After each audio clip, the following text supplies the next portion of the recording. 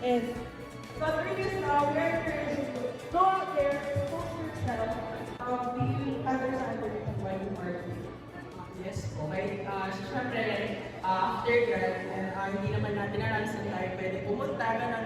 May mga sector na tayo gusto punta. And this seminar po, this roadshow, para makakapagbigay ng mga pwedeng opportunities na puntahan natin after grad.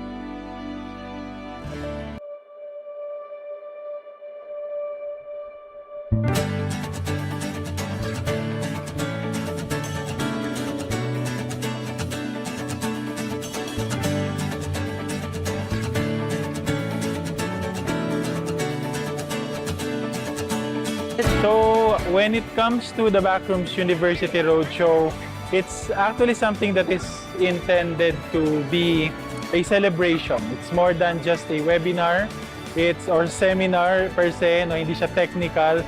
It's really about the celebration of yung skills ng mga accountancy students natin, yung hard work nila, and you know, they are going to be the future world-class professionals that we are looking forward to see, no? Na makita ng international accounting community. And lucky enough for us in the back room, we were welcomed very heartily by the UN Tagum College, courtesy ng mga officers ng JPAMA. So malaking pasasalamat namin for making this possible.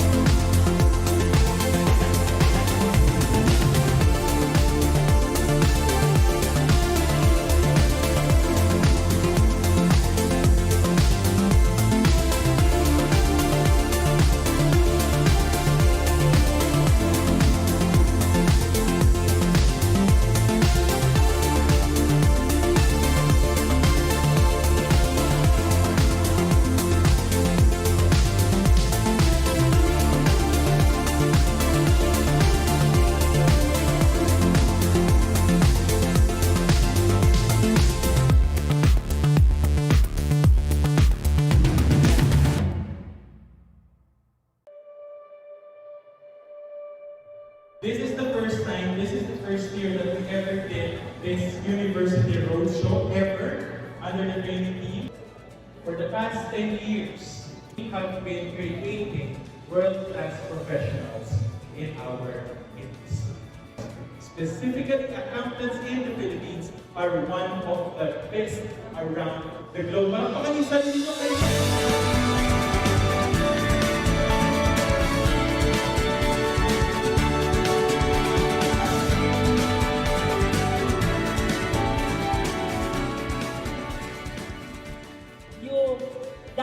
Imagine lang namin that we will be able to reach out to you as students. And so as early as now, we are encouraging you to go out there, expose yourself, be understanding of why you are doing.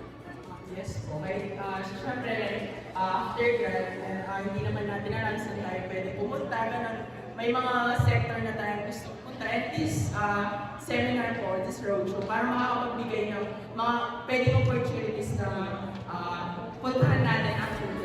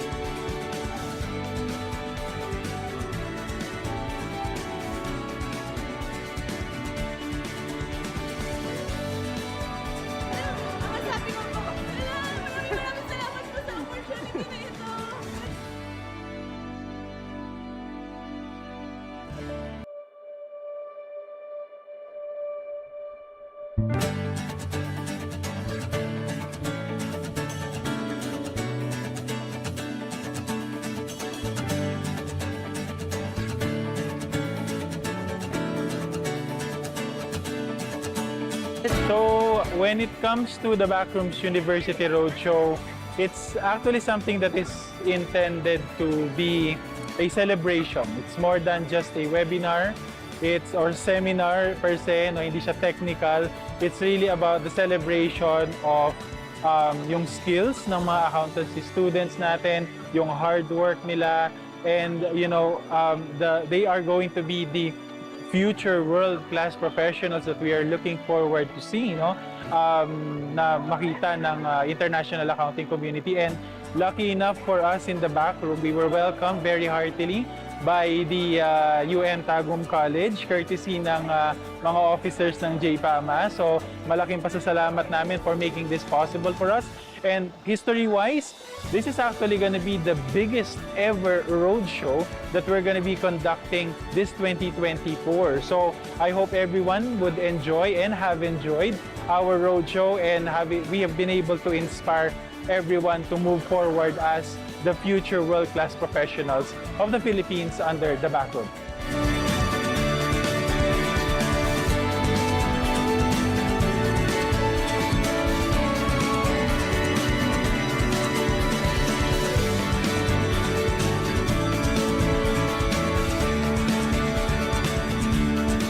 And syempre, home court ng kasama namin si Joel.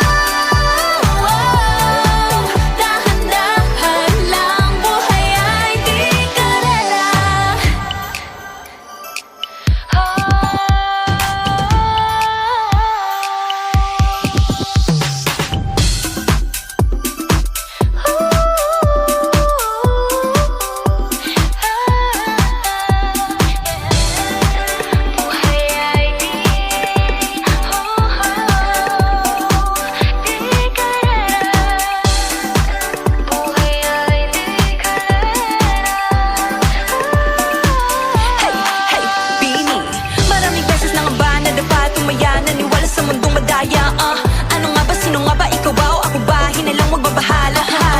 Yeah, huwag ka nang maniwala sa paniniwala na dapat makipagunahan sa karera. Kung wala namang karera, dahan-dahan, tahan lang. Kakayanin, umpisa pa lang. Sabi na kailangan kung maunahin, di naman ito karera. Pwedeng magdahan-dahan sa bawat panibagong umaga. Ang pagsimula muli ay isang tagumpay na.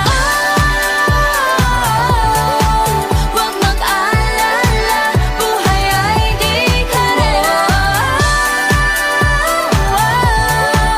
Dahan-dahan lang, buhay ay di karera.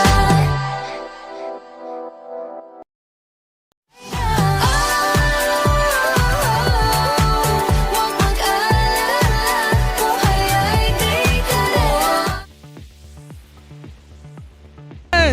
What an amazing dance performance coming from our very own CPR staff.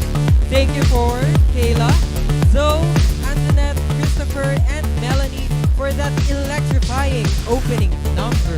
Electrifying! No, but seriously, that was an electrifying performance. And just so you know, these guys are not professional dancers. These are some of our amazing offshore accounting staff who we invited to perform for today's event. This further shows how multi-talented Filipino accountants are. Hindi lang yan pang debit and credit, pang malakasang dance performance ba? Do you agree with me, guys? Yeah! Can I see in the comment section kung sino dito ang proud maging Pinoy accountant? Shout it out sa ating comment section. Hashtag proudly Pinoy accountant. Tapos mention nyo na din kung saan kayo nanonood right now. Kung ako, I will comment hashtag proudly Pinoy accountant from Pampanga. Kayo naman, I want to see those shoutouts coming. Mag-ingay tayo! TBR Nation! Okay. We do have some comments coming in. So, good morning from Jace. Yes, meron tayo from Bulacan. Hashtag proud Pinoy accountant from Bulacan. Oh, we also have some hashtag proud accountants from Jensen. Ooh, that's far away. That's far away, actually. Huh? Meron din tayo from Davao City, UM. Yan. We also have Hashtag proudly Pinoy accountant from SAC or St. Anthony College. Oh, meron pa dito coming in from Bulacan. Region 11. Actually. Napakalayo niyan. Diba? Hashtag proudly Pinoy accountant Manila. Manila. Ayan. Yan. So really, meron tayong mga kasamang hashtag proudly Pinoy accountants from all over the world. SAC Antique. Even coming from Antique. So, Napakalayo ng very diverse ang ating mga napakalayo ng audience. napadpad natin, kapatid. Actually. Alright, sige. Ayan, keep those coming, guys.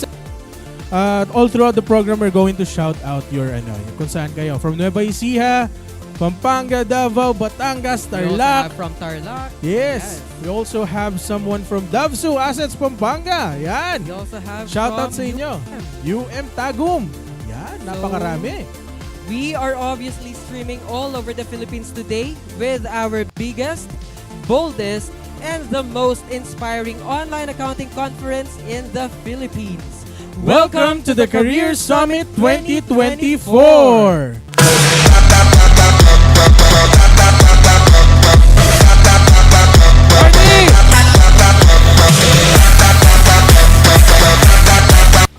Okay. Alright. So sa mga sumaybay last year sa aming Career Summit, you may already be familiar as to who I am. Pero for those who don't know me yet and it's their first time attending or streaming our Career Summit, I am Chad Laksamana, one of the Backroom Senior Training Associate and the Graduate Program Supervisor of the Backroom Outsourced Professionals.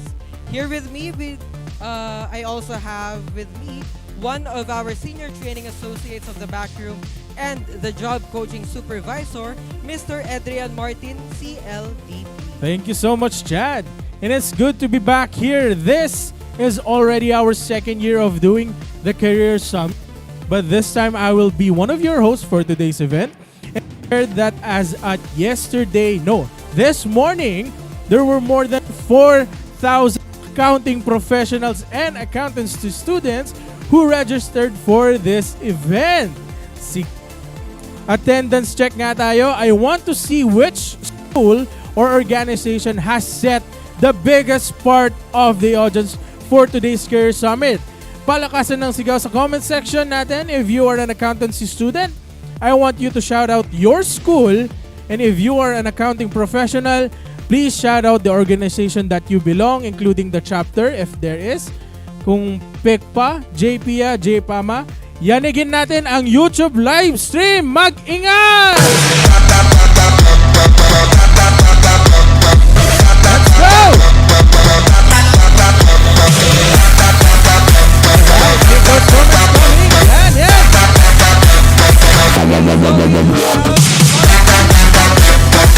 Alright. So we have from, basa ko din kanina, from Peter Ageta. And bilis ng comment. Ang bilis ng comment section. We are really feeling the beat. Brought to you by this year's Career Summit. Yes. Keep them Ang coming. bilis. Mapapasa din namin yan. Ayun, so, one we have from National University nila. Meron Yes. din from Mabalacat City. Wow. And we also have, bilis nga. Ang bilis, grabe. Bigpa Nueva Ecija. Ayan. We Meron also sa have pagkata from ito, Dabsu! JP UM Maine. Oh. Marami din National University. Yes. Wow. Is it National University Clark or Manila?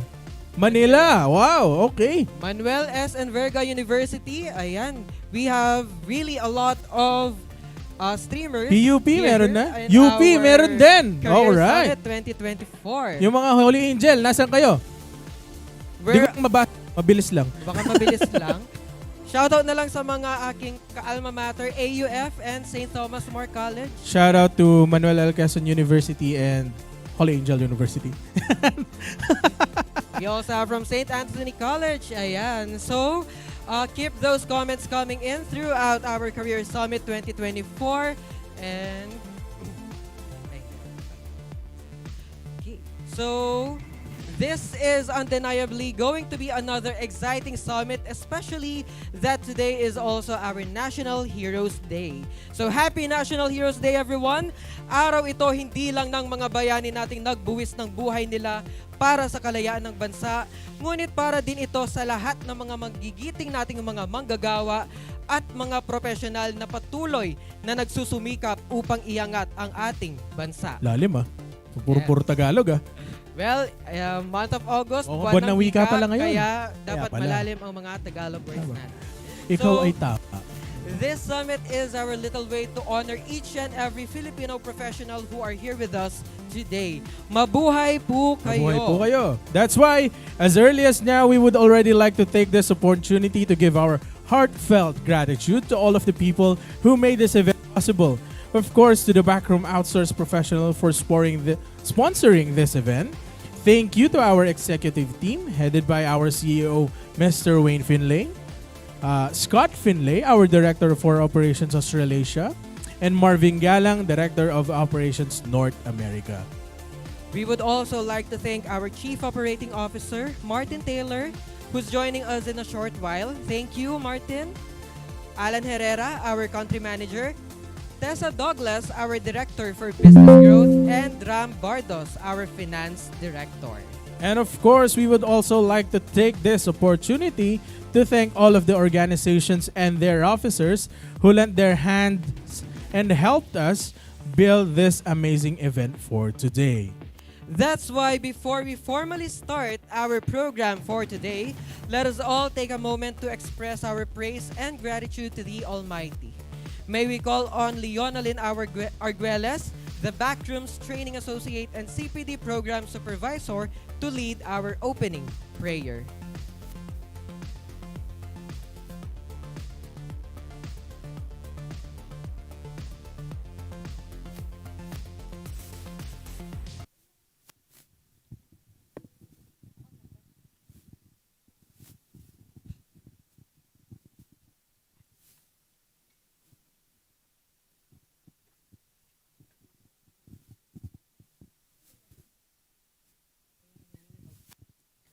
Okay, let's bow our heads and feel the presence of the Lord.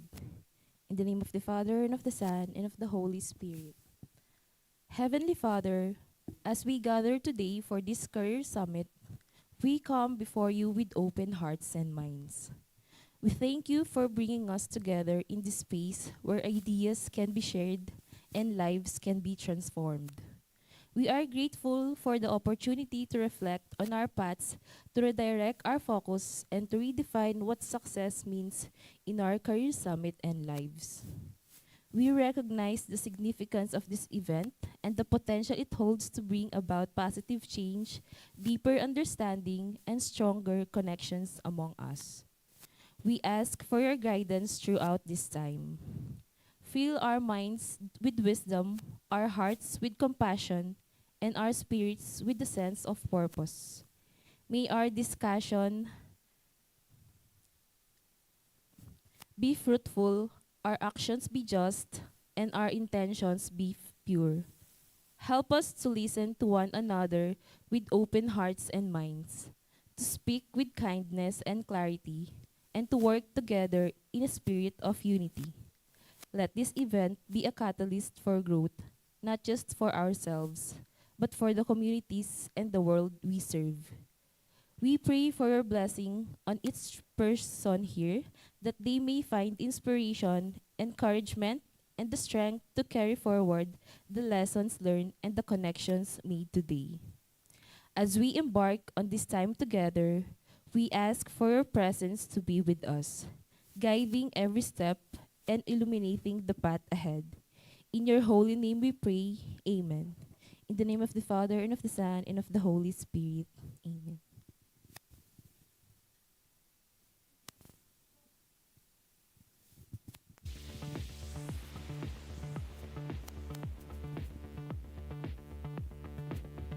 Now that we have offered our prayers, let's move on to today's event, the Career Summit 2024.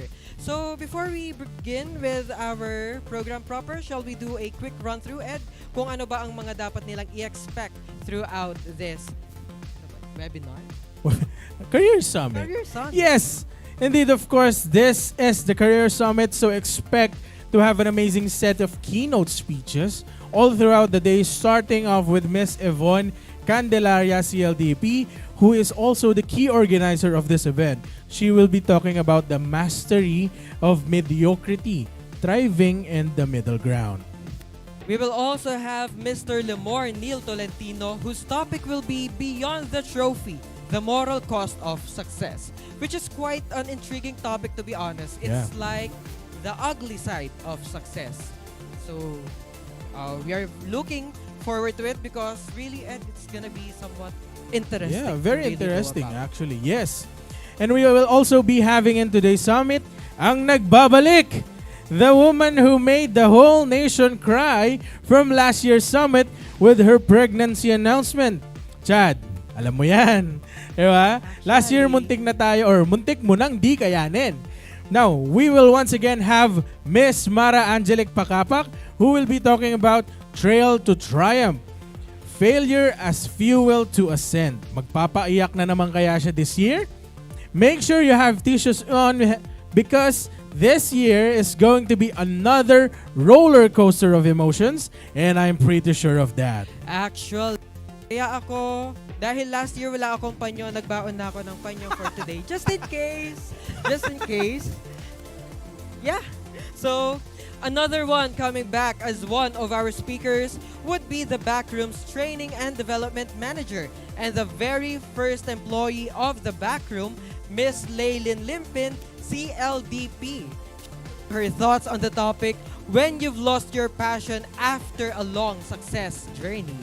I seriously think no one is best to talk about this topic aside from her, since she also just celebrated her 7th year anniversary here in the Backroom last July.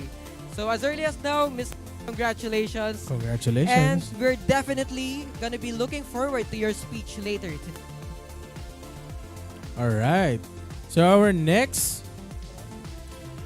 one of the most provocative speakers and the godfather of this career summit, I still remember his speech last year when he said, you don't need to be a CPA. Yan. And it was one of the most shocking statements we ever heard during last year's summit. Our company president and director of training and development, Mr. Miguel Serrano, CPD, CLDP, will be sharing to us the formula of success, the law of submission. That's right, but that's not just it.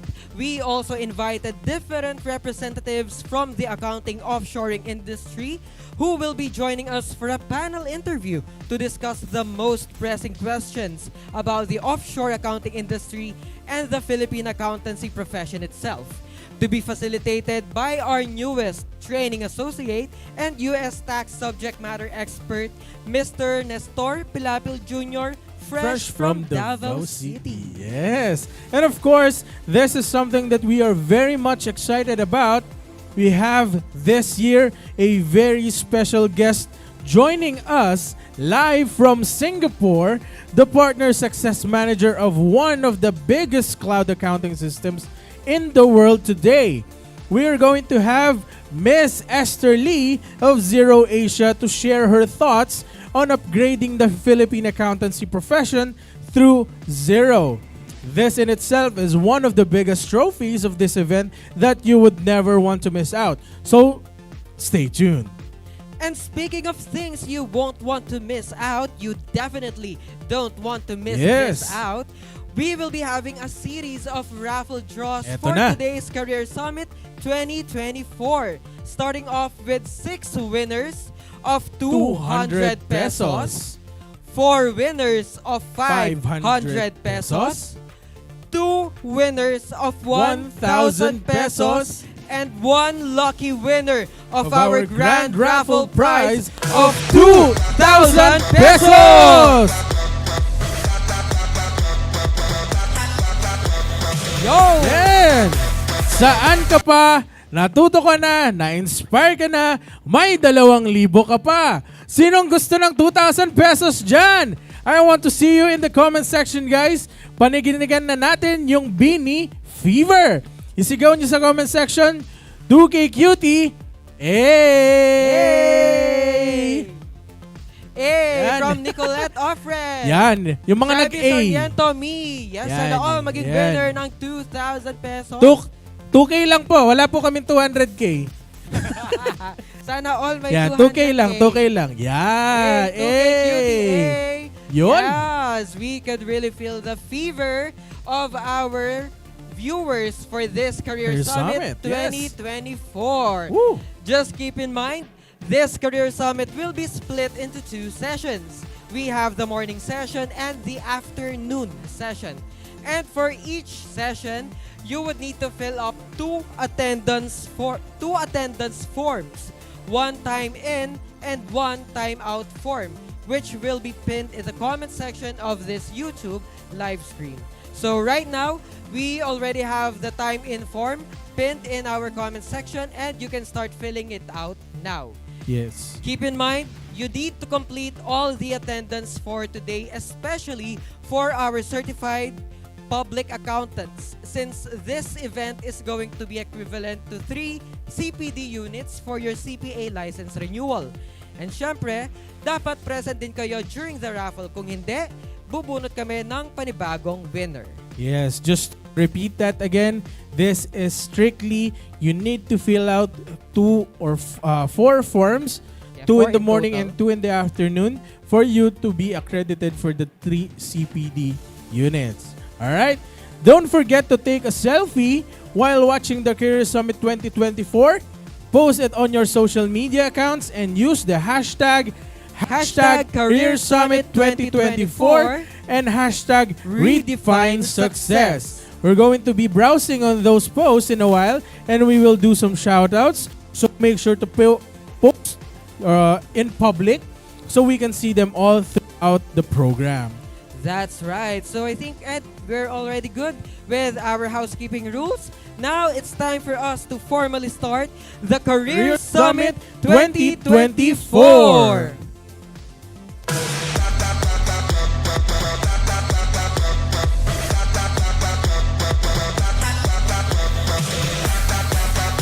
All right. Starting off, may we call on stage the company president and director of training and development of the Backroom Outsourced Professionals. Ladies and gentlemen, please welcome Mr. Miguel Serrano, CPA, CLDP, for his welcome remarks.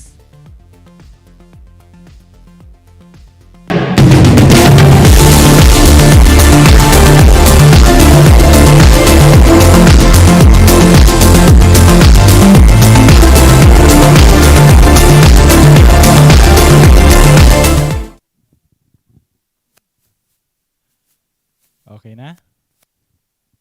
Hello? There. Yan. I can hear myself na. Good morning, everyone. Just wanna check na naririnig ako ng live stream natin. Yes? Can you hear me okay? I can see a lot of people here right now. Good morning, and thank you so much, guys, for being with us for today's Career Summit. So it's very, very exciting, to be honest. Last night, we were still talking about some nitty-gritties of the program, still doing some preparations about it, and we're very happy that this morning, to be exact, no, the numbers that joined us this year. Last year, 2023, meron ba dito yung mga nakasama na namin from last year? Can you identify yourself? Yes, from Career Summit 2023. Last year, Career Summit 2023, we had 3,084 people who registered for the event. That is a big milestone for us. Especially, it was the first time, no, that we did our Career Summit. And now that it's our second year, to our big, big surprise for us, we ended up this morning having 4,174 people who registered for today's event. So, ang galing, no? Ang galing. Palakpakan naman po, mga kapatid.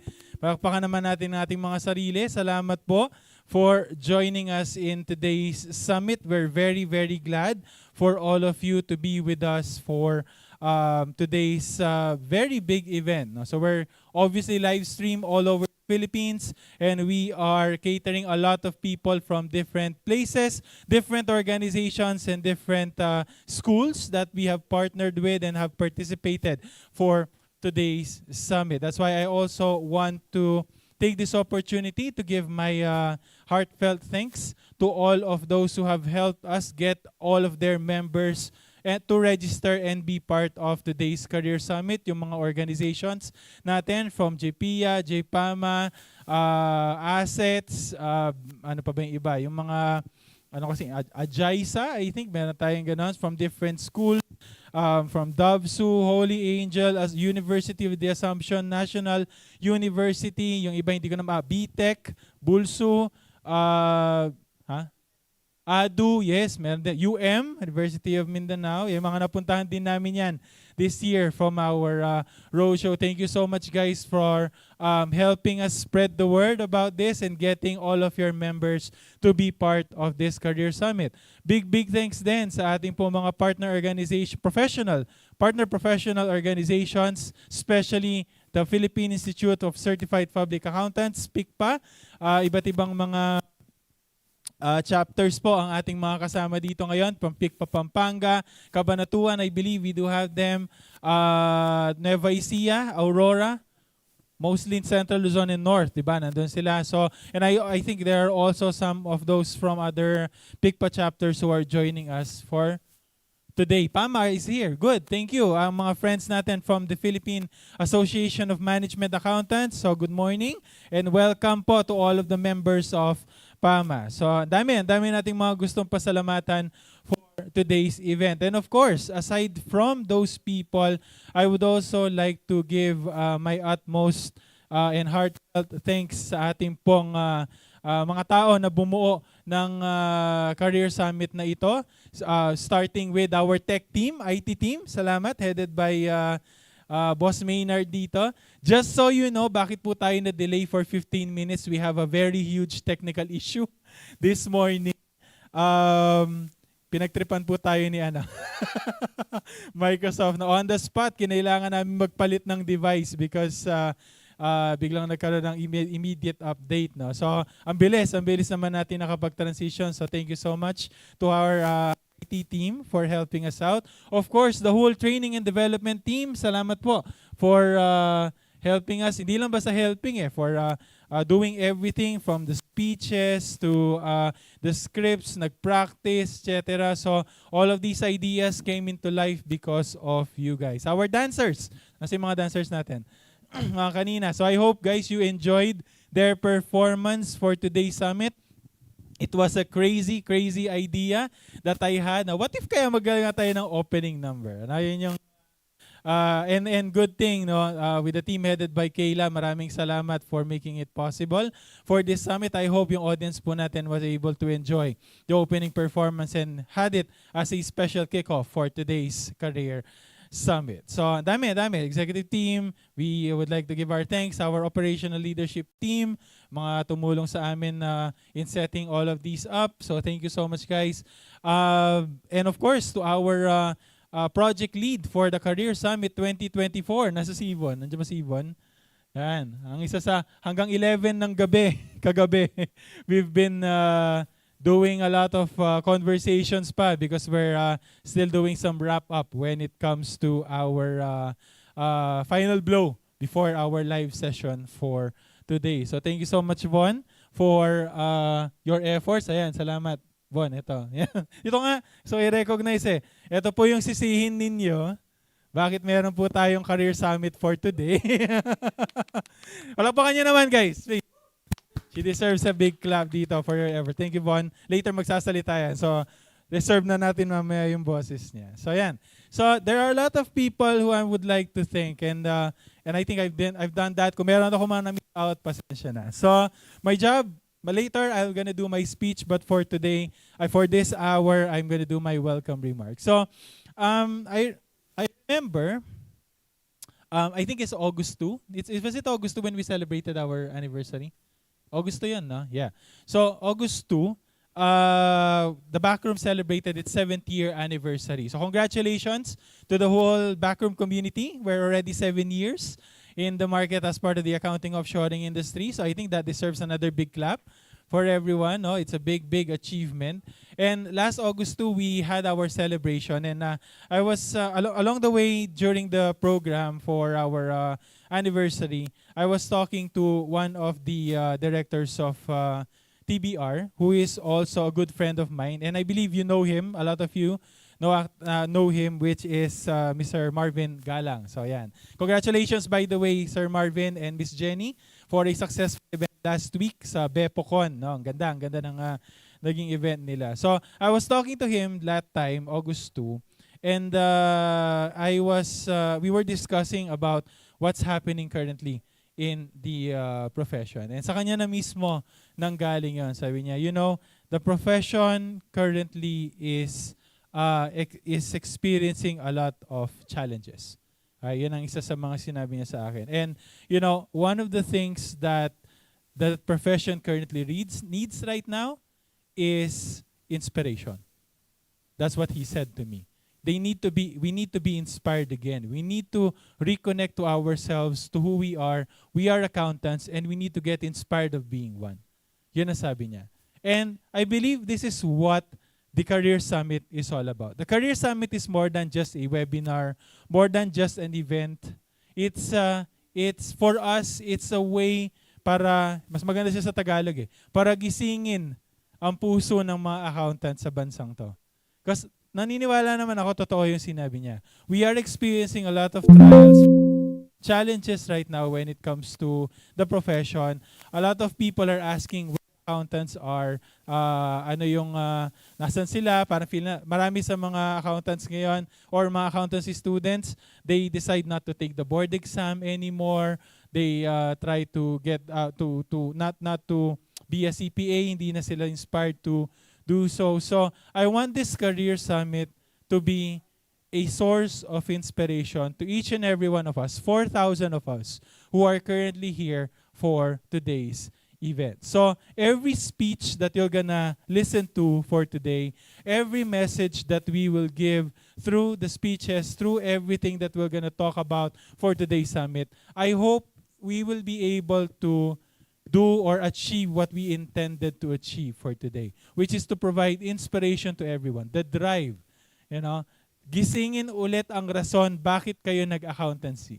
Gisingin ulit ang rason why you chose to be an accountant. So each and every speech that we have, each and every content that we have today, the intention is like that. So listen carefully to everything that they're gonna be sharing to you. We'll be very happy to know na, kasi meron nang nangyaring ganito na instance. There was one person who suddenly messaged me recently, mga around 1 to 2 or probably 2 months ago. Sabi niya, "Sir, I was with the Career Summit last year, 2023, sabi niya. And I was so inspired by the messages of last year's summit that it gave me all of the motivation that I needed when I took my CPA board exam." And then she ended the line like this, "Sir, proud to say to you, CPA na po ako ngayon." Yun po yung sabi niya. Nakakakilabot yung moment na yun. Nasa department store ako nung naiiyak ako.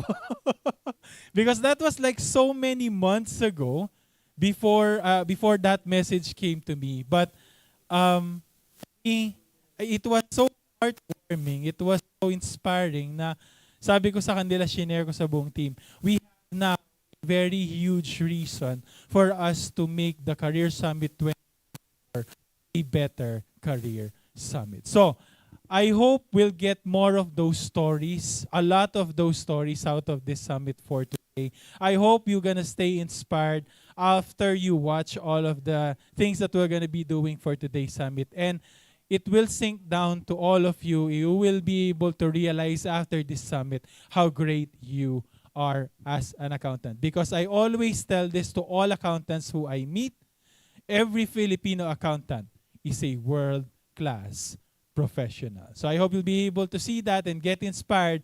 And I'm very glad to welcome you all to Career Summit 2024. Thank you so much and enjoy the show. All right. Thank you, Migs, for the welcome remarks, and see you again later for your speech. Now, before I call the next opening remarks, I would like just to remind the people who are watching, for our CPAs, the login or the time in form is pinned in the comment section. So if you can see, it's pinned on the top of the comment section, the backroom outsource professional, and then the link to the form. So again, you will need to time in this morning and time out of the first morning session, and time in and time out of the afternoon session. All right, so it's around 8 to 10. Time in is around 8 to 10 a.m. So you can time in right now. All right. Now, next up, may we call on the Chief Operating Officer of the Backroom Outsource Professionals to give his opening remarks. Let's give a round of applause to Mr. Martin Taylor.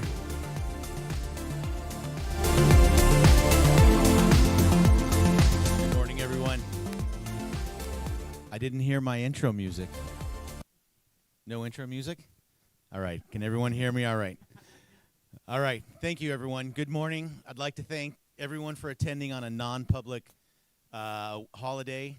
I'd especially like to thank our training team who's worked overtime to make this event a success, our IT team that's put in a lot of overtime preparing for the streams. I see that we have more than 1,000 concurrent users, so that's not something that's easy to maintain throughout the day.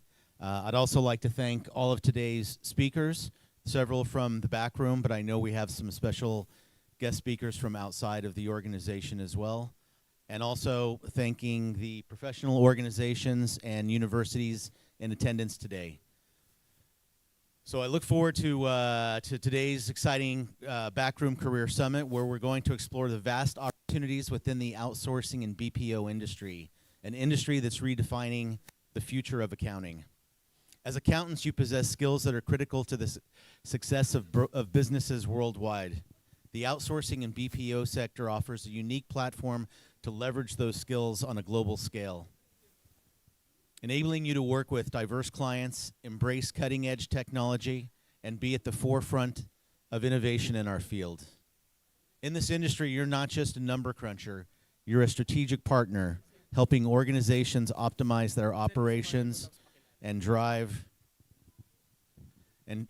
growth. The flexibility, diverse experiences, and rapid career progression available here are unparalleled, offering a pathway to expand your horizons and make a tangible impact across industries. As Miggs was saying earlier, he referenced Marvin Galang, and I recently had the pleasure of hosting or being part of a panel at the Beppo event in Manila I believe it was last Friday, and one of the topics that was discussed, the subject matter of our panel was, where have all the accountants gone? And there were several factors brought up why accountancy is not as popular as it was. I know we're going to touch on a lot of those today. Maybe it's branding, maybe it's image, but what we kept circling back to were the basic principles of supply and demand, and that is, as there's been a noticeable supply entering the market, there's been no corresponding lack of demand. And as you know, when you have a low supply and a high demand, that generally results in higher prices, or in this case, wages. So I think it's a really exciting time to be in the industry, not just because of the increasing wages. Also, there's a lot of changing innovations that AI is bringing to the table. So the opportunities are vast, and the future looks brighter than ever for those in the accounting field. So today I encourage you to think beyond traditional roles and consider how the BPO sector can be a catalyst for your career. This is an industry that values your expertise, rewards your ambition, and gives you the chance to shape the future of global business. So thank you all again, and let's dive into the exciting opportunities that lie ahead. Thank you.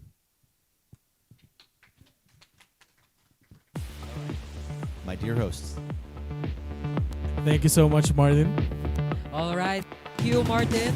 Now, let's get the ball rolling with our very first keynote speech for today's Career Summit. Yes. Coming from one of the senior training associates of the Backroom Outsourced Professionals and the project lead of the different pre-boarding training programs of the Training and Development. She spearheaded the Backrooms University Roadshows this year, gathering almost 2,000 accountancy students in 5 different universities in Pampanga and Davao, and the pre-boarding webinar series for the Backrooms Talent Pool, strengthening the Backrooms vision of developing talents as early as their recruitment stage. She is also the training team's subject matter expert for Australian accounting and tax, and one of the official job coaches for onboarding trainees. She is a proud graduate of Bachelor of Science in Accountancy from Holy Angel University last 2018, and she recently passed the Certified Learning and Development Professional Certification of the International HR Institute last March 2024. To discuss about the mastery of mediocrity, thriving in the middle ground, ladies and gentlemen, a round of applause for Miss Yvonne Candelaria, CLDP.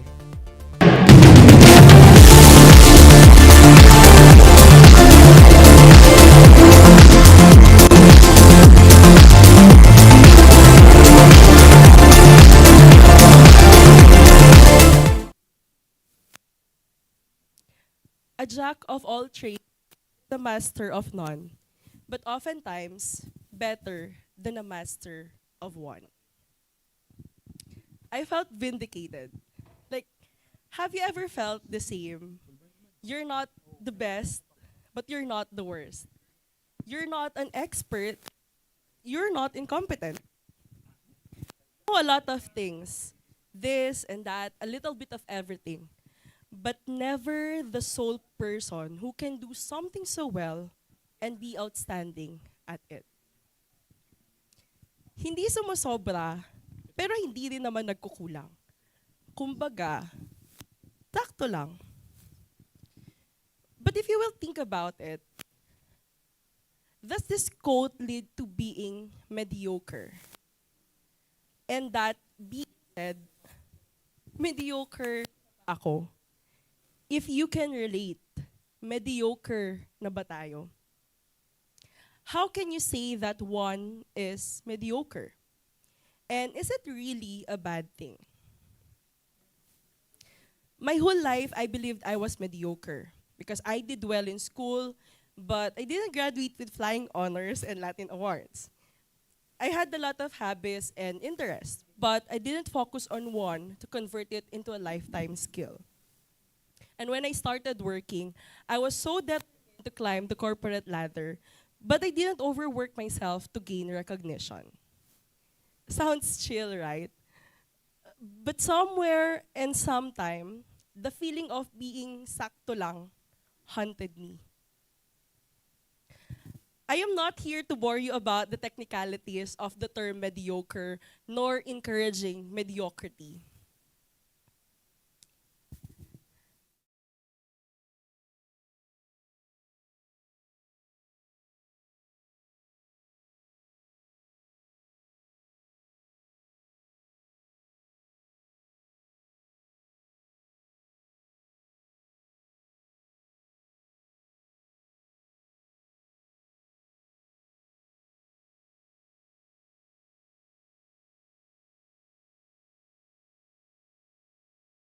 The Oxford Dictionary defines mediocre as average.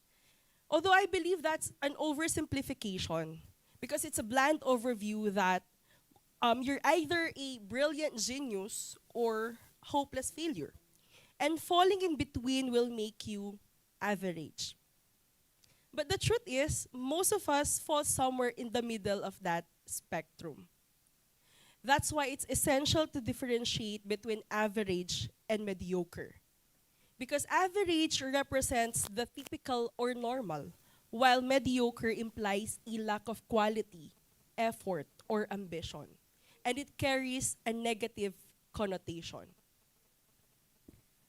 So have I really become mediocre? To settle halfway to the summit of a difficult mountain, to compromise abilities and potential, to negotiate between the drive to excel and the biological urge to settle for the most comfortable option? Well, the answer is no, no, and no. I did not settle halfway to the summit of a difficult mountain. I just took my time to slow down so I won't burn myself out. I did not compromise abilities and potential. I just took my time to concentrate on what is present at hand, not the past nor the future. I did not negotiate between the drive to excel and the biological urge to settle for the most comfortable option. I just took my time to navigate my next steps to really understand where I want to be. So how do you recognize if one is being mediocre? Given the fast pace of the world that we live in, the best way to assess whether you're mediocre is by examining how you respond to the shifts. Do you embrace change and continuously learn to keep up with the evolving world? Or do you simply sit back and wait to see what happens? If it's the latter, I'm sorry to say, but you are likely mediocre and being left behind by the progress around you. The mastery of mediocrity, thriving in the middle ground, as the title of my speech suggests. The real mastery here for mediocrity is not being the best at it, but learning it so well, you'll know where to draw the line. Being average does not equate to being mediocre, because many extraordinary achievements are built upon a foundation of average efforts brought together. So in that sense, I may be average, but I am not mediocre. I am not mediocre because I still try and learn from my mistakes. So whether you're a college student who is struggling in their academics, a fresh graduate or new professional who is unsure about the path that they have taken, a person who did not pass the board examinations, a career woman transforming to become a mother, a single parent juggling multiple responsibilities, or someone transitioning careers and feeling uncertain, or an entrepreneur facing setbacks in their business journey. Let me assure you, we may be standing at the middle of a rugged mountain, but as long as we don't settle there, we are not mediocre. We may be sumasakto lang or work in progress, but we don't stick with, pwede na to. You, me, everyone is a work in progress, navigating through challenges and growth along the way. And it's okay to be a work in progress because it means you're making progress.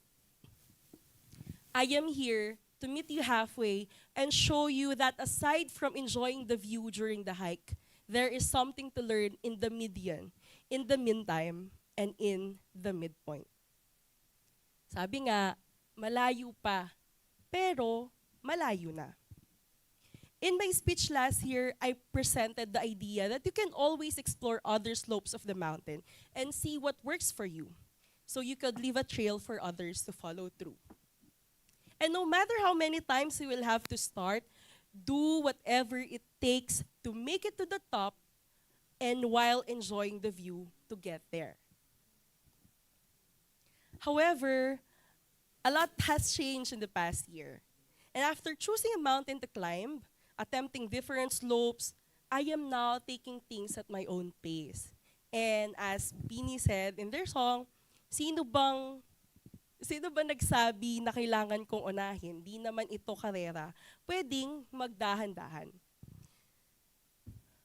Although, it's difficult for me to say this in the face of huge societal barriers and issues like wealth inequality, racism, and even sexism. Not everyone got the same privileges, and not everyone can afford average or even slow down. Checking out of the hustle culture often requires a safety net. And as young adults, we were wired to be excellent as it is our only way or only chance of escaping poverty and inequality, especially in this third world country such as ours.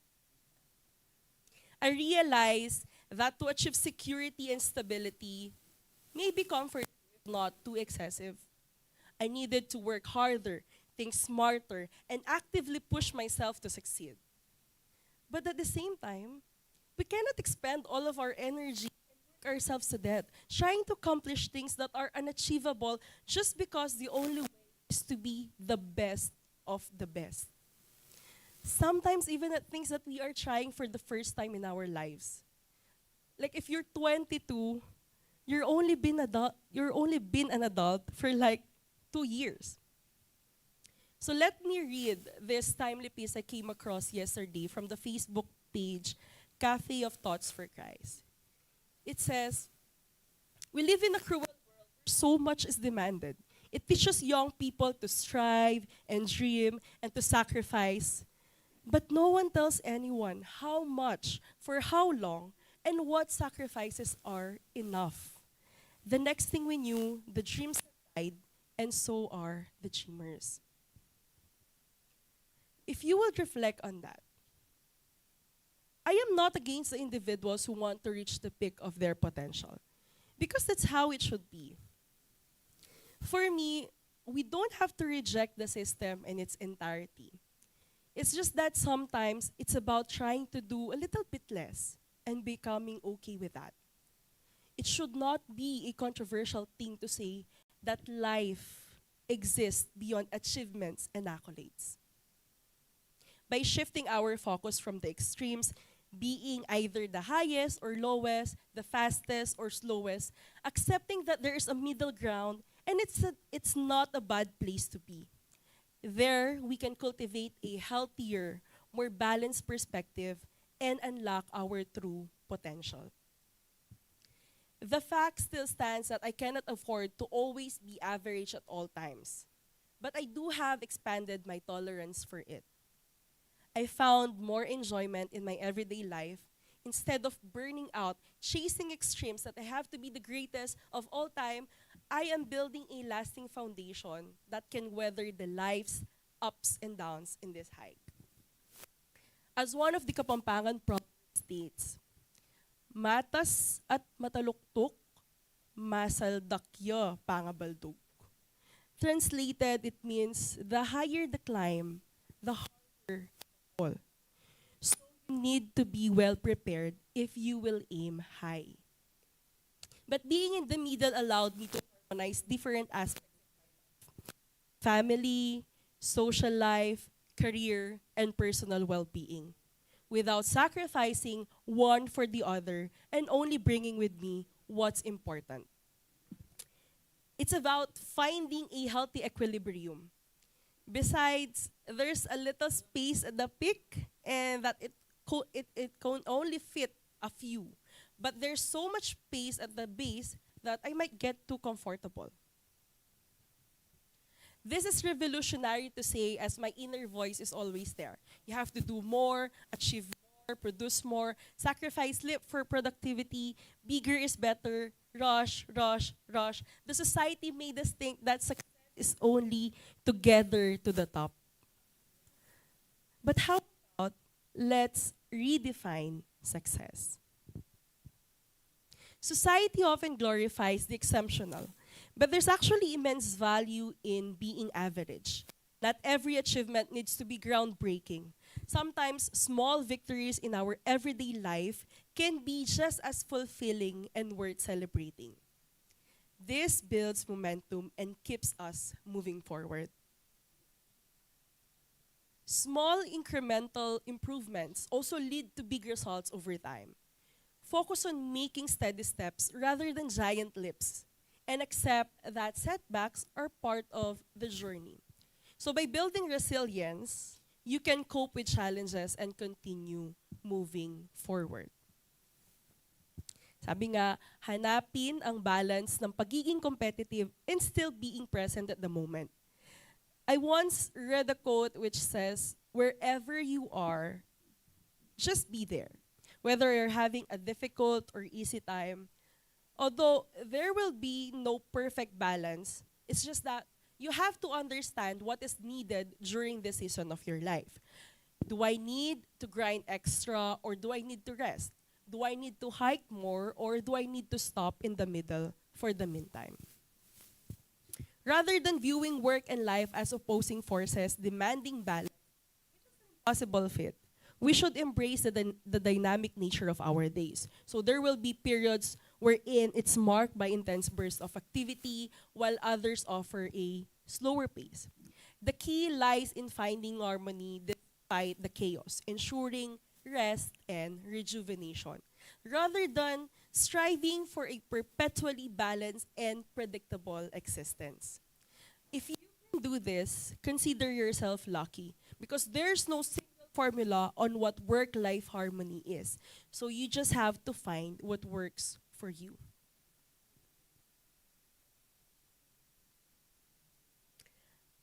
Recently, I am already applying the philosophy of good enoughness to different areas of my life. This could mean occasionally taking a behind-the-scenes role instead of seeking recognition, picking up a hobby just for enjoyment, or reminding myself that the things we find most meaningful, wonderful, and purposeful, like spending time with loved ones, are not lazy or frivolous, but rather essential. I do my work as well as I can, but I take my lunch breaks, I use my vacation leave, I resist the urge to weekends, except yesterday. But these are privileges of secure white-collar work, to be sure. And I am both grateful and humbled. Growth doesn't always mean reaching the top. It can also mean becoming a better version of yourself, even if that version is average by societal standards. And by challenging the stigma, you can redefine success on your own terms too.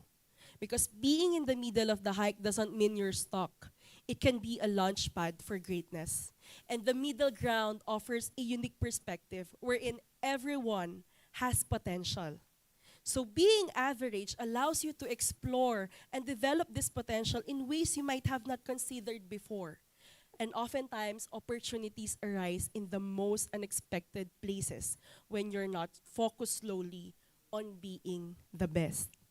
The pressure is off to settle for being the best at one thing alone, and you can still make an impact on your everyday, ordinary life. And by shifting this perspective, you can see that being average is not a limitation. It is a powerful force for stability and growth. Not too high, but not too low. Embrace the middle ground as a space for contentment, for balance, and ongoing improvement. It's not about being the best, it's about being your best in your own unique way. I may not be excellent, but I know I am making a positive impact with the things that I do and the communities I am in. And here I am, representing the average and inspiring them to find fulfillment in the meantime, in the in-between, and being a work in progress. And maybe, just maybe, my worth isn't measured by my weariness or the height of the peak that I have achieved so far. Maybe it's not defined by my salary, my title, my job, or even my network. If I'm just average in my profession or career, that's okay. I can still try to be the best person, daughter, sister, friend, partner, and colleague that I can be. So, I #redefine success by being present and consistently showing up for the people I love, and most especially for myself. Even I am not at my best yet. And what's a good view if I don't have anyone to enjoy it with, right? So hey, welcome to the middle ground. I'm Yvonne, and I dare you to try and thrive.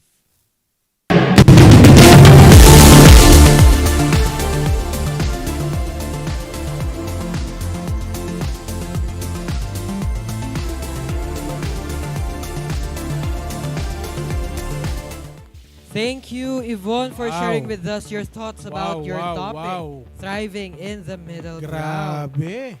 That was a lot. Very to take moving. in. Very moving. And Yun yung it, masasabi ko, very moving. it kind of breaks away from the typical success stories na Yeah, naririnig actually, natin, yes. especially with last year's Career Summit. So, we hear a lot of inspirational people talking about the only road to success is aiming for the top. Pero ang pinaka-in-emphasize ni Von dun is don't be afraid to be average. The Diba? value of being average. Yes. Parang it breaks off the pressure sa atin na to be exceptional. Or Oo. be very successful, pero it also allows us na parang gusto ko yung celebrating small achievements. Yes, exactly. Very common ngayon ang kasabihan na a win is a win. A win is a win. Which is true. A win is a win, or Yes. celebrate small achievements. Celebrate small wins. Tama. And also tumatak din yung redefine success, Redefine which is the success. official hashtag of our Career Summit for this year, no? Set your own standards and success, no? Don't be afraid in the middle ground. Yan. So, how about let's take a look at some of the comments that we have here in our YouTube live stream. Yes, so How about yung mga audience natin? What is your take when it comes to Yvonne's speech, thriving in the middle ground? ayan, sorry po pala dun sa mga nag-comment nang nabingi po sila sa background music. Sorry po, kami din po nabingi. Nagulat kami. Nagulat din kami. Pasensya na ho. Uli sa next po ayusin namin. Salamat po. Alright, sige, let's read some of the comments, Yes. no? Na meron dito. Let's shout out. Alam ko nandito itong mga tayo. Wait lang, ha? Oh, Ayan. meron dito. Coach A, I can sense her passion. Oh. Diba? Meron dito ang nagsabi, Nico Jeremias, 12 years ng average sa trabaho, buhay pa. Well, keep on living. Mabuhay ka, kapatid. Nandito tayo para sa isa't isa. No? Si Masterclass. Si Yes, Nico. Hi. Nico, Hey, welcome. kamusta na? Welcome on watching. Ayan. We also have here Lou Patawaran. Embracing my middle ground. Wow. Wow, yes. That's very Yan. deep, di ba? There are viewers wherein ine-embrace na nila ang speech or ang story ng ating isa sa mga speaker for Yes, this exactly. Career Summit. Alright, we Yeah. also have your mail pa. Ito. You can read the last one. Ito. I feel so validated. Thanks, Miss Yvonne. Very moving. From Yes. Bianca Dorowin. Oh. So, a lot of our viewers here in this summit actually parang na-validate yung mga feelings nila. I Yes. also kind of saw someone na parang Meron dito si although ano you yung can si scroll up. Coach A, I can sense her passion. Yes. Wow. We are still doing great even just being an average. So those are some inspirational words. Okay. So again, thank you Yvonne. Ladies and gentlemen, again another Big round of applause for Yvonne Candelaria, CLDP. All right. Next up, to talk about the ugly side of success, we'll have one of the backrooms training associate and triage program supervisor and one of the project leads of the Backrooms Career Progression Program, graduated Bachelor of Science in Psychology from Our Lady of Fatima University last 2022, and a Hotspot email marketing certified professional. He has been one of the most valuable speakers of different CPD accredited webinars of the Training and Development Department, sharing his invaluable insights in terms of effective communication, work ethics, and workplace culture in the accounting offshoring industry, expanding our insights beyond the trophy, talking about the moral cost of success. Please welcome Mr. Lemornil Tolentino. A round of applause, please.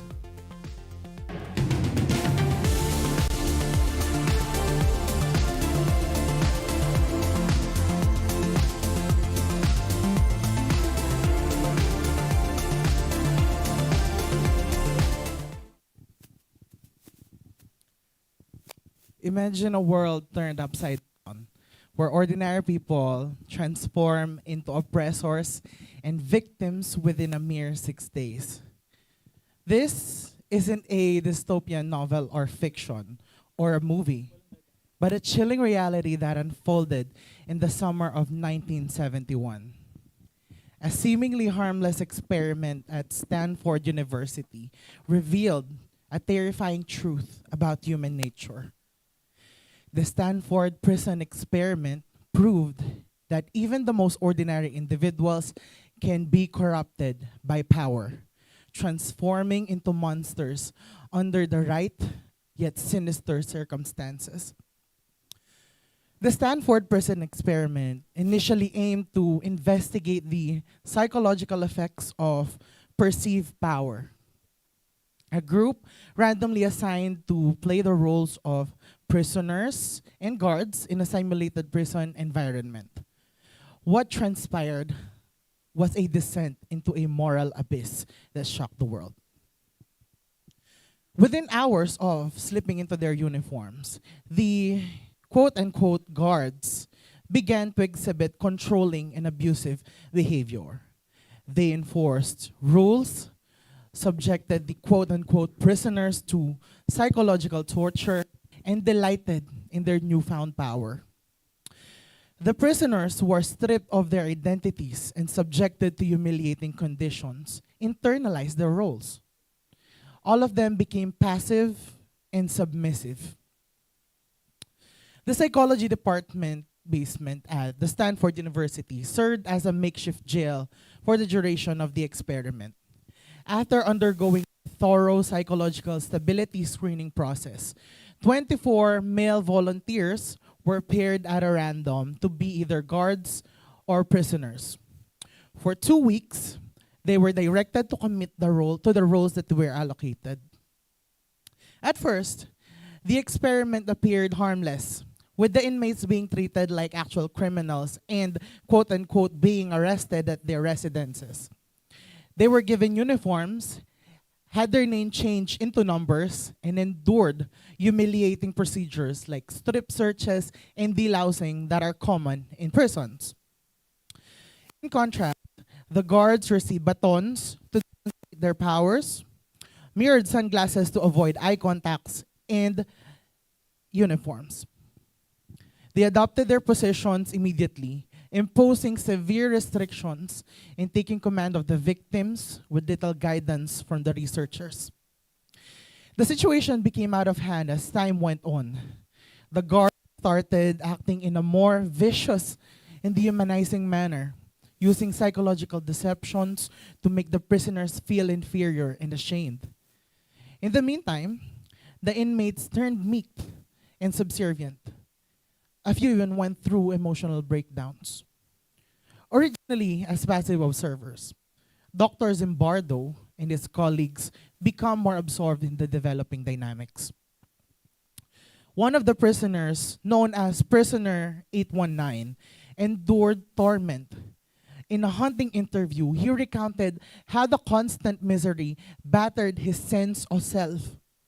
He refused to eat and eventually withdrew into a catatonic state. The experiment was prematurely terminated after just 6 days when the guards' brutality and the prisoner's psychological breakdown became unbearable. The experiment's phenomenon, which saw a significant increase in violence and dehumanization, prompted serious concerns about the human nature and the fine line that separates order from chaos. Important discoveries about the darker aspects of the human nature were made by this experiment. It illustrated how external factors may overpower personal ethics, causing common people to carry out terrible acts when given positions of authority. The study's methods and conclusions are still being debated, and it brought up important ethical issues regarding how research volunteers are treated in psychology. Now, let's shift our gaze from the prison basement to the gleaming towers of the corporate world. Let us first talk about success. And what does it really mean? Does it mean moving up through a company until you occupy a corner office? Is it having a bank balance that could sustain an independent country? Alternatively, does it entail finding peace and purpose in life? The fact is that success looks different for every one of us. For some of us, promotions, bigger job titles, and the corner office that we just talked about are what matters the most. This means that one climbs the corporate ladder step by step until they get to the topmost part of it. Well, there's nothing bad about this. Either way, ambition can be strong. And then there are those who count their success in dollar signs. To them, fat bank accounts, luxurious vacations, fancy cars, and dream houses are what makes someone successful. And once again, why blame them? Financial stability matters a lot. However, we must also consider the less obvious forms of success, the kind that satisfies your purse as well as your soul. Some of us define success differently than others.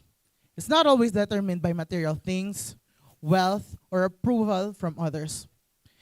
It's about pursuing your desires, working on important projects, and potentially leading a life that is consistent with your principles and having a positive impact to the world. It's about having solid and loving relationships, looking after your physical and emotional well-being, and experiencing true happiness and fulfillment. It appears that for most of us, success is somewhat simple and yet a complicated concept. It's more a trip, not just a destination, but furthermore, it has nothing to do with evaluating oneself against the others. The Stanford Prison Experiment offers a chilling parallel. As the guards transform from ordinary students into tyrants, ambitious professionals can be seduced by the intoxicating power that comes with success. The chase for profit and market share can also create an environment where ethical considerations are disregarded. The slippery slope begins slowly. Our moral roots can be gradually undermined by small compromises made in the name of efficiency or competition. It is possible for a culture of fear and silence to spread, putting an end to critical thinking and constructive discussions. Employees, like the said prisoners, may internalize their subordinate roles. They become blind, passive, and compliant. This may even result to devastating corporate scandals such as unethical business practices to outright fraud. These are absolute reminders of the potential for moral decline of professionals. The damage extends beyond professional loss, but moreover, it ruins trust and damages reputations. So, how do we keep this descent into darkness from happening? This may sound somehow unrelated, but I think it should start by mentioning good leadership. Leaders must set the tone by prioritizing ethics over profits that will in turn foster a culture of open communication.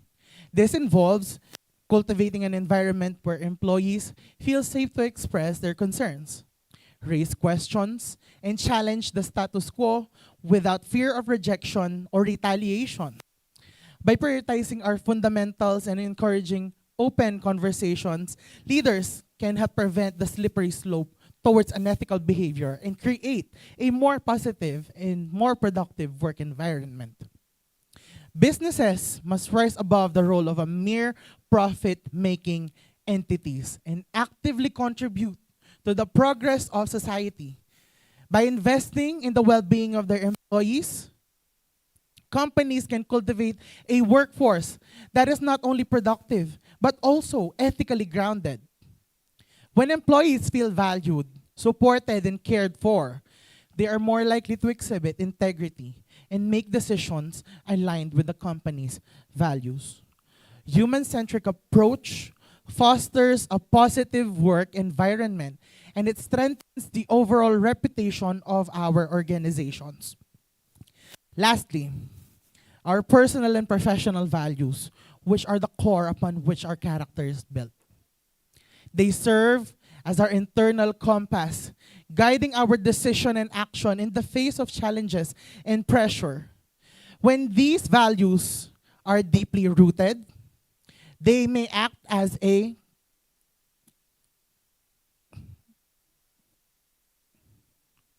powerful tool against ethical decline. Personal values are the basis and principles that shape our worldview. They are cultivated through our upbringing, experiences, and interactions with others. These values are the foundation of our character and influence how we perceive the world and interact with others. When our personal values align with our professional goals, we are more likely to make ethical choices. Professional values, on the other hand, are the guiding principles that govern our behavior in the workplace. They are often shaped by the company's culture, industry standards, and personal work ethics. A strong set of professional values fosters a sense of integrity, trust, and respect among colleagues. In the face of pressure to lower their standards, people who demonstrate their professional principles are less likely to act unethically. It is essential to recognize that personal and professional values should always be interconnected. Our personal beliefs influence how we approach work, while our professional experience can shape our personal values. When these two are in sync, we create a powerful force that fosters harmony. The Stanford Prison Experiment, metaphorically speaking, provides a significant lens through which to analyze professional ethics and workplace interactions.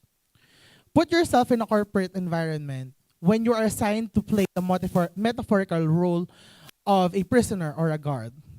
As a quote-unquote guard, you can be in a position of power or influence at work. The results of the experiment indicate that there is a chance that people in these roles will give into their temptation of authority and power, which could result in actions that put control before compassion. This could show itself as an imposing strict regulation, controlling subordinates, or making choices that put immediate profit ahead of long-term morality. Hence, as a quote-unquote prisoner, you may feel trapped in the system at the mercy of the rules and the whims of those in authority. The experiment demonstrated how readily people in risky situations can become disheartened or disobedient and involved in destructive behaviors, whether out of sense or out of helplessness, a fear of the repercussions, or a need to survive the said environment. The important question is this: in the face of these circumstances, do you rise above the situation and try to do the right thing despite the pressures? Or do you turn into a complicit participant, approving of the way things are, and perhaps even taking a part in the activities against your morals? The Stanford Prison Experiment serves as a useful reminder of the value of moral leadership, integrity, and critical thought on our duties and responsibilities in professional contexts. It pushes us to actively evaluate our actions, affect other people, and the larger organizational culture. It challenges us to resist the urge to put power or conformity against or ahead of moral behavior. In the end, the decisions we make as individuals shape not only our own integrity, but also the moral fiber of the organizations and communities in which we function, whether in a corporate setting or a jail simulation. Even in demanding or hierarchical settings, the Stanford Prison Experiment provides a powerful metaphorical reminder to pursue moral leadership and individual accountability. To sum it all up, success should be measured not just by financial gain, but by the strength of our character and our commitment to doing what is right. The Stanford Prison Experiment is a stark reminder of the fragility of human morality. It showed us that ordinary people can be transformed by power. No matter how you define success, it's clear that being a good person and sticking to what you believe in is very, very important. These qualities help us stay true to ourselves and build a strong foundation for our lives and our careers. In the corporate world, we must resist this transformation. We as employees and as decent people, we must help cultivate organizations where success is built on a foundation of integrity, where ethics are non-negotiable. It's about finding a balance between ambition and values, between profit and purpose. It won't be easy. The pressure to succeed can be intense. I know that. But it's important to remember that true success is about more than just climbing the ladder. It's about leaving a positive impact on the world, inspiring others, and living a life of purpose and meaning. Let us strive to foster an environment that helps people thrive both professionally and personally. Let's build a future where success and ethics go hand in hand. It's a challenging path, I know. Believe me, I know. But it's the right one. The choice is ours. Thank you.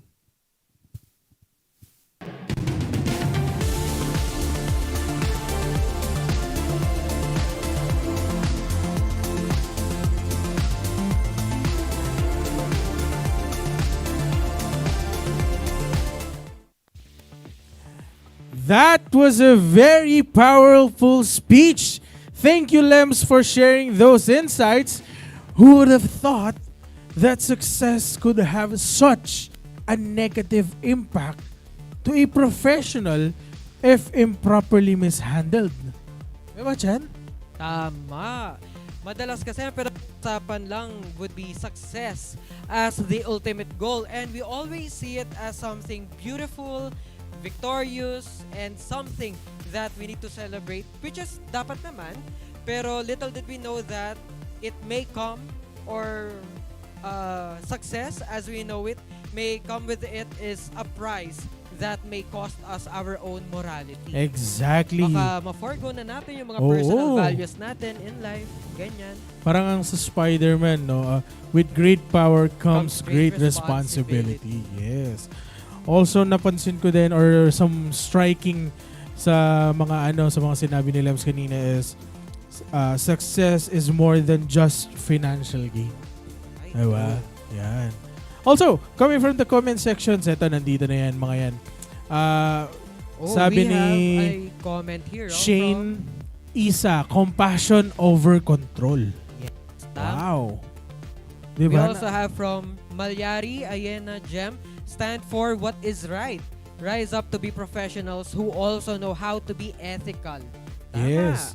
From Maria Heidi De Vega, love the not by just financial gain, but by the strength of our character and commitment to our jobs. Yeah. Ayan. Commitment of doing what is right. Values really matter.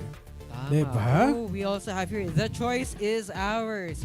And we also have, dati nating OJT, Daphne. Hi, Daphne. Uy, Daphne! Hello, Daphne! Ayan. I think Daphne, being a graduate, no? She knows about this she may know about the Stanford quiz and experiment, pero ako as an accountant, this is the first time that I've actually heard of it. Ikaw ba, Ed? Were you aware of the Stanford? I was aware. Actually, medyo bata pa ako ng high school. Parang napapahapyawan lang sa amin. Pero ngayon ko lang na-gets kung para saan ba talaga Stanford quiz and experiment na yan. Ordinary people Yes. Meron dito. can be corrupted by power. Nico Jeremiah, so.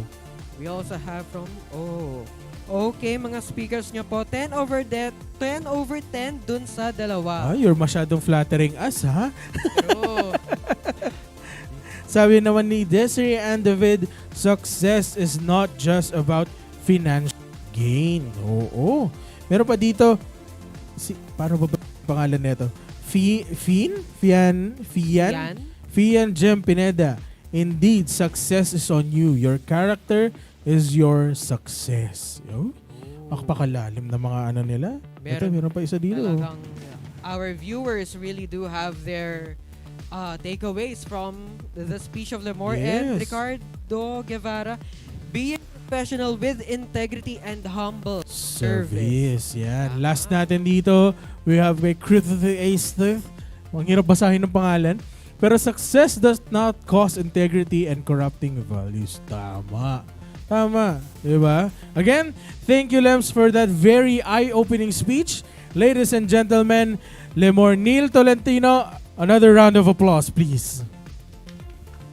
Okay, now let's take a pause for a while with our keynote speeches and move on to a very interesting part of our program for today. For the first time, we will be doing a panel discussion with some of the significant figures of the accounting offshoring industry. Eto na. Help us in this task.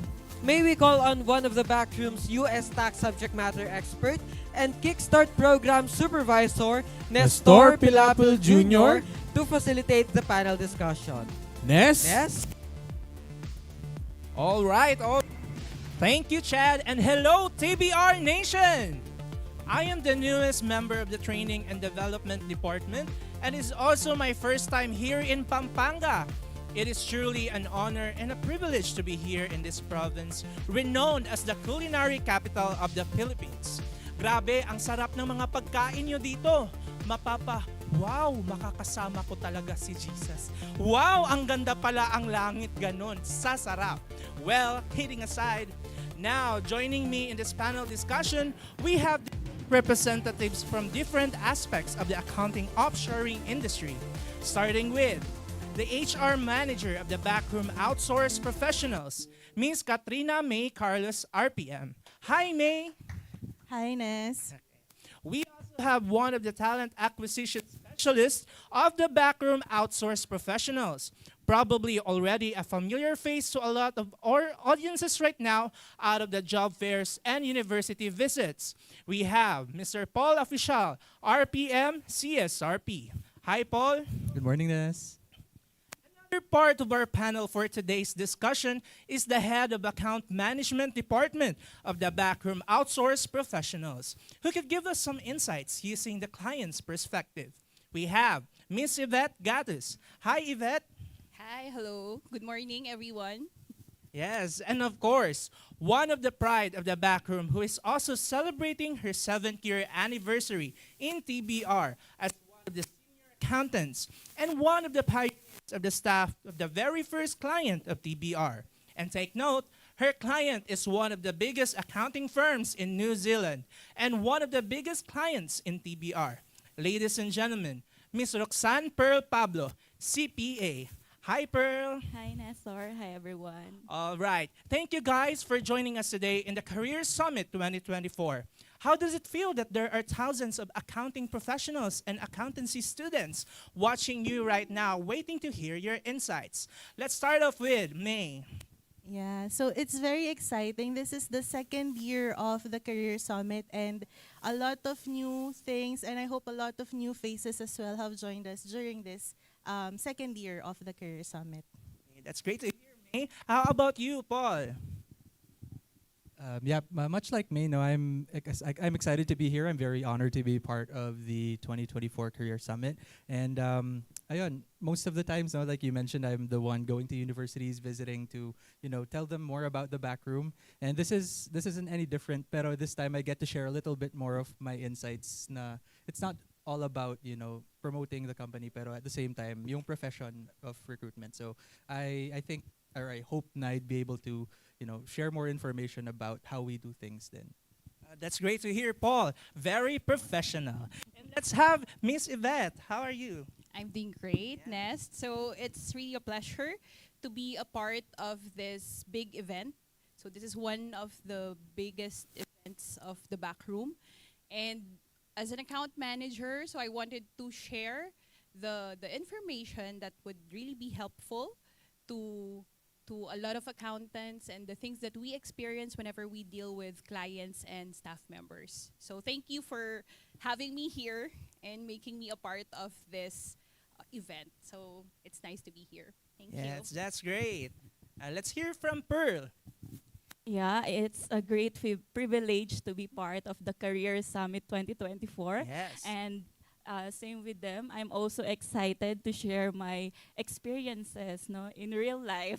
So for those who are watching us right now, and thank you for having us here.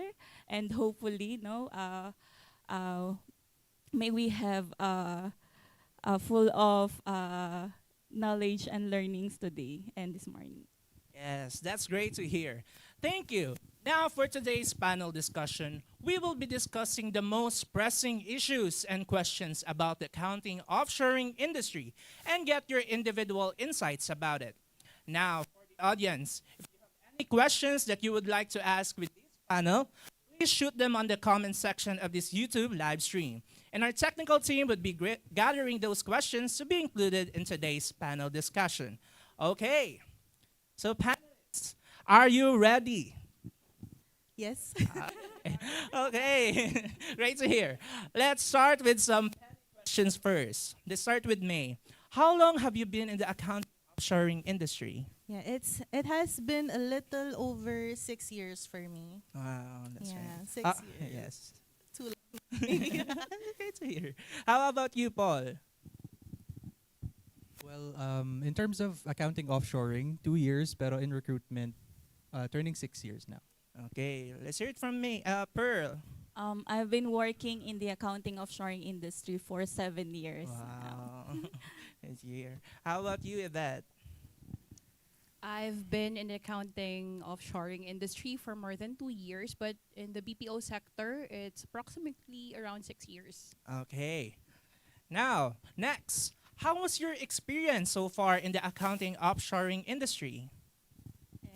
Well, for me, I actually started working outside of the offshoring industry. So about 2 years doing more of the local company, in a local company. So their way is more of a traditional Filipino operate, how a traditional Filipino company operates. So when I shifted to offshoring, naturally there's I'd say a big adjustment for me, and I would say it's humbling, challenging, but also exciting all at the same time. And even until now, I would still say the same thing because there's a lot of new things that we experience, whether it be a problem to solve or something, just something new. Yeah, something new to experience. There's always something there, especially now that the new generation is joining the workplace. Yes, great to hear from your perspective, May. Let's hear it from Paul.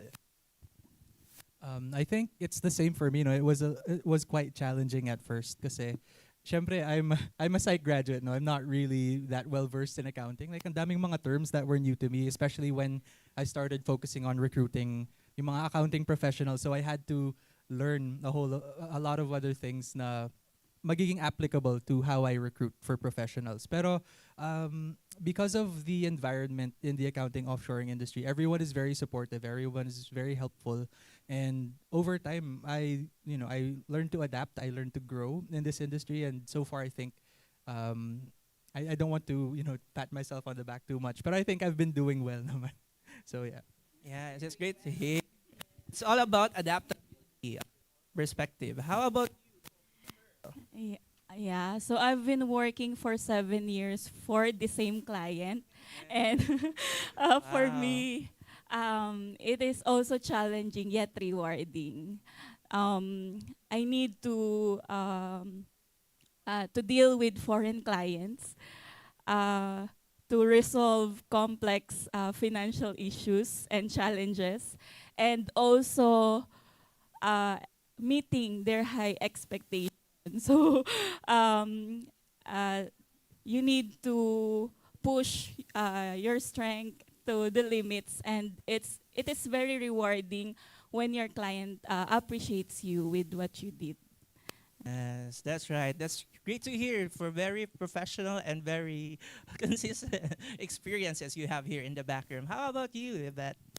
Yeah, for me, ironically, I have been an HR practitioner for more than 8 years. And I'm really happy that I was given the opportunity to work here at the back room as an account manager. So one of the, if I remember it right, one of the qualifications was that you should have like a strong HR management experience, and which is very timely and which pushed me to apply in this role. At first, I was like asking myself, like, I am doing the right thing, like account management, handling clients and handling people. Although I have a background in handling people before, so I was like the bridge between the management and the people. But there's another entity in the equation, which is the clients. So over time, I was able to deal with a lot of people with different nationalities, and this really honed my skills in resolving difficult concerns. As much as possible as account managers, we do best to ensure a smooth working relationship between the staff members and the clients. And yeah, it's really a great experience for me. Like, I see myself staying at the back room for a long time. Yeah. That's great to hear, Yvette. And now, for the next question, for the benefit of most of our audience who have never been in the accounting offshoring industry, in one word, how would you describe dealing with foreign clients and why? Let's start with May. Right. That's a good question, no? I think sa akin, for me, I would use the word liberating.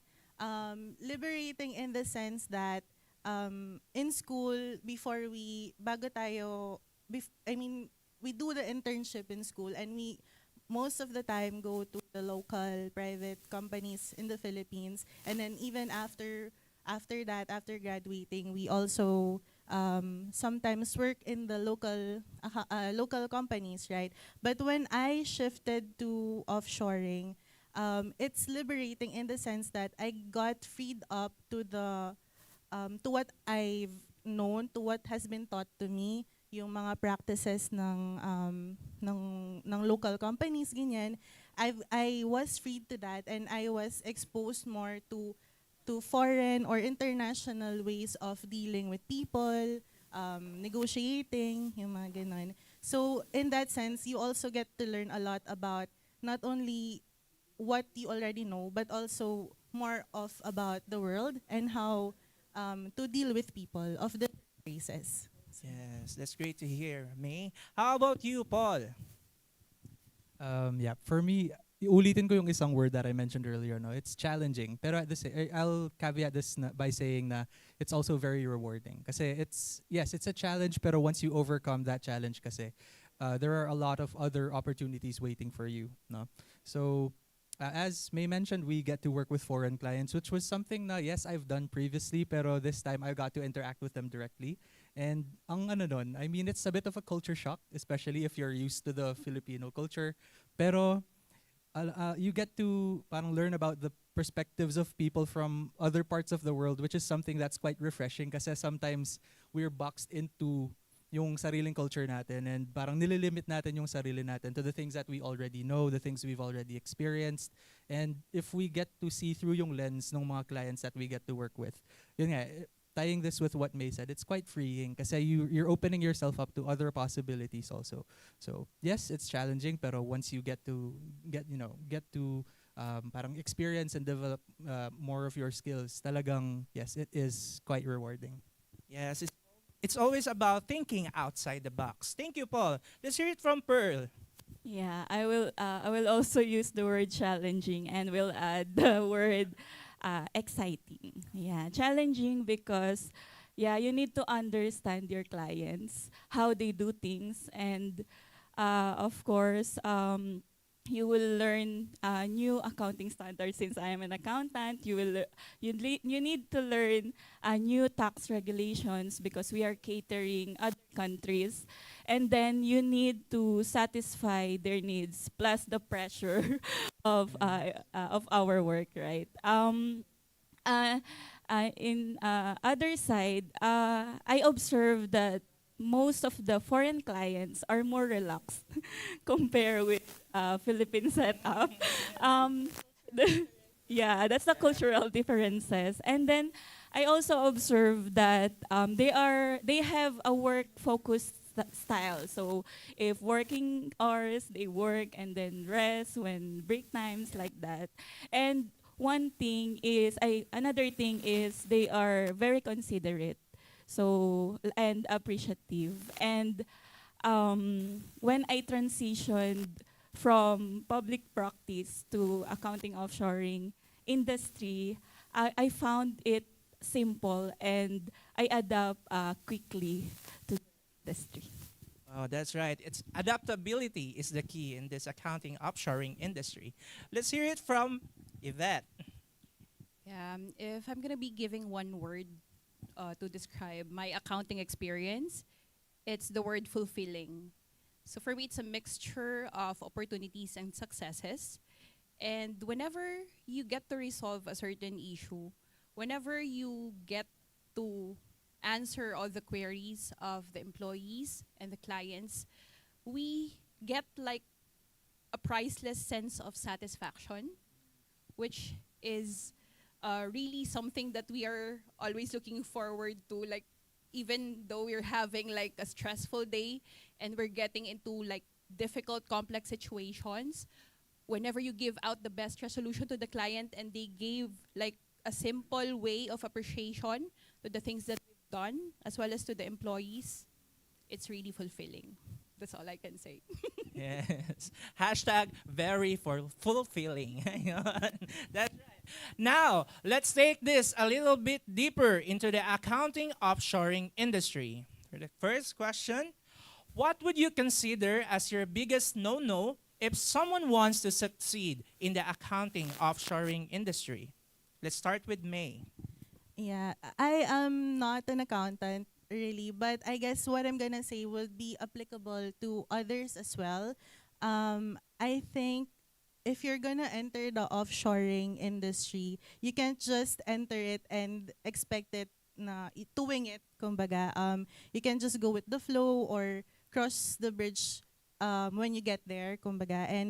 And that's because there are a lot of things at play when you enter the offshoring industry. And one of that is the cultural differences that you'll have with your clients, like Pearl mentioned and Paul mentioned earlier, you may think na that's small things lang yon, but eventually, when time goes on, you'll realize that there's a lot of things pa that you have to uncover with about your clients na that's gonna be different sometimes to what you already know, to your own beliefs, ganyan. So mentally, you have to be prepared into getting into the offshoring industry. And if we're gonna be honest here, there's a harsh truth when it comes to in any industry actually that there's no perfect employer, no perfect company, no perfect colleagues, ganyan. You can't expect the industry to adapt to you. So if you wanna be successful and if you wanna be if you wanna be successful in your chosen field, whatever that is, you have to learn how to be flexible, adapt in your environment. Yes, that's great to hear from the HR's perspective. Now let's hear from Paul.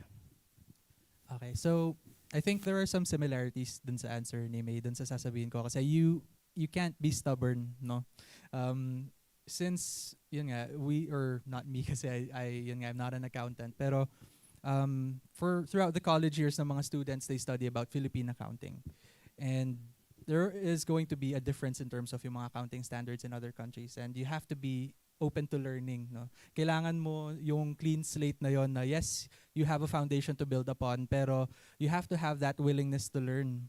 Kasi if you aren't, then you're really going to struggle talaga in terms of what you're going to go through when you enter the accounting offshoring industry. And I think I hate to sound like a broken record, pero adaptability really is a crucial thing when it comes to entering this industry talaga.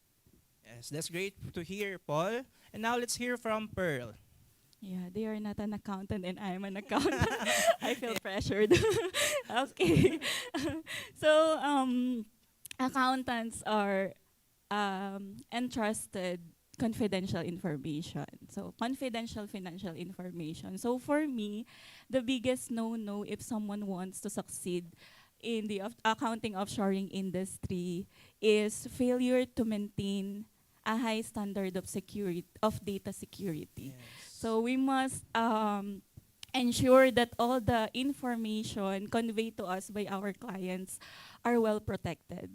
And we should safeguard this information, and we must build trust with our clients. So that's my biggest no-no. Yes, that's great to hear, Pearl. And now from Miss Yvette.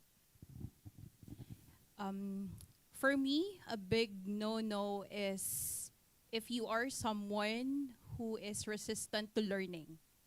Because learning is something that would develop you as a person. And if you are aiming for something, you're aspiring for something, so you should learn and be knowledgeable enough.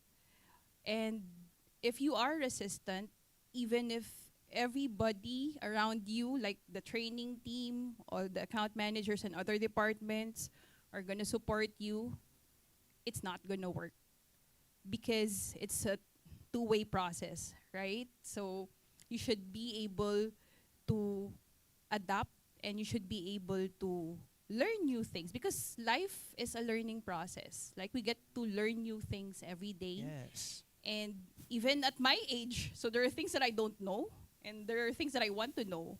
So yeah, it would really be great if this person would strive hard to learn more and be equipped enough. Be equipped enough to face and resolve any challenges. And yeah, success is not an easy route. Like, you have to work hard for it. So yeah, that's all. Yes. Thank you, Yvette. Now, given those questions, let's proceed to this new question. What was the greatest career advice? Ano ba yung mga pamana ninyo that you had so far that you want other people to utilize as well? Let's start with May. Yeah, I think for me, I didn't receive this from any of my mentors, mga boss ko before, but this is something I've read, and I believe you also may have heard it in different variations.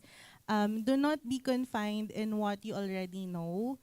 Kumbaga, venture outside of your comfort zone, step outside of your comfort zone. If you think your limit is only up to this much, then that's where you're already wrong.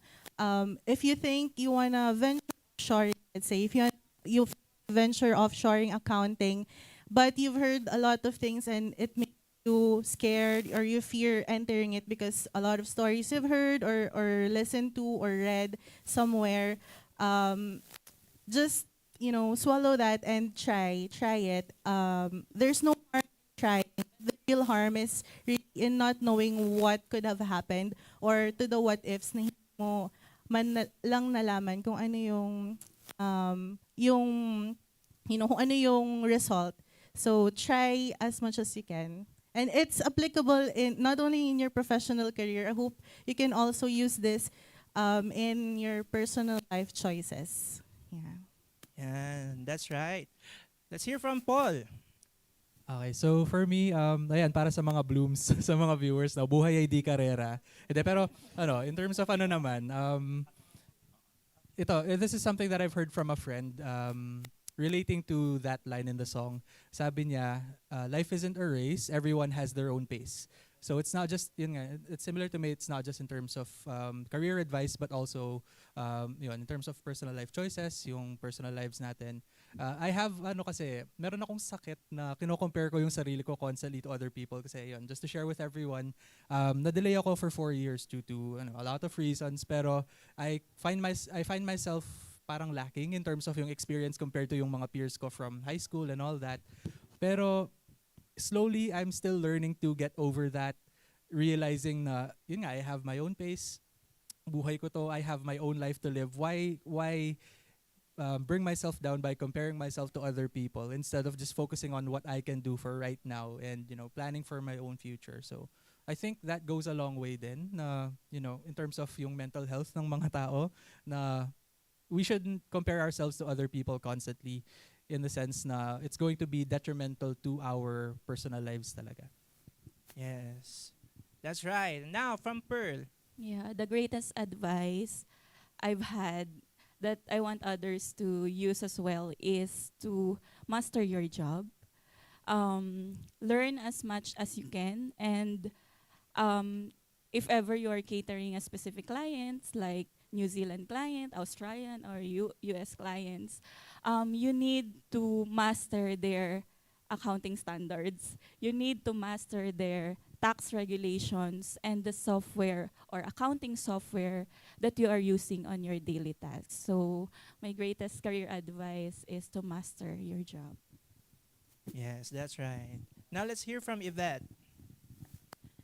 The greatest advice that I've had so far, and I am applying at the moment still, is that to never stop. You can pause, you can breathe, but never stop. Always move forward. Like what I've said earlier, there is no easy route to success. You have to work hard for it.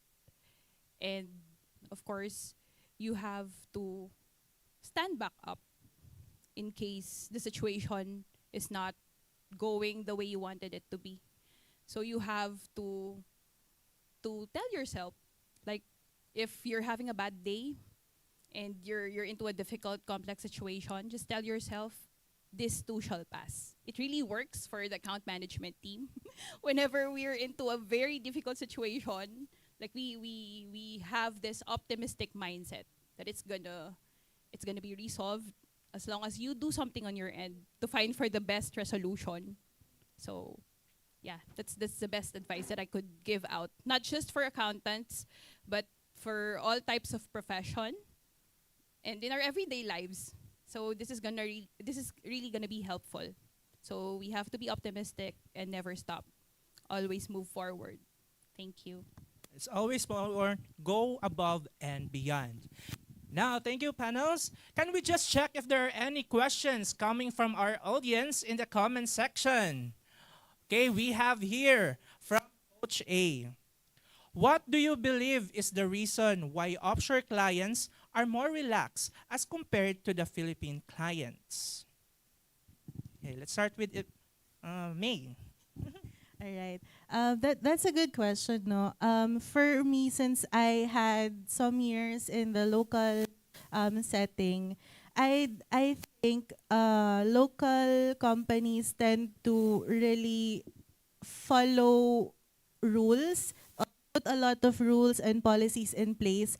I mean, there's nothing wrong about that if they wanna make sure that their processes are ironed out. But when I transferred or started in offshoring, specifically here in Backroom, the decision comes in right away. If you ask a question, the foreigners or the foreign nationals would just give you an outright answer. But in a corporate setting in the Philippines, there's a lot of levels before you get your answer. I guess that's one of the more positive side of offshoring, because if you ask a question, you just get the decision right away, and it makes the job or what you're doing, especially as an HR, it makes the job for us easier in some ways.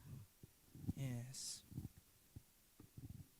Okay, so again, there's a similarity sa answer ko in the sense na I guess it all boils down to yung cultural differences again.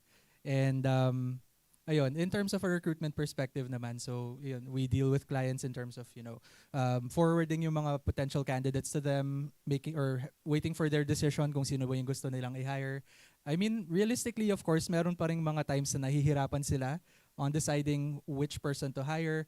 Pero I think yun nga, similar dun sa sinabi ni May na if you ask them something, they'll give you an answer immediately. Kasi I guess it's their parang decisiveness din. And minsan kasi mga Pilipino, may ano tayo may pagka-indecisive talaga tayo. They're pretty straightforward, they're direct to the point, they know what they want pretty much. So, yun, that's a huge factor in terms of yung, how different it is from here versus how they work abroad. Pero at the same time, yes, they're decisive, pero they're also open to considerations, especially if there are staff needs talaga that need to be addressed. Kumbaga, yes, they focus a lot on the work, but they're still people at the end of the day, and they're very accommodating if anyone needs help and kung kailangan ng assistance ng mga staff members nila. Yes. How about you, Pearl? I think the foreign clients are more relaxed compared to us because I think they really master the work-life balance when they are at work. So they focus on their work and avoid any distraction. So yeah, that's my answer. How about you, Yvette? Based on experience in working with local companies and in the BPO industry, I could say that in the BPO industry, clients tend to treat everyone equally. There's no seniority, so there's no level like you're a junior accountant, intermediate, senior accountant. So they treat everyone equally. For them, you are an accountant. So that's the difference. We're here in the Philippines, like we have different levels. And then for other countries, like they also don't want to be called like ma'am or sir, right? So they just wanted to be addressed on a first name basis. So that's one thing that I have noticed when talking and dealing with clients. Yes, that's great to hear, Yvette. Now, for the next question, coming from John Ray. What are some challenging experiences you've faced? Right. I guess it still boils down to the cultural differences naman. Again, like Paul mentioned, no. For us in HR, the challenge would be because there would be different laws and labor laws, rules to follow when it comes to the Philippines, and there's also differences for foreign companies or international companies, let's say New Zealand, US, ganyan. It's different for them, it's different for us. And the challenge for us in the HR profession would be making the clients and the clients and the company itself understand these differences, that we have to follow these sets of rules, these sets of policies before we can do anything. Because again, how they treat their labor in their country is different on how we do it in the Philippines. Yes. Yes. So for me, I think yung answer ko will be in terms of recruitment in general, no? Kasi recruitment isn't a perfect science talaga. And it's not about finding the perfect person for a certain position kasi there is no perfect person for a certain position. It's about finding the most ideal person, kumbaga. Pero you have to take that with a grain of salt kasi even that isn't exactly parang a perfect thing then. So, in terms of recruitment, the most challenging thing is, yun nga, no, sometimes you find a person na, okay, sobrang galing ng tao na to. Pero, yun nga, this person can perform their best during the interviews, during the assessments. Ang dami kasi ng stages ng mga recruitment process, no matter what company that is, no? And, they could perform really well, pero at the end of the day, that's not going to be the determining factor for what their performance will be like in the future. So, alam mo yun, parang, a lot of the experience of the clients that we work with will parang be based off of what we do in terms of recruitment. And yes, there are some hits, there are some misses, but it's all about bouncing back if there are some parang bumps in the road that you encounter. And yun nga, you have to constantly be able to adapt and parang change yung way that you think, yung approach mo to recruitment. Kasi you have to be extremely sirang plaka na naman ako, pero you have to be extremely flexible talaga. I think, in terms of the other facets of HR also, since recruitment is under HR din naman. So, you have to parang constantly work on how you find the best people for each position eh. And being creative and thinking outside of the box also plays a part in parang best practices of recruitment also.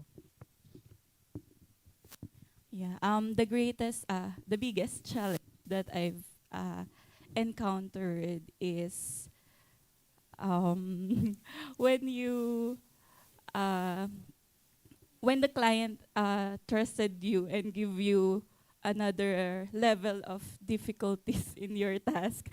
Again, you need to prove yourself again, and then I think. It's a positive challenge and it's a positive stress.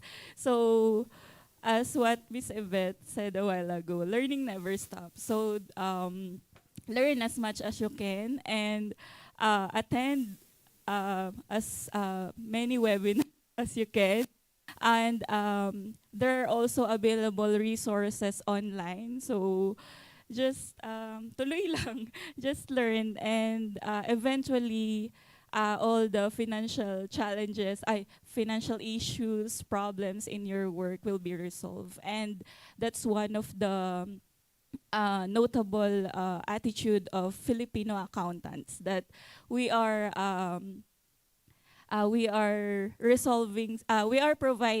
effectively providing solutions to any issues that our clients is giving us with regards to the work that we are doing.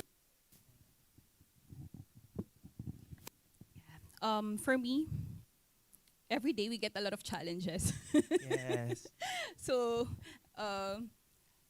it really depends, but I would say that the biggest challenge that I've had so far, as well as for the account management team, is when the employee's perspective is not aligned with the client's perspective. So we have to be in between.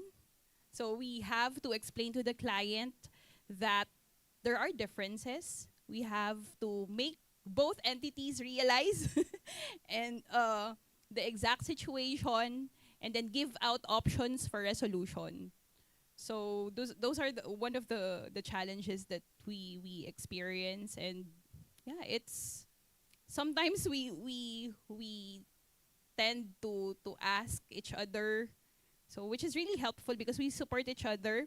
If we are experiencing like a certain situation wherein we are unsure of the right thing to do, so as account managers, we share our best practices, we share our thoughts on a certain problem that we are encountering for us to give the best resolution.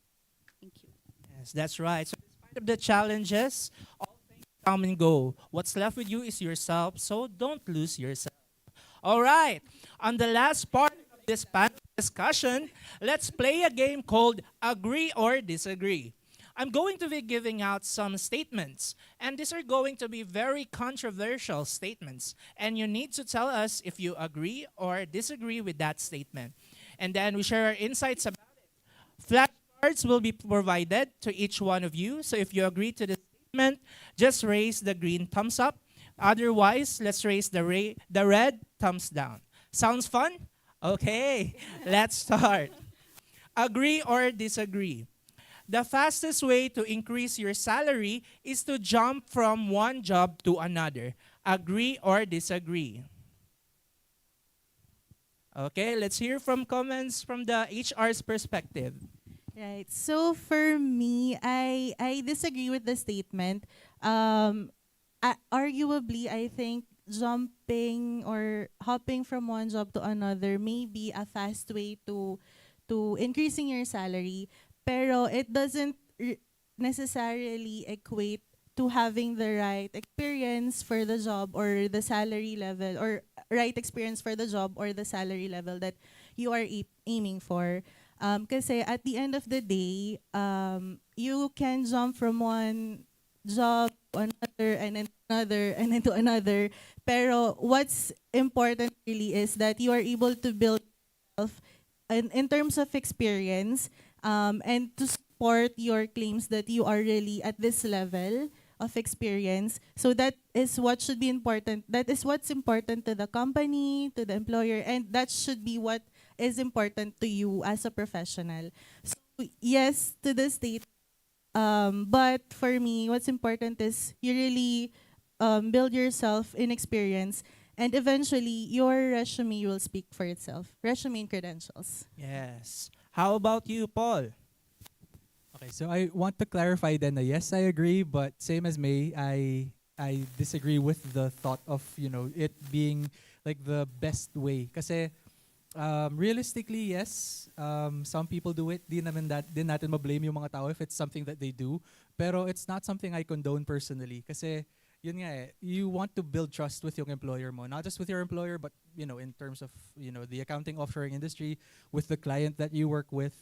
And if you're able to build that trust well enough, then you'll be given yung parang proper rewards that go with the trust that you were able to build.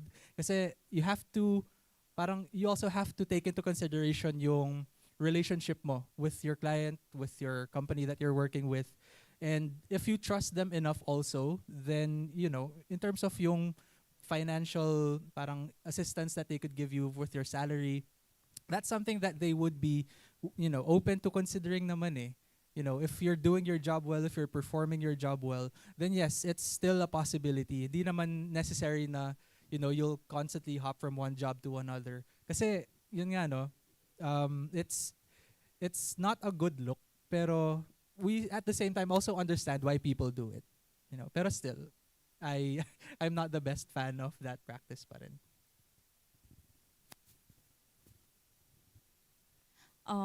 I disagree. For me, and based on my experience, I believe that salary growth is based on market demands and the value that you bring to your job. So when you satisfy the client's needs, they appreciate you, and of course, it will result to rewards and high pay rise from my experience. And long-term loyalty with one client or with one company will also lead to rewards. And mind you, the stability of your work will be at risk when you are doing company hop.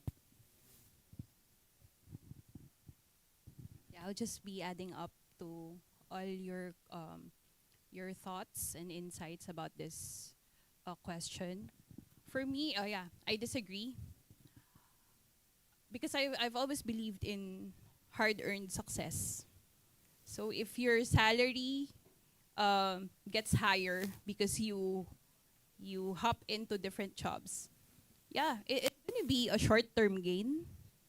But if you're gonna be looking at a bigger perspective, I mean, what's in it for you? What's gonna happen to you in terms of career development? So it's always best to work hard for it and to undergo certain trainings, certifications for you to be able to develop your capabilities and be worthy for the salary increase. So I agree with what Miss May and Pearl said earlier that there would be financial instability if you hop into different jobs. So at the end of the day, security of tenure is what's best, and you could proudly say that you were able to gain the salary because you worked hard for it. So that's for me. That's it for me. Yeah, great to hear from you, panel members. We also encourage the viewers in our YouTube live stream to engage in this certain topic. You can put your answers in the live stream. Yes. For our next question, agree or disagree? Work from home makes you dumb and lazy. Is it true? Agree or disagree? All right. Let's hear from the HR's perspective. Yeah, a very good question. Very good question. But for me, I think from what we've observed here in the back room, it's not really about working from home or doing a hybrid or being on site. It's all about you being able to do the job that you're doing. It doesn't matter if you're at home, doesn't matter where you are, as long as you're able to provide, what is expected from you. I don't think working from home makes you dumb and lazy. I think actually working from home or even doing a hybrid setup can sometimes be helpful in your personal development, well-being, correct? In your personal well-being, because there are times that commuting can take a lot of energy from you, and working from home from time to time can give you the rest and relaxation you need, while still providing the quality work that is being asked from you. Yes. Ito, strongly disagree. Takot lang ma-cancel. Joke lang. Pero ayun, I disagree naman. It doesn't make you lazy, kasi it allows you to be flexible eh. And it boils down to you being honest enough to actually get the work done. And yun, going back to yung concept of the client putting your trust in you to get the work done, you also have to uphold your end of the bargain eh. And if anything, syempre, there are cons to working from home. No? Minsan, there's this feeling of nasan yung nawawala yung boundary of that space being yung parang sanctuary mo outside of work. Pero at the same time, that's something na you can get used to in the long run. And yun din eh, in terms of, as mentioned previously, commuting, it's not really an issue if you're on a hybrid setup or working from home. Yung expenses significantly mababawasan, no? In terms of maybe fuel expense, public transport expenses. Pero dito kasi sa food kasi may free lunch dito, so di naman yun din issue eh. Pero yun, it's all about you being able to balance everything if you're working from home. Balancing yung time mo for work as well as yung time mo for yourself, which is something that you can, readily do once you clock out. So I disagree na it makes you lazy kasi you still have your obligation which you have to keep on, fulfilling. Pero at the same time, it opens up a lot of different opportunities for you to parang be yourself while you're at home na, alam mo yun, you have your own pace that you're working on. Pero, ayun, yung madalas kasing naririnig kong issues is some people can't be trusted enough to work from home. And that's something that you have to earn, I believe. No, you have to prove to yung employer mo na yes, you are capable of doing your own work with parang minimal supervision naman, while at the same time being responsible enough to actually get the work done. For me, it's a matter of integrity and discipline. So when we are working from home, make sure that you are still performing and the trust that the client gave you is will not be compromised or will not be broken. Discipline, it's a matter of discipline because based on my experience, sometimes I am more productive working from home than working on site because I am well rested. It is not time consuming to travel. I am more focused and it is more flexible to work from home. So it will not make you dumb and lazy. It's up to you if you become dumb and lazy working from home. So again, integrity and discipline. For me, I disagree because it's really up to the individual. So as long as you have like strong work ethics, I mean, you could be able to give the best output. You could be able to have great work performance, even you're working at home. This is one of the benefit of the pandemic, the good thing that happened during the pandemic, because we had the realization that working from home actually works, right? It works. It's giving out the same results. Although, of course, there are the pros and cons. But there are lots of perks in working from home, right? The clients are able to hire more people here in the Philippines. So we have an increase in employment, and we also got a lot of freelancers directly working for the clients. So I disagree that's gonna make you dumb and right? Because it's up to you. If you wanted to learn a lot of things, you could ask for trainings. You could ask for sessions with your client and with the company. You could ask additional materials for you to learn more. So I strongly disagree with this.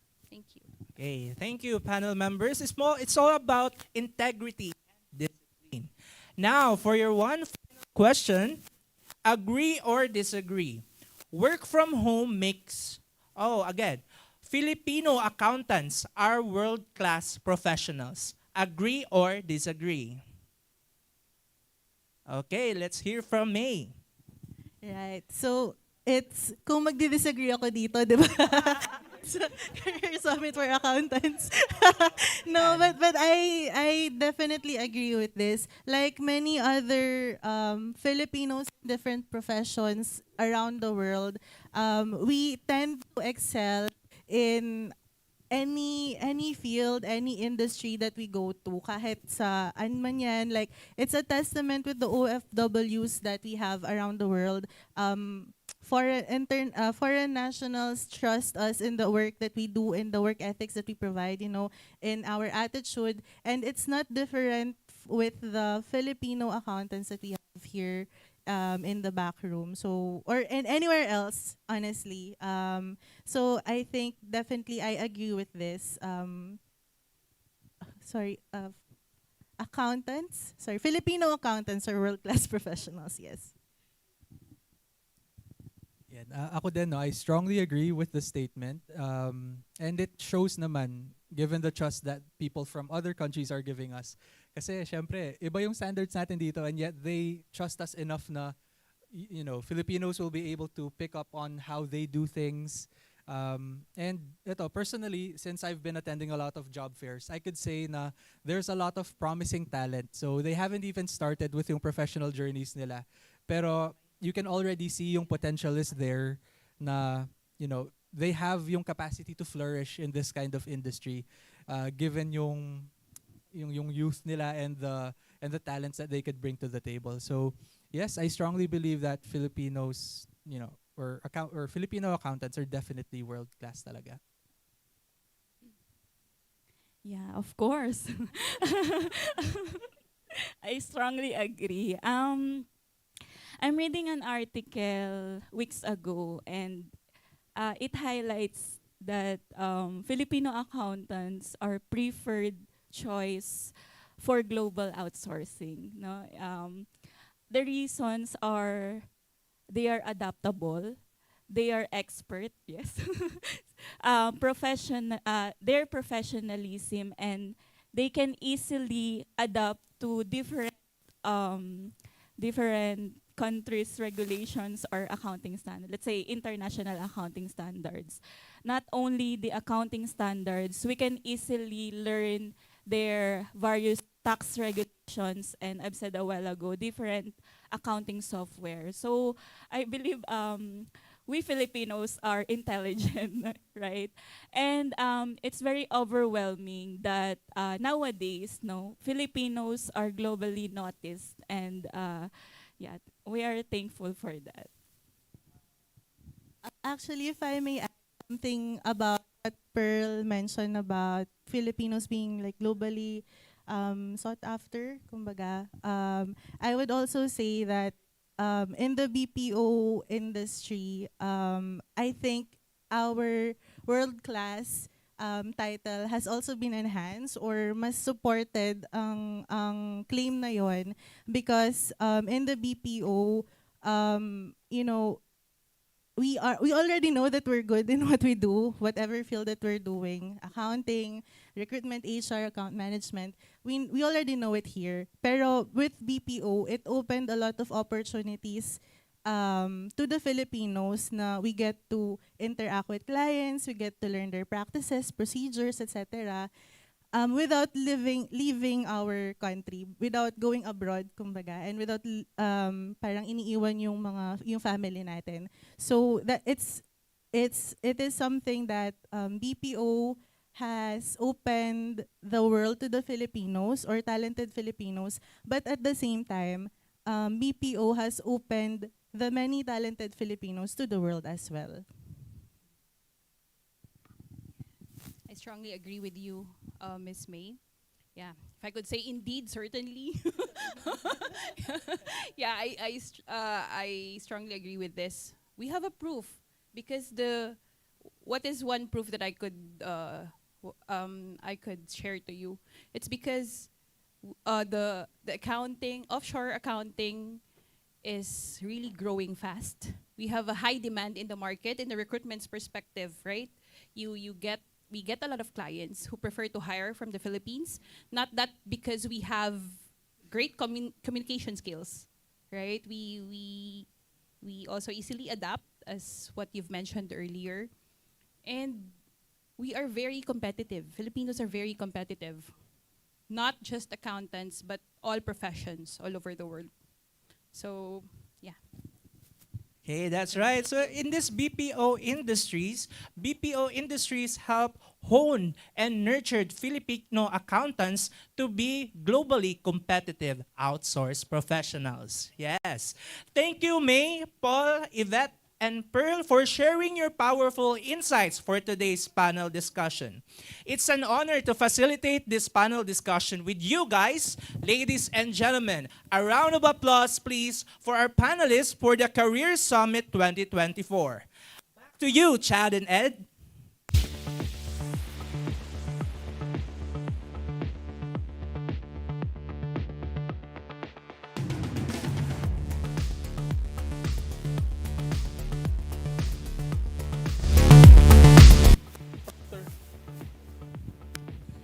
Right.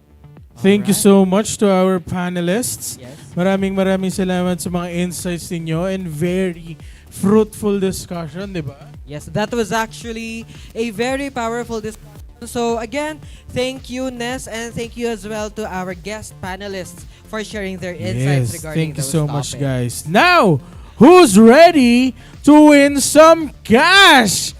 Tignan nga natin from our comment section, sino dito ang gustong manalo sa ating first set of raffle for today? Woo! Ayan na mga kaibigan. Eto na. Now, for our first set of raffle for today, the rules are very simple. We will be showing you a wheel of names here based on our registration for today's event. Now, once your name is called, you only have 15 seconds to comment in the YouTube live stream chat box the word winner. Again, that is 15 seconds, 1-5, and you need to chat the word winner, WINNER, to secure your prize. Again, ayan. So for this raffle, we will be having a total of 6 winners of 200 pesos. 3 winners will be coming from the external members of the backroom and 3 winners from employees of the backroom. Now, just a reminder, for those whose name was not yet called or not called, please do not comment the word winner. Parang awan nyo na. Do not comment the word winner if your name was not called. Alright, so there won't be any confusion when we're verifying the winner. Please do not spam the comment section as well. If you insist and still posted winner on the comment section, you will be automatically be disqualified for the whole raffle for today. Got it? Alright? Again, you will be automatically disqualified for the whole raffle for today. Now, Chad, what are they going to win again?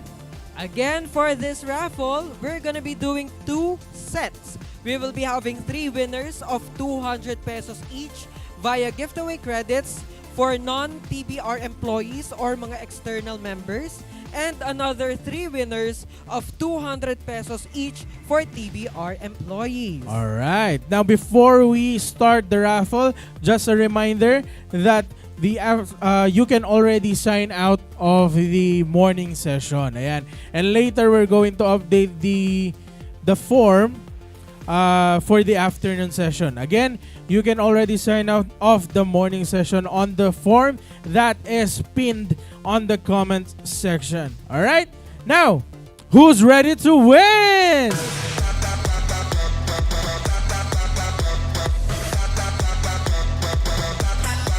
Alright, let's draw the first winner. Kita na po ba ang Wheel of Names? Ayan. Ayan. Dapat kita nyo na yan. Dami ninyo. Alright, so our first winner, non-TBR, it's Venes Kashmir Toquero. Venes, if you are there, you have 15 seconds. Venes, the word winner. may 15 seconds ka. Yes. Countdown. 15, 14, 13, 12, 11, 10, 9, 8, 7, 6, 5, 4, 3, 2, 1. Mukhang wala si Venes. Ayan, absent daw. Ayan. Ayan. So, let's draw the next one. Or kung wala pa na nanalo ng first raffle natin. So, next.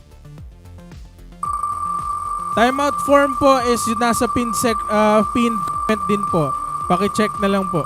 Time out for the afternoon session is pinned in the chat box. Alright. We have Rosalie Carmel Perez. Rosalie Carmel Perez, nandyan ka ba? Pakigalaw na ang baso. Rosalie. Countdown. 15, 14, 13, 12, 11, 10, 9, 8, 7, 6, 5, 4, 3, 2, 1. Ayan. Alright, wait lang po. Inaayos na po yung mga nakapin natin. Hintay lang po ng konti. Ayan. Please spin the wheel again. Mukhang wala si Rosalie. Next tayo.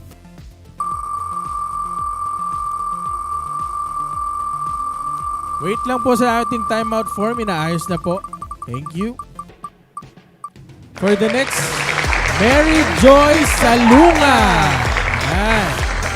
Mary Joy Salunga, kung nandyan ka, pakitype ang word na winner. Alright, countdown tayo. 15, 14, 13, 12, 11, 10, 9, 8, 7, 6, 5, 4, 3, 2, 1. Nako, mukhang wala na naman. Wala pa rin naman si Mary Joy Salunga. Sayang. Let's draw another winner. Nako, hinahanap for ka. this raffle. Ate MJ, ayun na, comment na. Mary Joy Salunga, winner! May confirm na tayong one winner. Congratulations sa'yo, MJ Salunga. Now, for the next winner of 200 pesos, spin the wheel! Buzzer beater. Buzzer beater, si Miss Mary Joy Salunga. Yes. Alright. We have Gerard Consolacion. Consolacion, Gerard, nasan ka na? You have 15 seconds to comment the word winner. Type in winner. Capital all caps. At right, sige, countdown tayo. 15, 14, 13, 12, 11, 10, 9, 8, 7, 6, 5, 4, 3, 2, 1. Ayan na, nag-time na. Jerry Consolacion, wined daw, wind. Past tense na, nanalo na siya. Alright, tama. Congratulations tayo. Patay po lang. Jerry Winner. Consolacion. Ayan, tama na. Tama na yung nakatype. Jerry Consolacion. Siya rin yun, si Gerard Consolacion. Alright. May message ka po ng aming organizer for you rin, sa mga nanalo. Alright? Next winner tayo. Spin the wheel!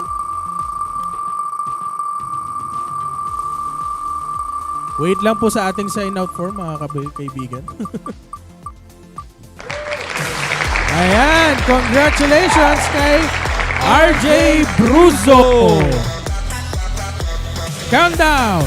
14, 13, 12, 11, 10, 9, 8, 7, 6, 5, 4, 3, 2, 1. Ayun, mukhang wala si Sir RJ Bruzo. Next So, naman let's draw tayo. a different winner. Spin the wheel. Ano lang, manalig tayo guys. 200 din to, sayang to. Next, winner Katrina Bohol. Ayan. Kung nandyan na si Katrina, si Miss Katrina Bohol, paki-comment naman po ang word na winner. Ayan. Alright, countdown tayo. Katrina Bohol. Siya rin ba si Katrina De Leon? Ay, Del Rosario? I mean. Katrina Bohol, Katrina Del Rosario, are you the same person? Yeah. If same? Legit ba? Hello? Are you from Bohol? Ah, Kaya ba Katrina Bohol? tama ba? Ikaw ba yan? Same? Yes po, sabi ni Katrina Del Rosario. Yes, alright. Congratulations, Miss Katrina Bohol. Ayan. Middle name niya yung Bohol. Middle name. Yeah. Sorry na, P. Okay. So, those are the 3 winners for the external members of the backroom. Yes. Ng 200 pesos worth of giveaway credits. But don't worry, meron pa tayong raffle mamaya for the major prizes. Actually, maya-maya naman or later during the major raffle, yun ang mga malalakihang amounts na pwede nyong mapanalunan. Yes. Alright. So, for the next set of winners, this will be for the employees of the backroom and you would be winning 200 pesos worth of giveaway credits. Correct. So, let's prepare the next Eto na. wheel para sa ating mga empleyado sa the backroom. Paki-show the wheel. Yan. Ayun. Kita na ba? Alright. I think they're still working sa timeout form. Tama ba? If someone can check on that, thank you so much. Ayan. Alright. Sige. After ng raffle, guys, doon ipapalitaw yung timeout form. Yan. Pasensya na po. Alright, now, for the next set of raffle, is spin the wheel! This is for our TVR employees. Ayan. Our winner! Ang first winner Ay, grad. Princess Nicole Allison Aguanta. Ayan na! Congratulations, Princess Nicole Allison Aguanta. Paki-comment po ang word na winner. Ayan. While we are waiting for the countdown, just a few announcements. The attendance form for the timeout will be pinned after the raffle. Yes po. Pakihintay lang po. Tatlo na lang to, guys. Tatlo na lang to. Alright, 15 seconds kay Princess Nicole. 15, yung mga kabats niya, 14, 13, 12, 11, 10, 9. Ayan na, nasend na yung timeout form, guys. 8, 7, 6, 5, 4, 3, 2, 1. I'm so sorry, Nicole. Sayang. We're gonna Sayang, have to wala si give Nicole. your prize to a different employee. May may nangangailangan, balay mo kami 'yon. Spin the wheel.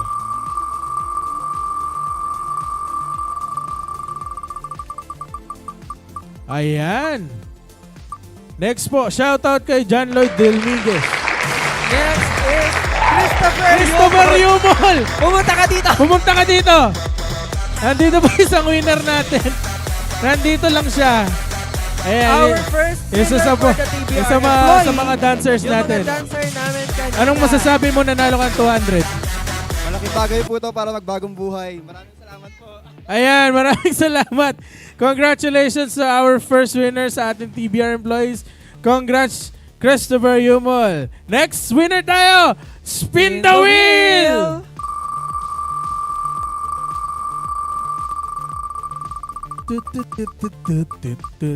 Inaayos na po. Ayan po. Morning session na siya. Next winner! Cheska Kura. Sa AU yata ito, no? Baumgartner. So yan. AU. Cheska Kura.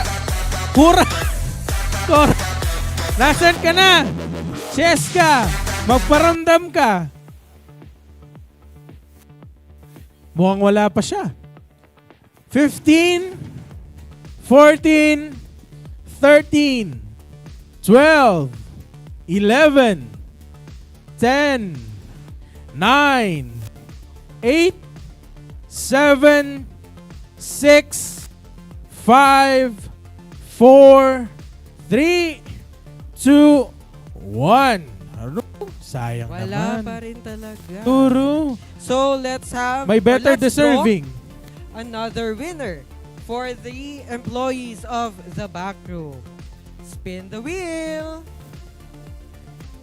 Spin the wheel. Ayan.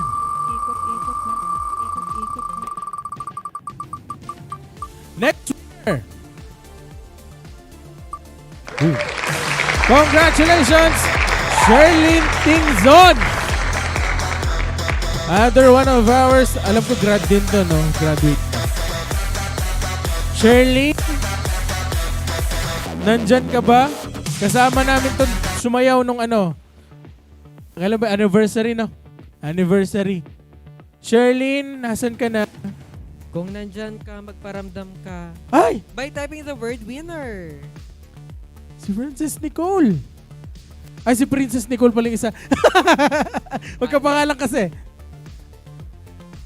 Alright. Countdown tayo. 15, 14, 13, 12, 11, 10, 9, 8, 7, 6, 5, 4, 3, 2, 1. Alright. Let's pick a new winner. Spin the wheel. Ayan po, re-replyan po kayo guys ng mga organizers natin sa comment section sa mga questions ninyo. Thank you so much. Next, we have Norjana Imal, one of our green class. Yes, grabe po. Norjana. Norjana, you have 15 seconds starting right now. 15, 14, 13, 12. Ayun, winner! Alright, congratulations, Jana, for winning 200 peso giveaway credits. Ayan. Alright. For the last winner ng 200 pesos worth of Kastapos ko giveaway yan. credits, let's spin the wheel. Kastapos ko siya ni Lea Victoria.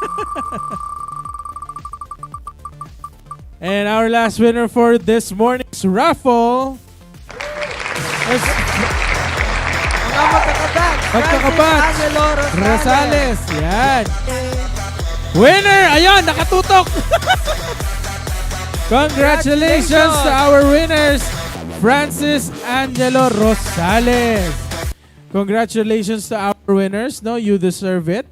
And kokontakin na lang po kayo ng organizer namin para i-claim yung inyong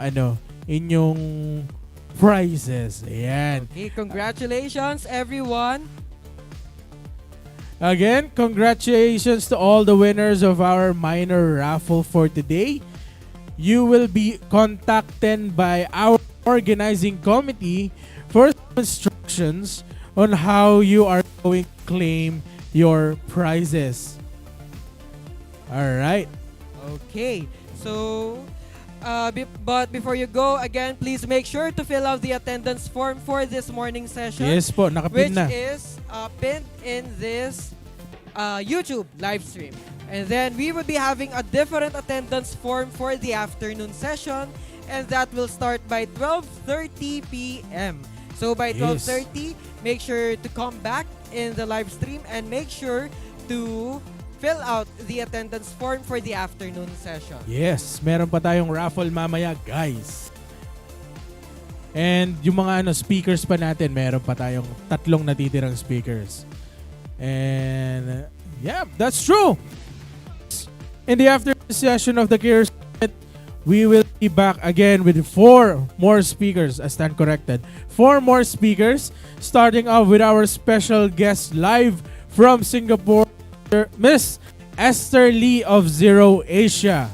And we'll also be having our esteemed speakers from the Backrooms Training and Development Department, Miss Mara Angelic Pacapac, Miss Laylin Limpen, CLDP, and Mr. Miguel Serrano, CPA, CLDP. And of course, also be having our major raffle where we are going to draw 4 more winners of 500 pesos. 2 winners of 1,000 pesos and each 1,000 pesos each, and 1 grand winner of 2,000 pesos. That's that out, guys, and see you after 30 minutes in the afternoon session of the Backrooms Career Summit 2024. We will be back by 12:30 p.m. Woo!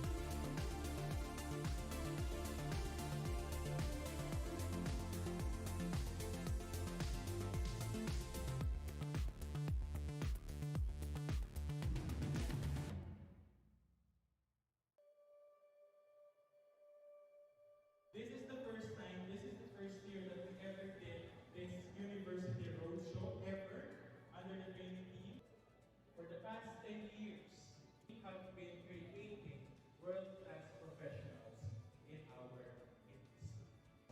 Specifically, accountants in the Philippines are one of the best around the globe. Baka yung sarili nyo kayo.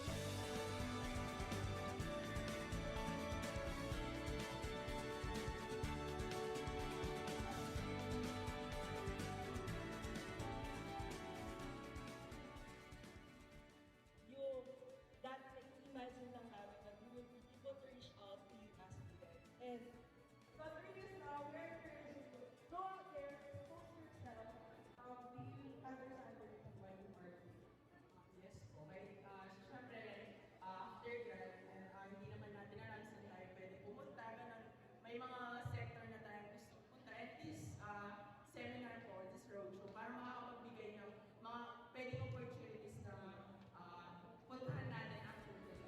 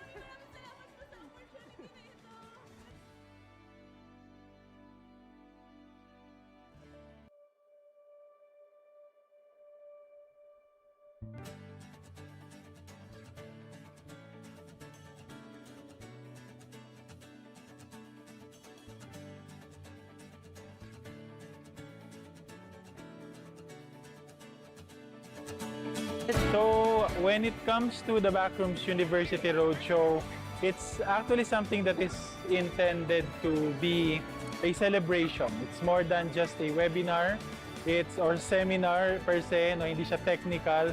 It's really about the celebration of yung skills ng mga accountancy students natin, yung hard work nila, and you know, they are going to be the future world-class professionals that we are looking forward to see, no? Na makita ng international accounting community. And lucky enough for us in the back room, we were welcomed very heartily by the UM Tagum College, courtesy ng mga officers ng JPAMA. So malaking pasasalamat namin for making this possible for us. And history-wise, this is actually going to be the biggest ever roadshow that we're going to be conducting this 2024. So I hope everyone would enjoy and have enjoyed our roadshow, and we have been able to inspire everyone to move forward as the future world-class professionals of the Philippines under the backroom.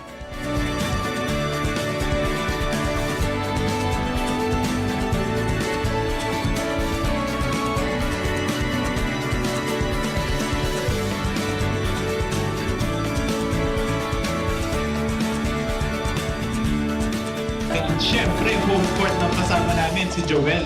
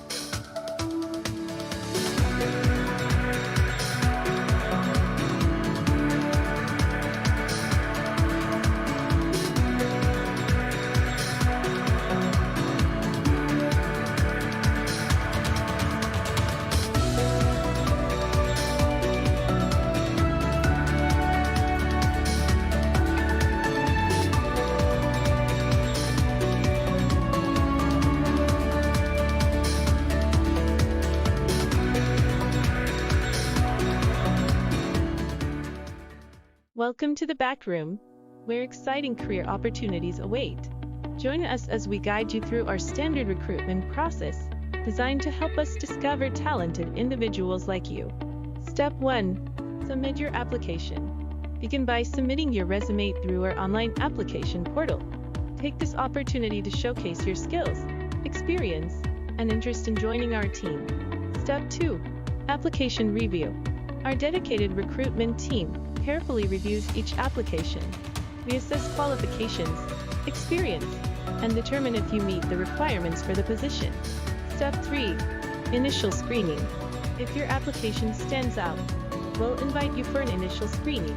This may involve a phone or video interview, where we aim to learn more about your background, skills, and suitability for the role. Step 4. Final or client interview. Congratulations on making it to the next round. We'll invite you for either an in-person or interview via Microsoft Teams with our hiring team. This is an opportunity for us to assess your fit within our organization and for you to ask any questions you may have. Step 5. Reference checks. Prior to making a final decision, we may reach out to your references to gain additional insights into your work ethic, skills, and character. Step 6. Job offer. If you are the selected candidate, we'll extend a formal job offer.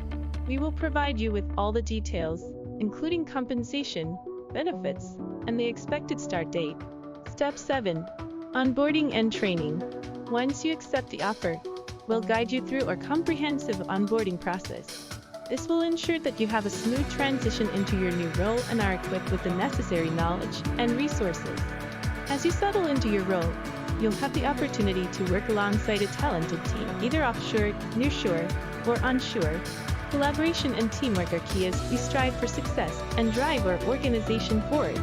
At the back room, we value professionalism and seek individuals who are passionate about their work. We offer a supportive environment that fosters growth and development. We look forward to receiving your application and potentially welcoming you to our team.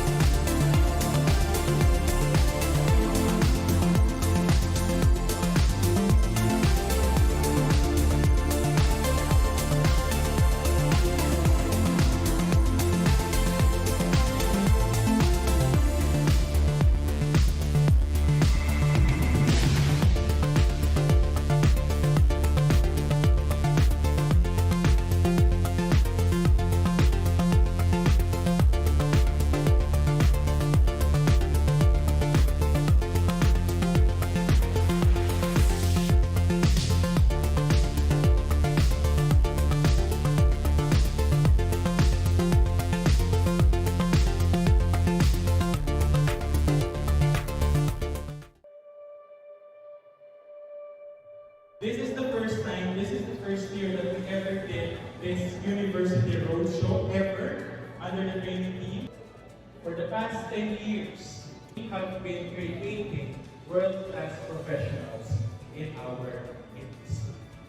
Specifically, accountants in the Philippines are one of the best around the globe. Baka niyo sarili nyo kayo.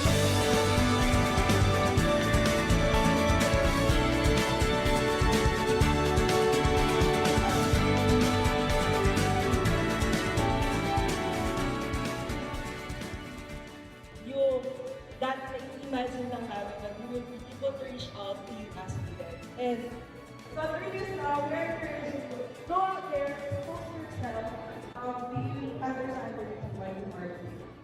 Yes, okay. Siyempre, after grad, hindi naman natin alam saan tayo pwede pumunta. Ganun. May mga sector na tayo gusto pumunta. At this seminar po, this roadshow, para makakapagbigay ng mga pwedeng opportunities na puntahan natin after grad.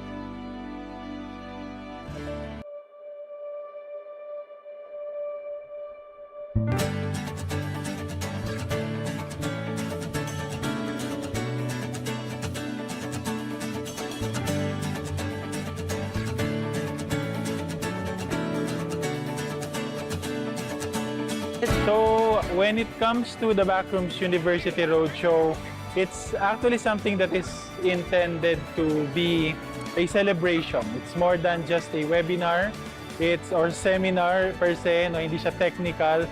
It's really about the celebration of yung skills ng mga accountancy students natin, yung hard work nila, and they are going to be the future world-class professionals that we are looking forward to see, no? Na makita ng international accounting community. And lucky enough for us in the back room, we were welcomed very heartily by the UN Tagum College, courtesy ng mga officers ng JPAMA. So malaking pasasalamat namin for making this possible for us. And history-wise, this is actually going to be the biggest ever roadshow that we're going to be conducting this 2024. So I hope everyone would enjoy and have enjoyed our roadshow, and we have been able to inspire everyone to move forward as the future world-class professionals of the Philippines under the backroom.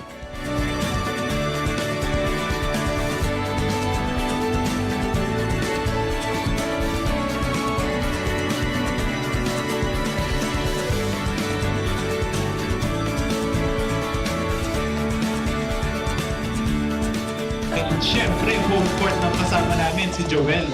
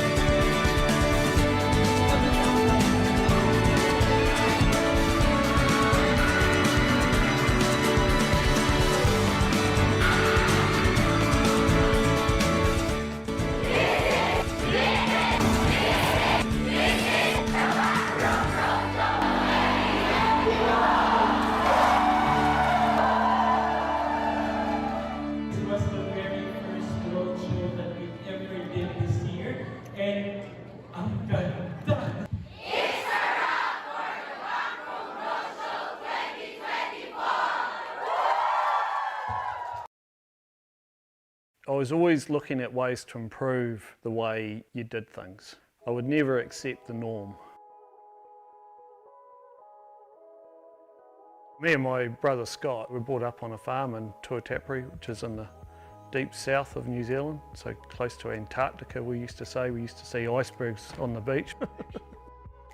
One thing that I think we learnt at an early age was to be independent and also to be good problem solvers. You'll get some odd things happen on the farm and you had to think and act straight away.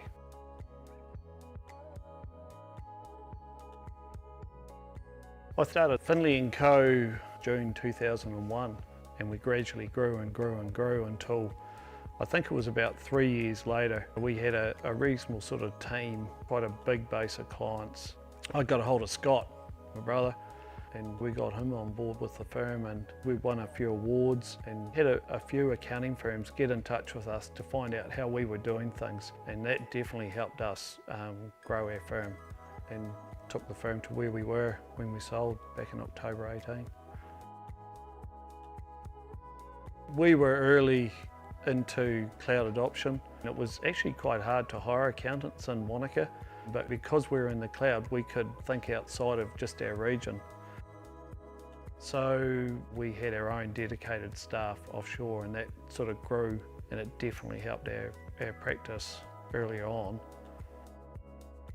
We set the backroom up to create efficiencies through connecting global talent, to make it easy for accounting firms so they can get good quality staff. And so that's where I suppose us being accountants can help. We know the terminology, we know the training needs, we know the types of personnel that they need. And so when we go out and recruit those people with our HR team, we can get the right mix of people. The main thing is we want to create capacity within the accounting firm. And that's to make it easy for you as the accountant to spend more time with clients rather than just doing compliance. One of the big reasons for going to the Philippines is the culture. It's very family orientated. Work-life balance is important. Being trustworthy is important to them. And those are all the values that Scott and I had when we were accounting. And so we could see the crossover, and that was important to us. Scott and I have talked a bit about where we want to take the backroom, and on my wall, it's a bit embarrassing, but I've got a picture of Buzz Lightyear, and it's what I think about is you know, to infinity and beyond. I think success is not all about having a lot of money or being able to drive a flash car or have a flash home. I think success is being able to spend time with your family, being able to find that balance.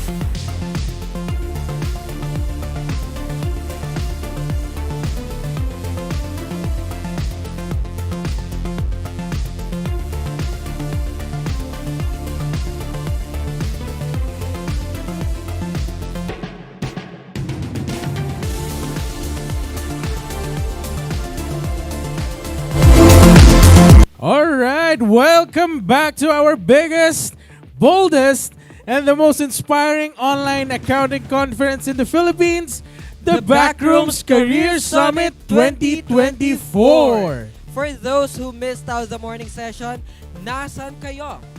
De, charot lang. Where are you at, guys? Charot lang. We've already done quite a lot of amazing things this morning, and we've already had two of our speakers in for their keynote speeches. Very we good had speeches. Miss Yvonne Candelaria, CLDP, and Mr. Lemore Neil Tolentino. And we also just did a very meaty panel discussion, which the questions were very timely. Very intriguing. Intriguing. Yes. So, that panel discussion was with our 4 industry leaders of the offshore accounting industry and was facilitated by our colleague here in the store. And of course, we already had 6 winners of our minor raffle this morning. But don't worry, we still had lots of amazing things in store for you in this afternoon session. But before that, I just want to check in. Andiyan pa ba kayo?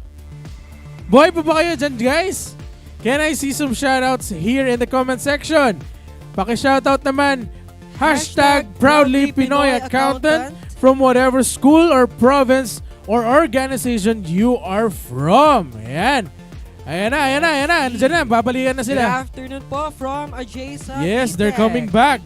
Ayan, meron na. Kakabalik lang. Yes. Kakabalik lang. Andito pa po. Okay, nandyan pa sila. Ayan, yung mga nasa Dove2 assets natin. Ayan na po, nasend na ang ating time in for the afternoon session. It will be pinned. Just wait po, pero baka ayan, napin na siya. Yung ating time in for the afternoon session. Alright. Ayan, they're back. So just make sure that you are able to fill out Yes. the new attendance form for this afternoon. Ayan, which is currently pinned in the comment section of this YouTube live stream. Yes, again, don't forget to fill out the new attendance for this afternoon. Alright? Keep in mind that you need to fill out 2 forms. One for time in and time out to make your attendance valid for this afternoon session. Okay, looking from the comments, we are already hyped up Yes! and very energized. Let's go! Ayan na. So, for the next part of the afternoon, for the first part of the afternoon session, let me give the floor right away to our very special guest this afternoon. She is the Partner Success Manager Asia of one of the biggest cloud accounting software companies in the world today, being with Xero for more than 7 years and counting. A certified practicing accountant under CPA Australia and a Xero certified advisor herself. She has focused her career not just as an accountant, but also as one of the prime crusaders of cloud computing technology, automation, and artificial intelligence for the accountancy profession. Today, she will be sharing her thoughts on upgrading the Philippine accountancy profession through Xero, being an eyewitness to how Singapore successfully broke out of the inefficiencies of manual and outdated accounting practices to becoming the central hub of Xero in Southeast Asia. Ladies and gentlemen, joining us live online from the Xero headquarters in Singapore, please give your loudest virtual round of applause to Miss Esther Lee, CPA.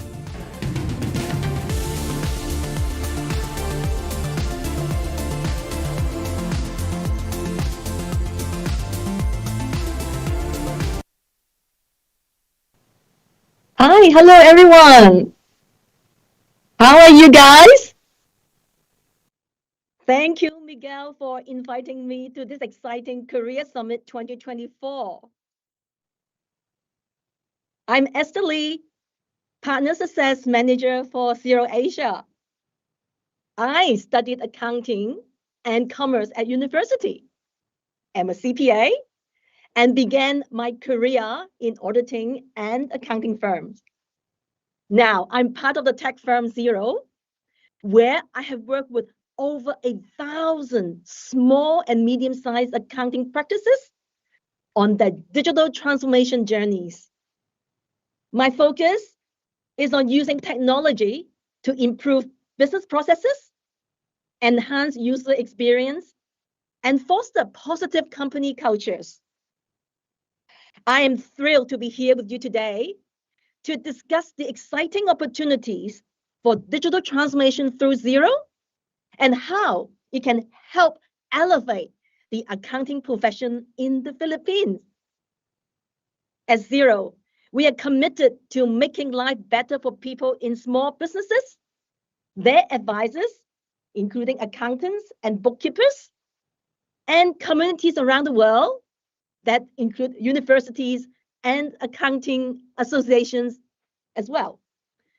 This is our purpose and the driving force behind everything we do.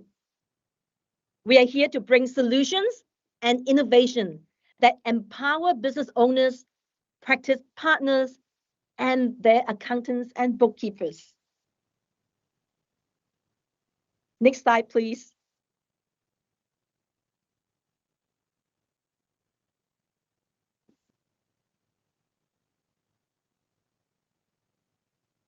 Thank you.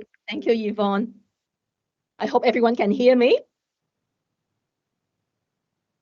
I'd like to start by acknowledging the significant challenges the world is facing in an increasingly complex business climate. From 2020 to 2022, our operating environment was heavily influenced by the pandemic. As we recover from COVID-19, we are now confronting new trials and tribulations. These include the ongoing wars in the Middle East, geopolitical tensions among powerful nations, the rise of BRICS, and the upcoming US election. Additionally, we are grappling with increasing costs, workforce shortages, supply chain disruptions, inflationary pressures, and volatility in foreign exchange rates. These factors have created immense uncertainty in our economic outlook, impacting global businesses and international accounting firms alike. Next slide, please. Here's what we know. According to the Asian Development Outlook economic publication, the Philippine economy is forecasted to grow at 6% this year, with further acceleration to 6.2% in 2025. The Philippines is expected to remain one of the fastest growing economies in Southeast Asia during this period. Inflation is projected to moderate to 3.8% in 2024 and 3.4% in 2025. Extended reduced tariffs on major food items such as rice, corn, and pork until December 2024 will help contain food inflation. As reported by the Philippine Statistics Authority, the May 2024 labor force survey shows that the country's unemployment rate dropped to 4.1%, down from 4.3% in the same month last year. The increase in total employment for May 2024 was primarily driven by growth in the industry and services sectors. These are the current macroeconomic trends. As an accountant in businesses, do you regularly check the health of your clients' businesses against these mega trends? Do you have their business data at your fingertips? Next slide, please.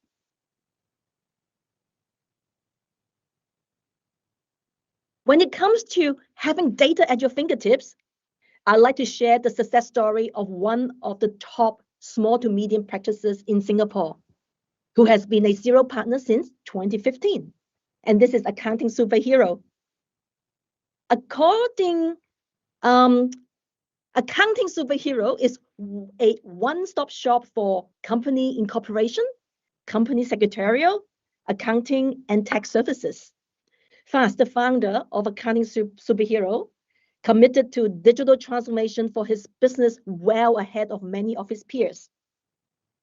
Fast attended several Xero conferences in the early years, equipping himself with the latest advancement in digital technology. He chose Xero and successfully transitioned his firm from a server-based system to the Xero cloud platform. Accounting Superior has automated much of the data flow, resulting in significant efficiencies in their business processes and enabling them to serve more clients. They have also leveraged a range of apps across departments, sales, marketing, and operations to further enhance cross-functional efficiency. This was no easy task. It required dedication and commitment from every member of the practice. Digital transformation is an ongoing journey with continuous investments and improvements. Accounting Superhero never stopped striving for better. With Xero, they consistently achieve clarity, visibility, and accuracy in their financial data in a timely manner. This gives them the confidence to adjust pricing and cost to stay competitive, and their business continues to grow even during challenging times. Next slide, please.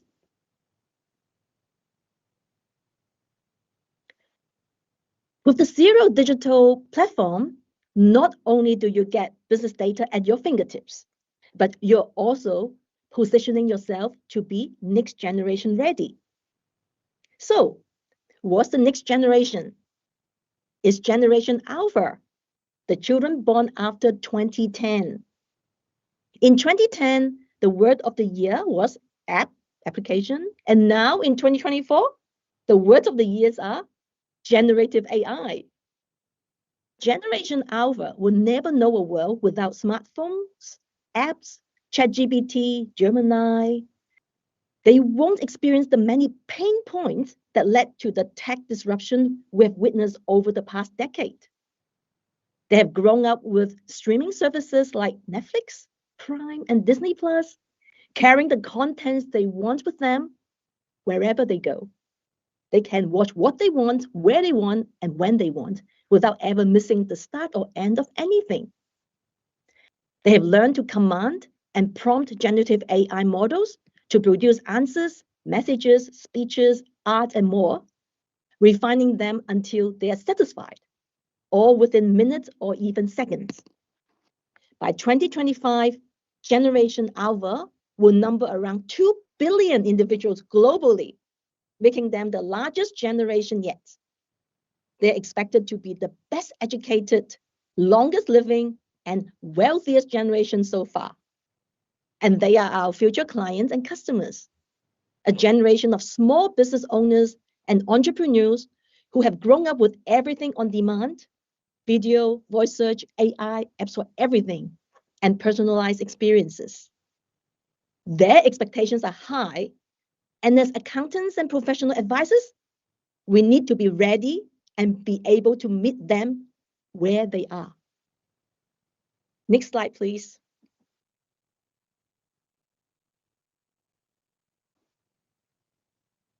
So let's do one more click. And maybe you show the rest of the one more, just one more. Cool, thank you. So how does this work?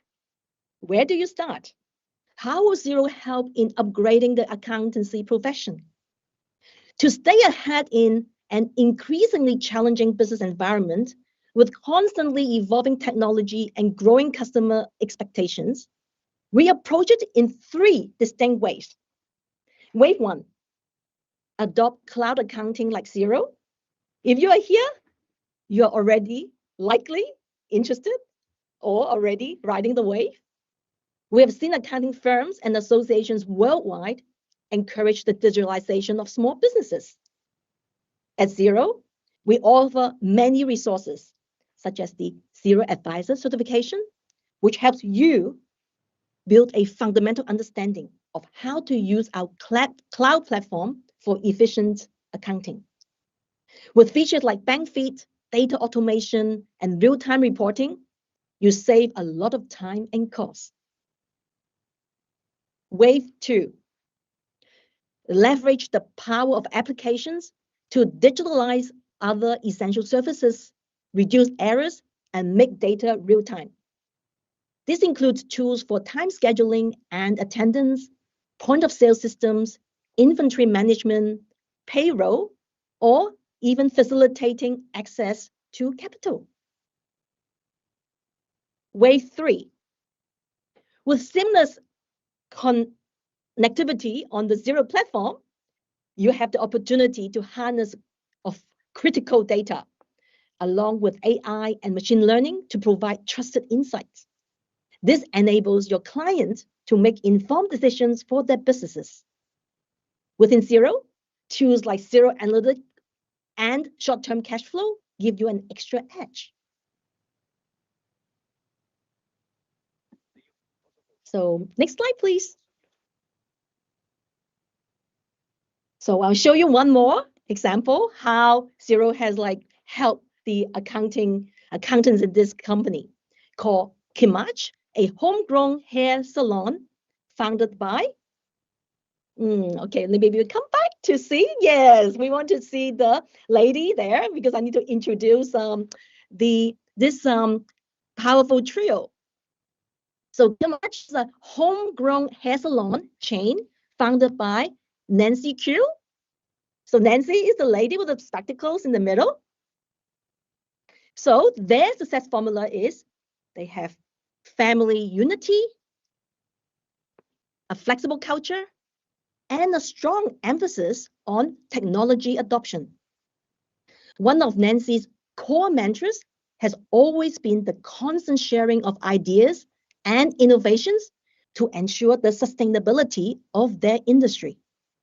A philosophy that has been passed down to her daughter, Monica, who is the one in the black dress. So before Monica joined the business, everything was very old school, pen and paper. However, Monica had the foresight to digitalize the operations workflow. She replaced manually operated cashier tills with point-of-sale systems, allowing sales data from all outlets to be viewed on a centralized computer. More recently, Kimach outsourced its financial and accounting operations to an accounting firm in Singapore, a business solutions company. During the pandemic social distancing time in 2020, this accounting firm here faced challenges accessing information from the on-site accounting system due to safe distancing measures.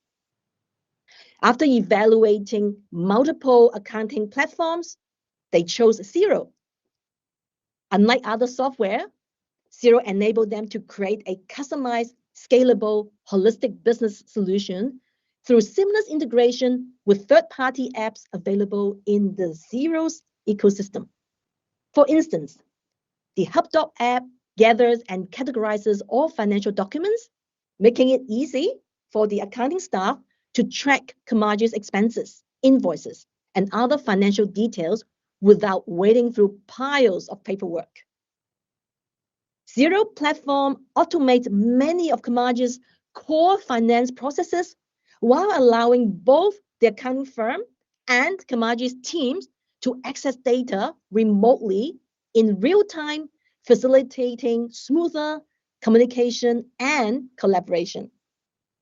Workflows have become more streamlined, with physical invoices from suppliers converted into digital copies that are processed in Xero, resulting in prompt and accurate payments. The transition supports Kimach's goal of becoming an almost paperless office environment. That's what they say. You can see on the screen. So the lady in white said, switching to Xero has completely changed how we work. We are saving at least 30% of our time because we can find documents online with just a few clicks, says Jin Ling. Our decision making is also faster because we have quick access to all the data we need. With the time saved, Kimach can focus more on critical aspects of the business, like recruiting and retaining staff. This commitment to evolution and change has enabled Kamash to survive and thrive in an intensely competitive industry. What a great zero transformation journey, upgrading their process. Next slide, please. Yep, thank you. So, as we progress through 2024, global business face an incredibly challenging and volatile economic climate. But you can upgrade yourself and propel your accounting practice, your client business ahead with digital transformation from zero. It is absolutely within your reach, and you should be excited about it. We Xero are here to help and support you. Xero has a clear vision and a bold plan for harnessing change to drive innovation. Our commitment to the community, to you, is key to making that vision a reality. Together, we are on the path to a better, more insightful future for you and your profession. Thank you.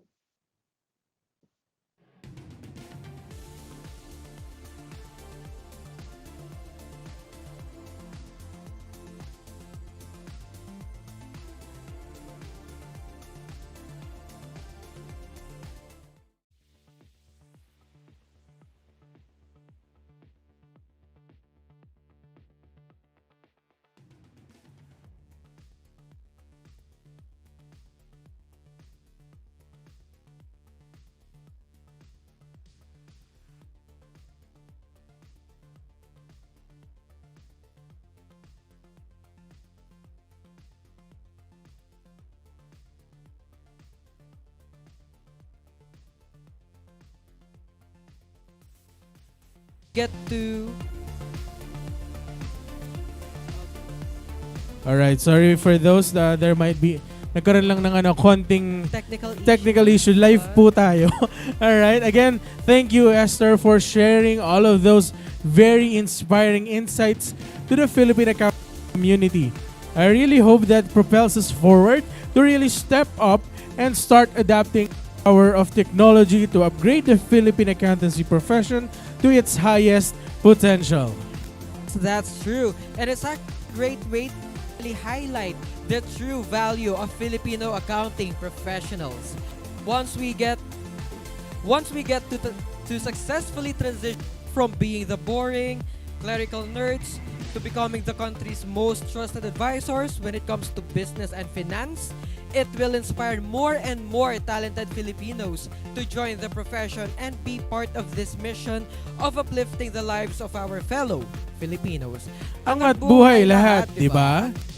Yeah. Diba? So, for those in the comment section, let us know your thoughts as well. Yes, any thoughts guys from our comment section? Ano yung insights niyo or takeaways niyo from our Zero Asia partner Esther Lee? So just keep those comments coming. And again, maraming salamat for attending our Career Summit 2024. Yeah. So for those people who haven't yet nakapag-time in for the afternoon session, the form is pinned in the comment section. And for those just coming in, please click the live button sa tabi ng volume for you na para maano kayo. Dito kayo sa live feed mismo ng ating Career Summit. Alright? So, ikaw, Chad, what are some of your key takeaways from the speech of Esther? Zero is actually very valuable, especially when it comes to small businesses because it helps automate things. Kaya, I'm not sure with other universities, pero on my end, I'm actually very thankful that before we already had a course for accounting information system and we actually had zero. Oh, okay. Kaya before I good to stepped know. into the workplace setting, nakapag-practice na ako how zero works. It's just a little bit more of tinkering kung the functions, I already know them, or on learning na lang the ins and outs of the company itself when it comes to using zero. Alright, so I think that's for all of us, no? And yeah, I think we can Go forward. Yeah. By the way, don't forget to take a selfie while watching the Career Summit 2024. Post it as well on your social media accounts and use the hashtags Career Summit 2024 and hashtag Redefine Success. We will be going to browse on those posts in a while, and we will do some shoutouts as well. So make sure to make your post public so we can see them all throughout the program. Yes, paki-public na lang po yung mga post din para makita namin. Now, on to our next speaker for today's Career Summit. You may have already noticed that the central theme of their speeches evolve around the concept of success. That's why we have our official hashtag for this year as hashtag Redefine Success. And when we talk about success, the word failure always try to get into the picture. That's why to discuss about the trail to triumph and how failure serves as fuel was sent, our next speaker admittedly had already a fair share of stories of failure in her career so far as an accountant, as a businessman, and as a person. Now, to inspire us on how her journey went on and how failure failed to fail her on her success story, please welcome the Backrooms Training Associate and Career Progression Program Supervisor, Miss Mara Angelique Pacapac. A big round of applause.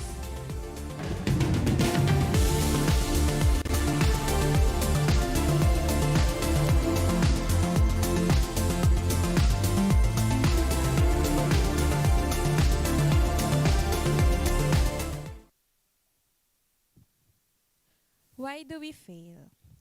Bakit kahit sobrang ingat na natin, may mali pa din? Why do we fail? Failure. This is the topic that we usually don't talk about. Because we are not comfortable with failure. It is sometimes awkward to recall the moment we failed and own up to the mistakes we made. And, ironically, this is also one of the topics that relates to us most. Because all of us failed at some point. I understand some people are so careful that they cannot risk failing because of so many different reasons. Their circumstance in life, it could be their last and only shot, how they were molded, and then for others, they want to learn from other failures. Everyone has failed at something at some point.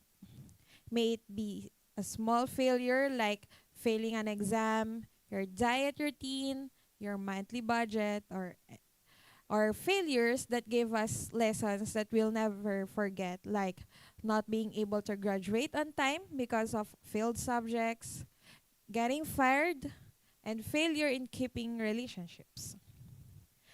After committing one of these mistakes, what did you do? What changes happened in your life? Remember when we were kids, we were so eager to learn how to ride a bike. Even if we fell so many times, we still try again and try until we learn it. We were so determined to be so successful that even if we fail so many times, we try again until we get what we want. And then, as we grow up, failure becomes a taboo. The fear of failing grows within us because we do not want to be disappointed. We do not want to look weak to other people.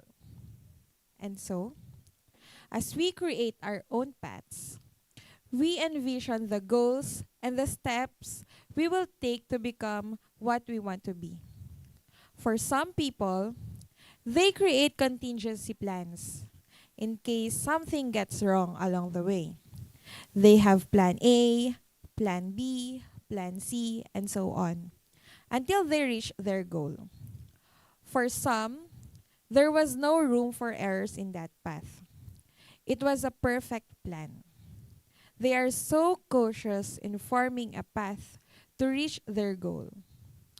Most success stories have one thing in common, and that is failure. Failure is a necessary part of success, that is that, as they say, and that is definitely right. Or is it? We've heard a lot about failing to be successful from famous people like Robert Downey Jr., Thomas Edison, Nikola Tesla, and many more. And this is my story. I have been in the accounting field for almost 10 years. I was once a student like most of you. I failed an exam, I failed an accounting subject, and during my fourth year, I failed the qualifying exam. This meant that I can no longer pursue the BS accountancy program in my school. I had the option to transfer to another school, but my parents said, bagsak ka naman. E di magtrabaho ka na lang. My goal to be a CPA stopped there. It dawned to me that I must find a job at that very moment. Since may degree na ako, pwede naman na ako magtrabaho. So, in 2013, I finished the degree of Bachelor of Science in Management Accounting and looked for a job right after graduation. I submitted as many resumes as possible to every accounting-related job opening. And after my interviews, I went to every office in Makati that was along my route and asked for job openings in the finance department, leaving a copy of my resume. My first job was an accounting assistant. I was so excited to apply all the knowledge I gained for 4 years and earn the money and earn my own money, of course. On my first day, my teammates trained me how to do the step-by-step process of the job, then gave me several documents to process.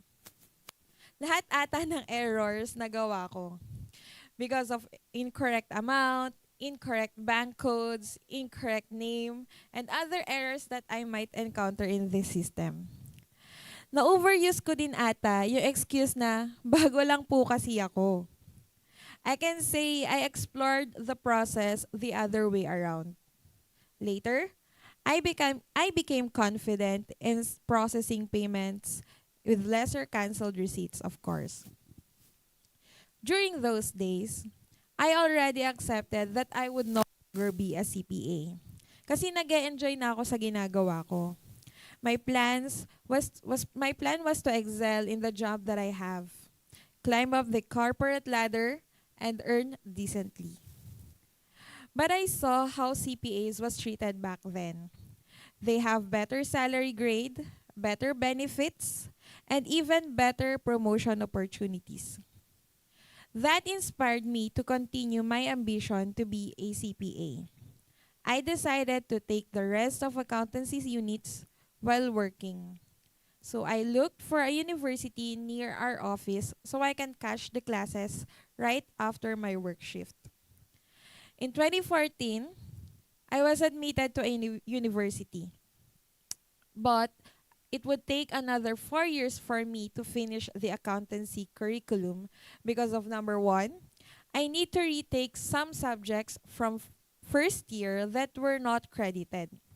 And number two, I can take limited units since I am working full-time.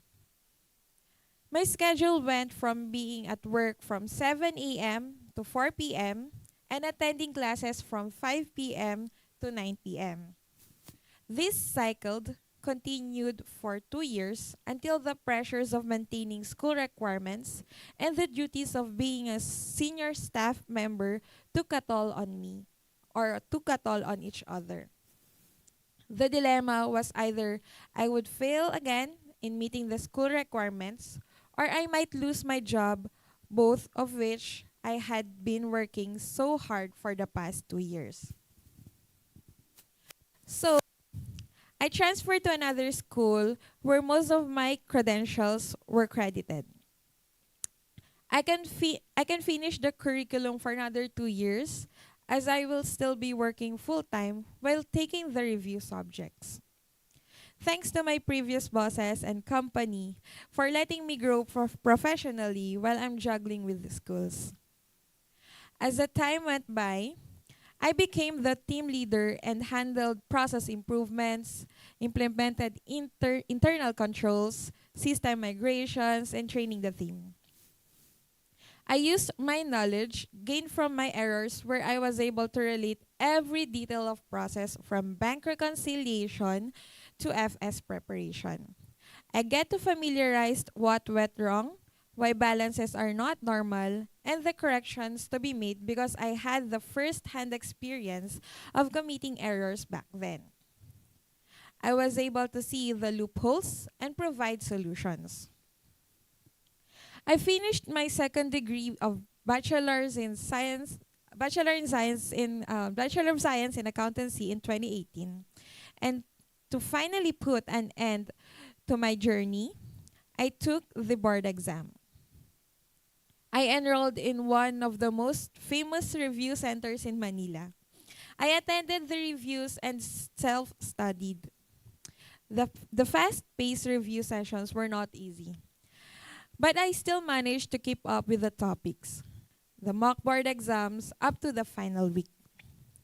It was overwhelming for me because I am already in the last phase of my journey to be the certified public accountant. Finally, the letters CPA will be associated with my name. I will finally put an end to my long journey. But, unfortunately, it hasn't happened yet. I failed my first board exam. Ang sakit. Imagine, after almost 8 years in college, I still didn't make it. It's hard to accept the fact that it still didn't happen, but I need to move on from that. I told myself that I still have the chances to do it. I will do better and make sure that that will be the last. Kasi masyado nang humahaba ang journey ko na to. Gusto ko nang maging CPA and enjoy the fruit of my hard work. I enrolled again in the same review center and took the board exam for the second time. Since I am familiar with the pace on the review, I was able to manage my time better. I focused more on the topics that I'm confused with, and during my first review, I answered as many materials as possible. I practiced and applied what I have learned during reviews, and I also took the most convenient schedule for me to ensure that I would be able to attend discussion that I never had those before. This gave me enough confidence during the board exam.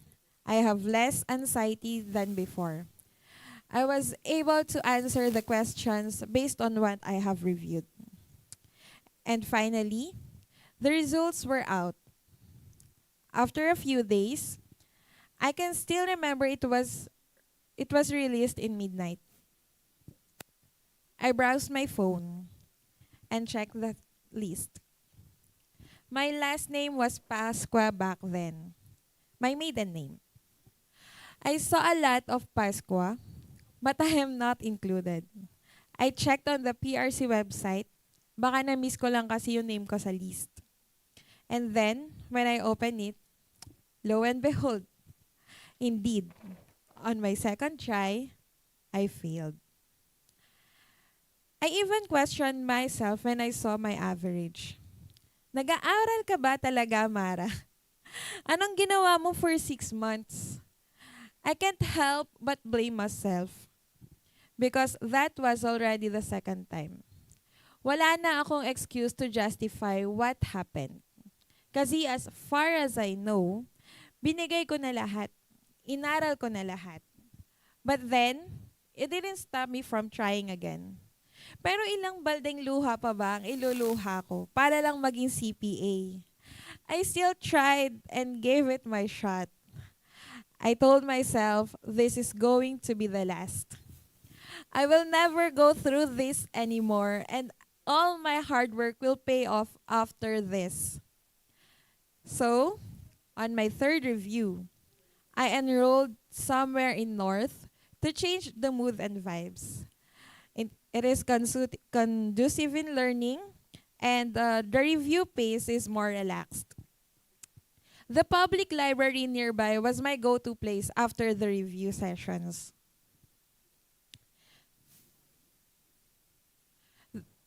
Where I browsed the materials during the discussion and made that every detail discussed was clear to me. If ever I have questions, I put them in a note and then ask the reviewer on the next sessions. Since it was my third review, I'm already considered as refresher, where I had to maintain certain grades during my mock boards for me to be qualified to retake the board exam. I was able to finish the review and was qualified to take the board exam again. By that time, with all the preparations that I had, with all the knowledge that I gained from 8 years in college and 2 tries in recent board exams, I am confident that I can do it by this time. I also went to different patron saints to ask for guidance. There was one thing on my mind. I am going to be the CPA of our family soon. After the exams, my sister even asked me how it was. I answered, CPA na si ate next week. And again, the results were out. The air is getting thinner. I can't breathe normally as I browsed the list and saw Pasqua. But it wasn't me. I was not on the list again. I checked the PRC website and saw my average. For the third time, I failed. I started to question myself again. Bobo ba talaga ako? Hanggang ilang exam pa ba to bago matapos?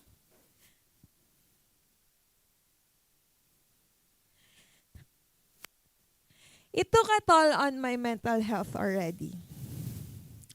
I can't function well for some time. My decision making was affected. I can't even handle my temper anymore over simple things.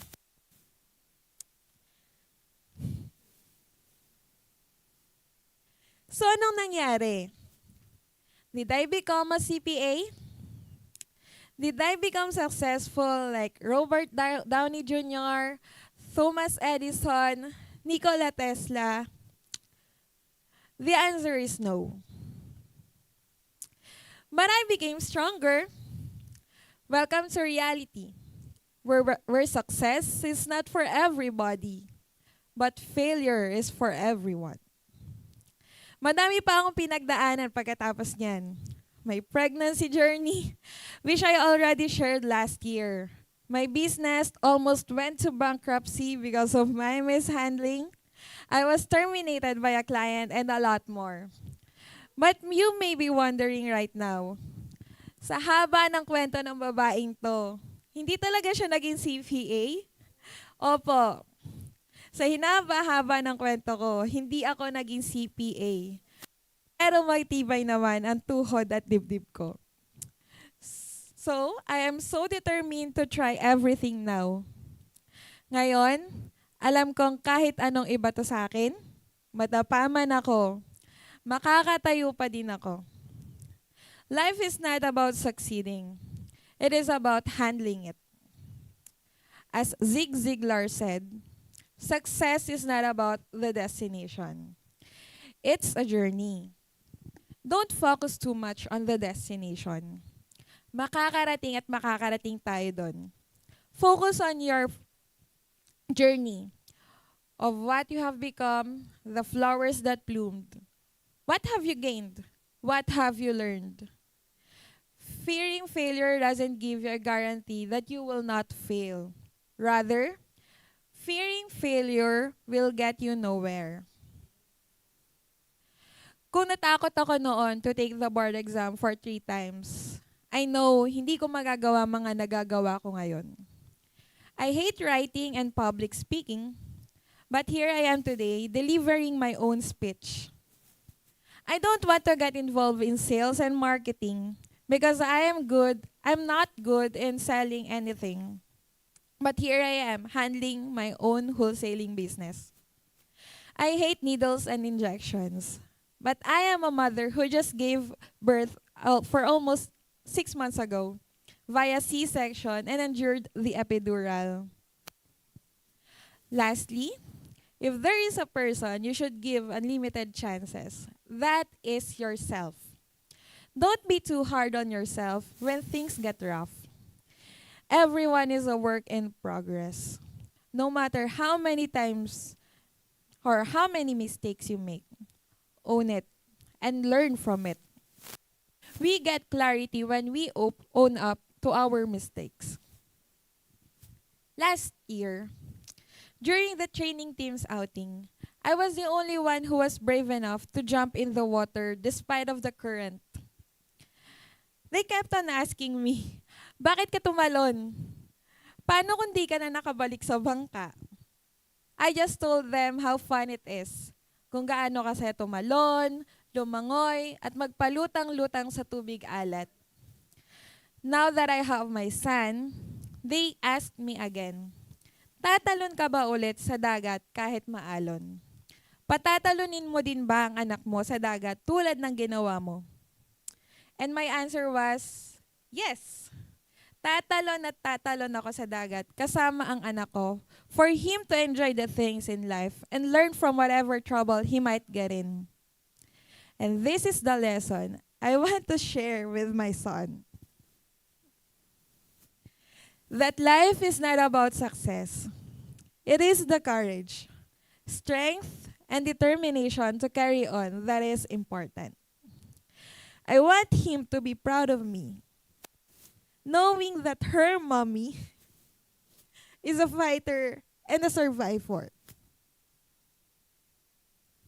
Buo ang loob, tatalon sa dagat, at lalangoy sa agos ng buhay. Thank you so much.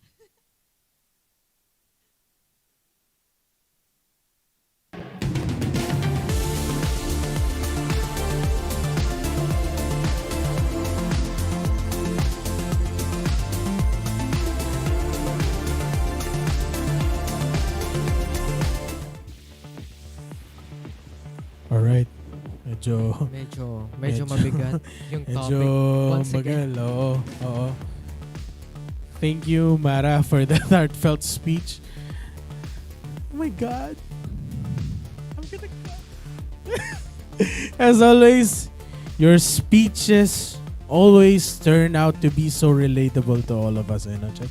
Yes, like it hits so bad because it may look like it's all about the speaker, but at the end of it, it's all about each of us. And as we could actually read from your comments ng mga viewers natin, Grabe.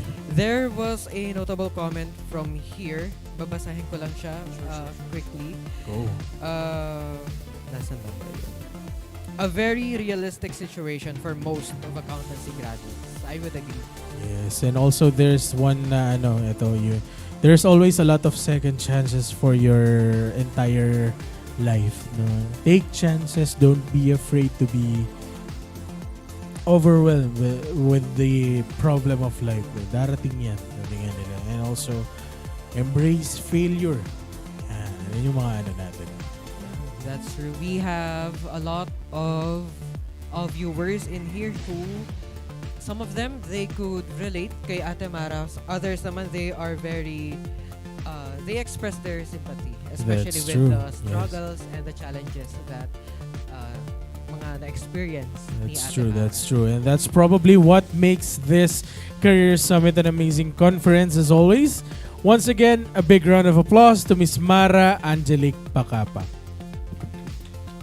Ayan. Sige, before we proceed on our may mga may mga nag-post ba sa social media natin? Meron ba? While we are checking that one, I would just like to share a little bit, no? Well, failure is a common experience for Yes. everyone. Everyone, as mentioned the Ate Mara a while ago, success may not be for everyone, pero failure is for Is for everyone. everyone. Yes, Everyone tama experiences yan. failure at a certain point in their lives. May you be a student right now, or you may be a professional right now. Regardless, all of us really experienced some failure in our lives. Yes, ito. Meron tayong mga nag-post sa ating social media. Now, let's see. Ano tawag? Ito, shoutout kay Sir Arnel Villamin. Yan. So, di ko lang, paano ko ba papakita to? Ilapit natin sa camera siguro. Ayan. Close up na close up. Ayan, meron pa ba? Alam ko meron pa eh. May isa kanina, may nakita ako eh. Yeah, there was, we had a viewer a while ago na nag-post. Oo, si ate girl. Like, ito, from Abigail Grande. Yes. Be optimistic and never stop. Always move forward.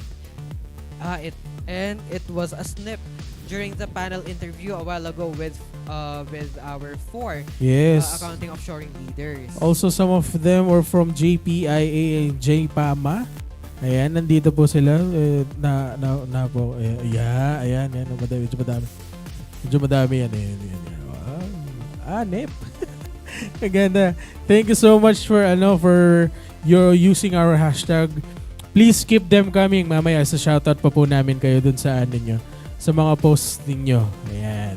So, please make sure to use the hashtag Career Summit 2024 or the hashtag Redefine Success for today's Career Summit 2024. Alright. Thank you guys for helping us make some noise in social media. Please keep those posts coming. And again, don't forget to use our official hashtags. Hashtag Career Summit 24 and hashtag Redefine Success. Make sure, again, to put your posts in public so we can see what you've posted. All right, moving forward to our next speaker. If we're going to talk about success journey, there is one special person that you'll immediately have in mind if you are part of what we call TBR Nation. Yes. What makes her so special? Well, siya lang naman yung pinakaunang empleyado ng TBR. And with her loyalty and dedication to her craft, she recently celebrated her 7th year anniversary in TBR. This is a one-of-a-kind achievement na for me, ang hirap pantayan, di ba? Actually. Diba? Now, can we give her our loudest congratulations? I think she truly deserves a virtual standing ovation. A graduate of Holy Angel University as a Bachelor of Science in Business Administration, major in accounting last 2011, and a certified learning and development professional under the International HR Institute last March 2024. She started as a client-based staff turned training associate, turned graduate training program supervisor, and now she was chosen to be one of the leaders of the training and development department and one of the highly praised and most prized member not just of the training and development team but of the whole TBR community, sharing her most invaluable insights on when you've lost your passion after a long success journey. Let's all welcome the Backrooms Training and Development Manager, Ms. Laylin Limpin, CLDP.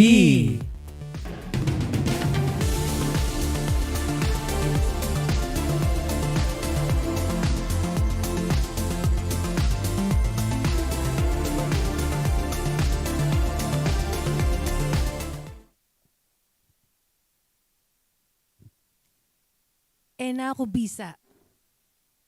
Kapoy na. Dili na. Ayaw ko na. I quit. Real talk, no? Kanina pinaiyak tayo. I myself feel those words sometimes. Those are the usual words we hear when the situation gets too overwhelming. For some people, those expressions are just their way of voicing out loud their overwhelming emotions and fatigue. And then after that, back to the game. Tamang rant lang kung baga. But for others, they really took this seriously and they really quit. Maybe you have a few days when you don't feel like excited about the thing you once loved. Then maybe those few days turn into a couple of weeks and even a couple of months. As time passes by, you started to feel sad, frustrated, overwhelmed. You may even begin to feel guilty for not feeling the love for the thing you once loved.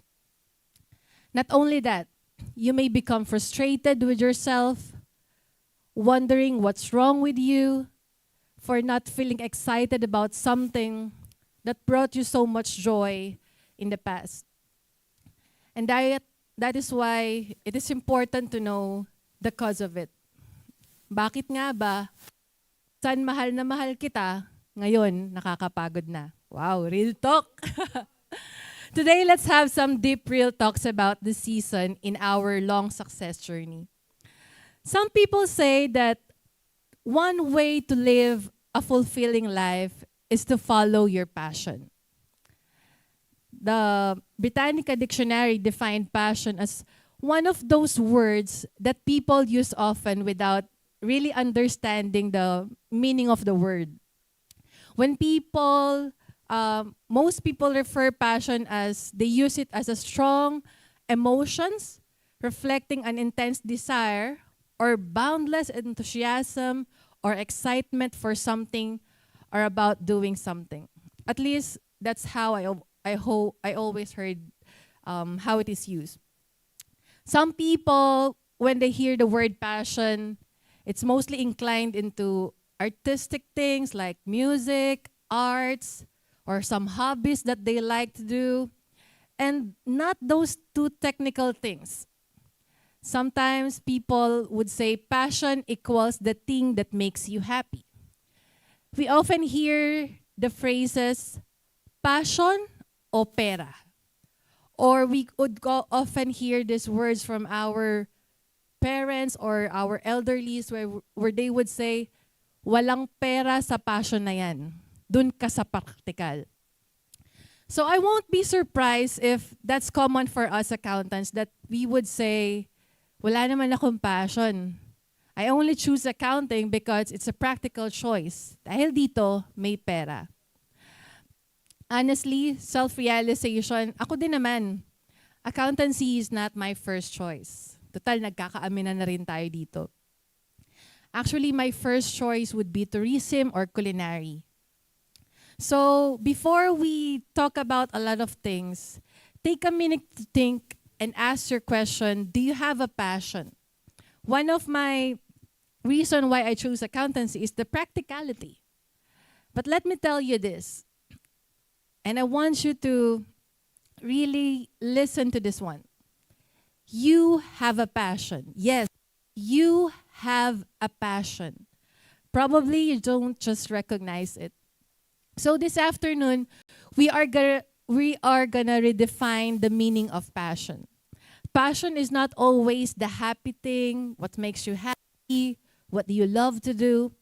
So instead of connecting passion into the pursuit of happiness, let's make it the pursuit of satisfaction. If you're gonna ask yourself, what is your passion? Connect this with this question. What satisfies your heart and mind? What brings you peace? Sometimes, it's not always happy. It's not always full of excitement. It's not always being on fire. Do you know the movie Inside Out? In the movie Inside Out, this is one of my favorite cartoons wherein Joy acts as the leader of the team. Diba? Parang siya niya that Riley, the little girl, will always be happy. So if there is fear, if there is anger, if there is sadness or disgust, She would try to cheer the crowd, cheer the group, and encourage them to be happy. But one thing I love on the movie, especially on the part, so sa mga hindi pa nakakanood dyan, konting disclaimer lang tayo dito. So, on those part 2, ang dami ng mga emotions involved. There's also anxiety, there's also ennui, embarrassment, envy.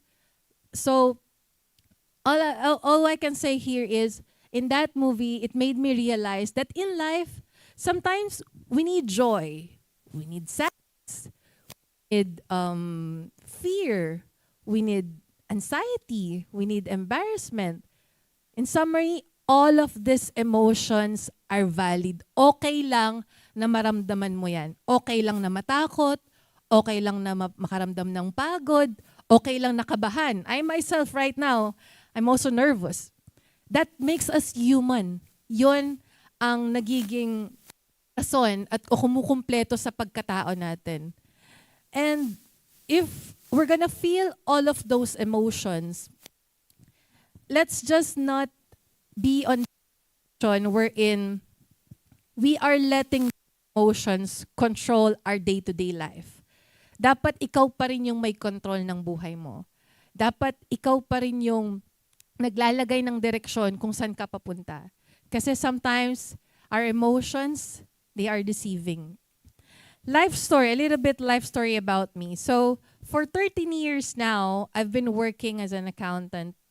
And honestly, as I mentioned a while ago, this course, this profession, is not really my first one. As I mentioned on last year's Career Summit, I am the kind of person wherein I don't really know what to do. And I allowed people to tell me what path to take. I allowed my parents, my mentors, my friends, my colleagues, go with the flow, go with the crowd. Di ko alam kung saan ako papunta. Sometimes I would try to pursue what I think is a passion because it's the trend, or kasi ito yung practical na rason, parang ganon. Go with the flow. Pero alam nyo, one thing I realize, kapag ka hindi yun talaga yung calling mo, hindi yun talaga yung purpose mo, hindi talaga yun yung passion mo, if these other emotions like fear, anger, disgust, anxiety, embarrassment would come, madali kang ma-burn out, madali kang ma-derail, madali kang mawala sa focus, at minsan mahihirapan ka na makabalik. But one thing I've learned since 2022, that would be my 30th birthday. Nagkaroon talaga ako ng soul searching during that time. Ano ba talaga yung gusto ko? Hindi yung gusto ng parents ko for me, hindi gusto ng mentors ko for me, hindi gusto ng barkada ko for me. Ano ba talaga yung gusto kong gawin? Ano ba talaga yung bakit ako napanganak? Ano ba talaga yung purpose ko in life?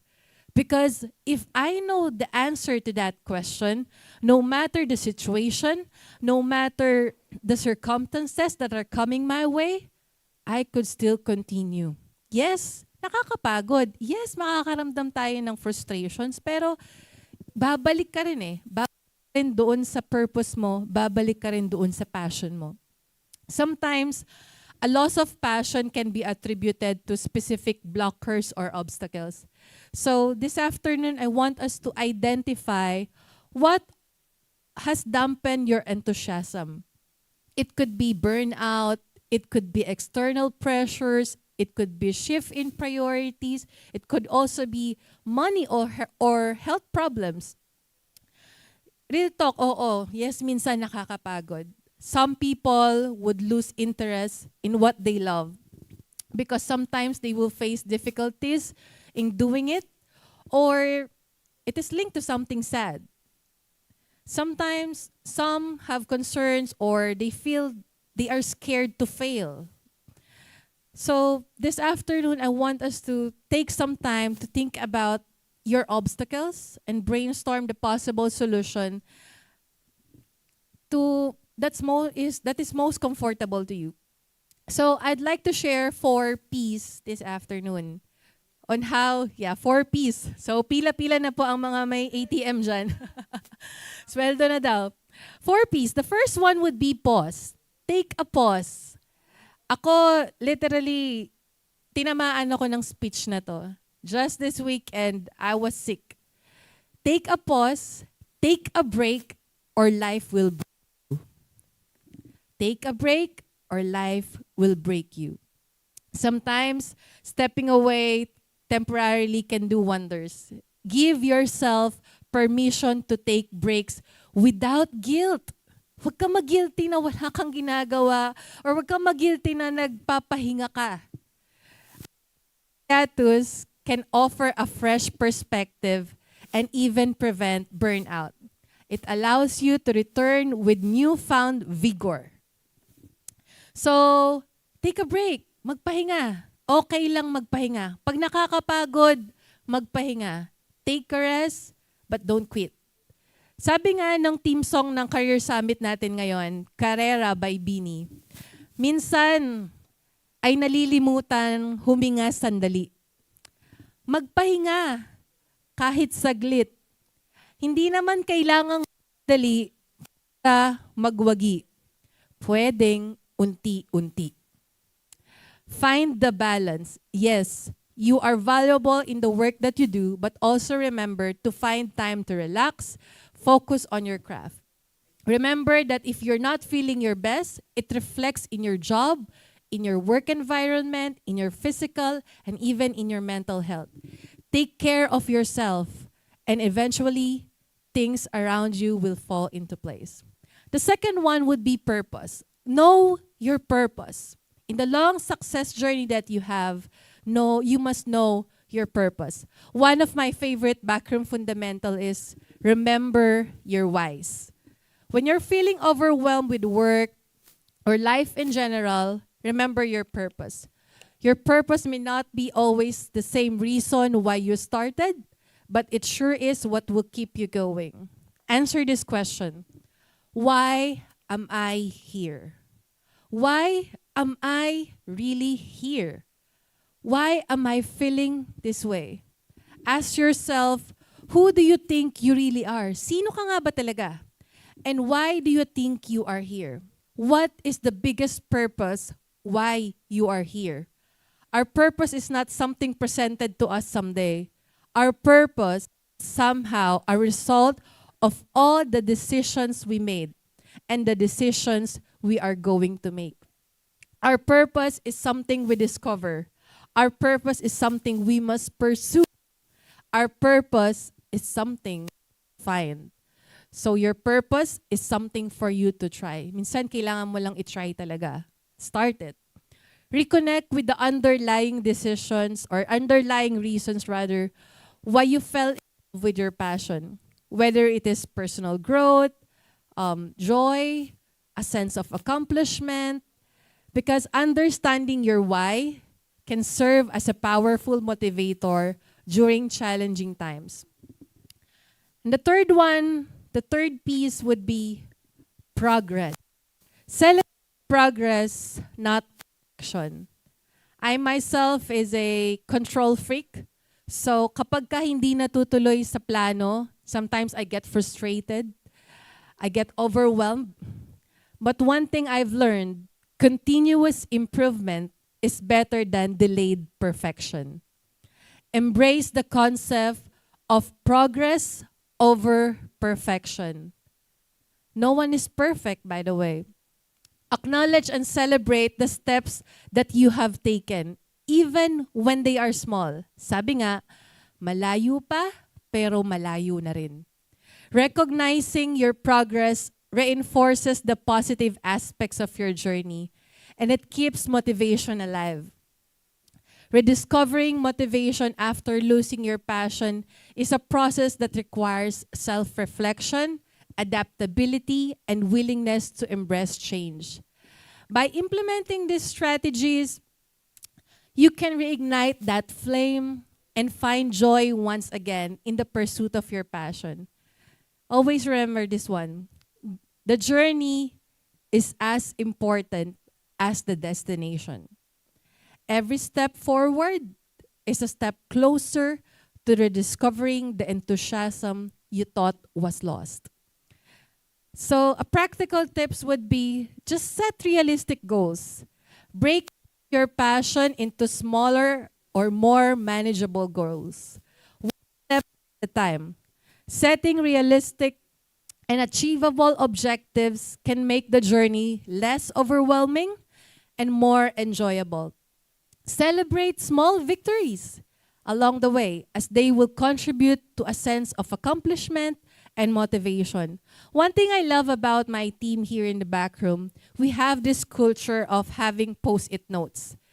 Kapag ka meron kaming mga small wins or bigger wins, ay personal wins or career-related or work-related, we put it on a post-it note. Tapos dinidikit namin sa corkboard.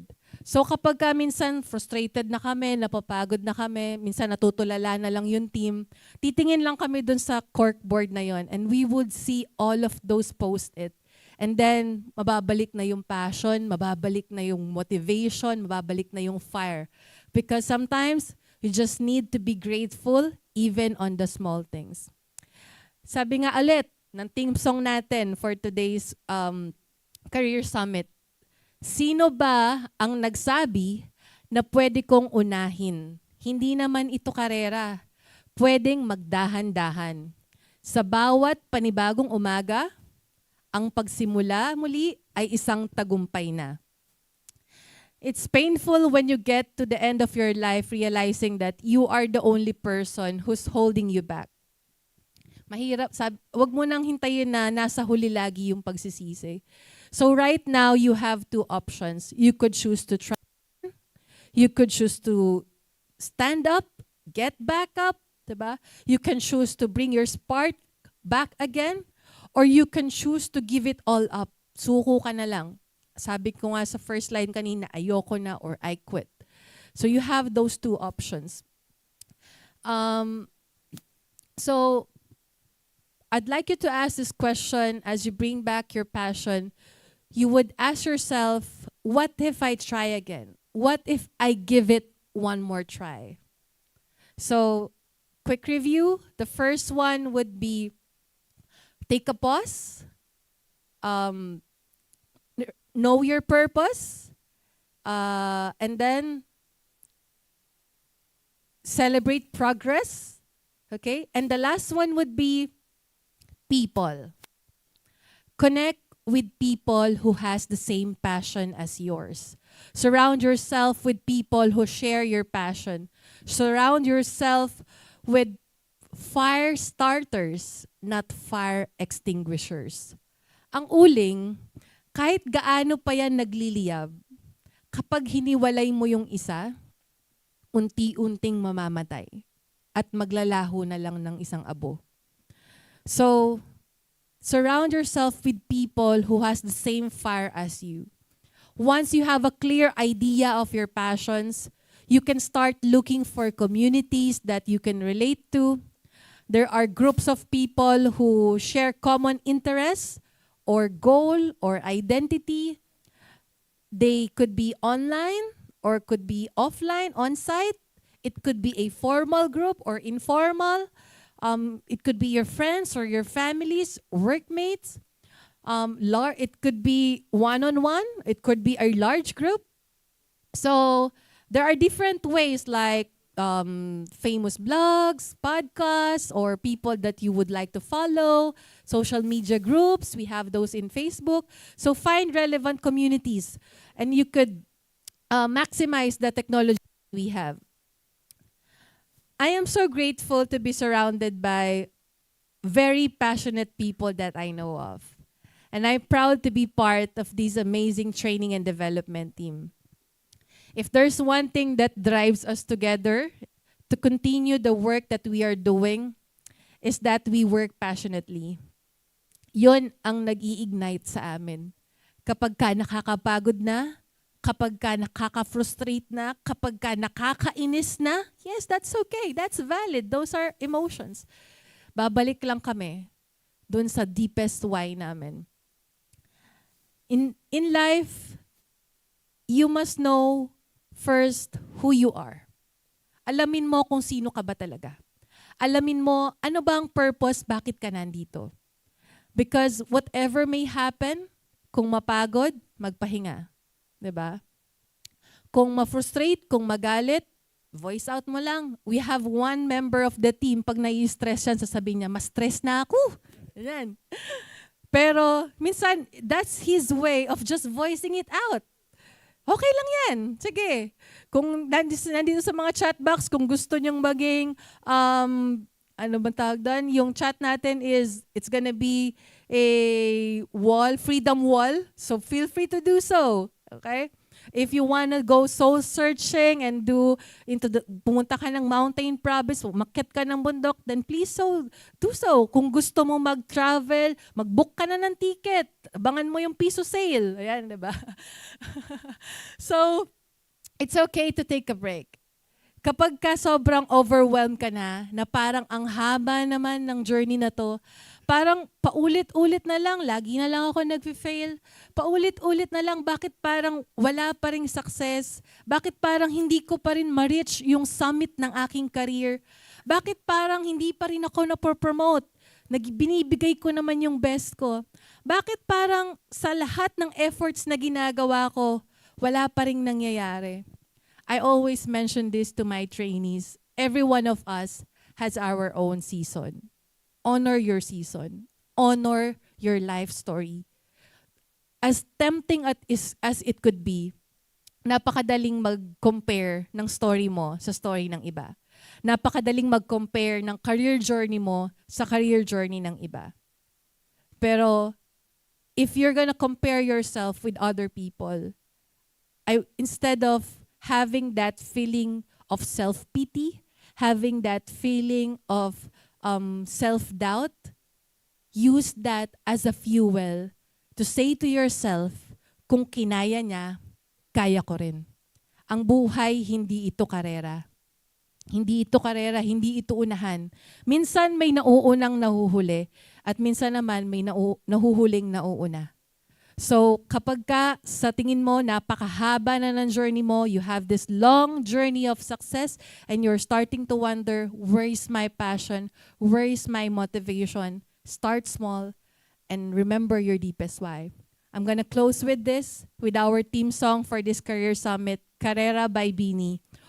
O wag mag-alala, ang buhay ay hindi karera.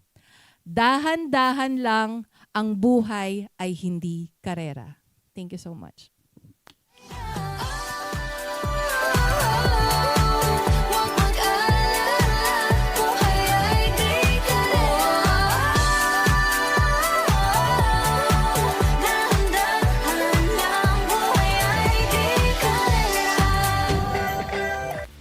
Yes, buhay ay di karera.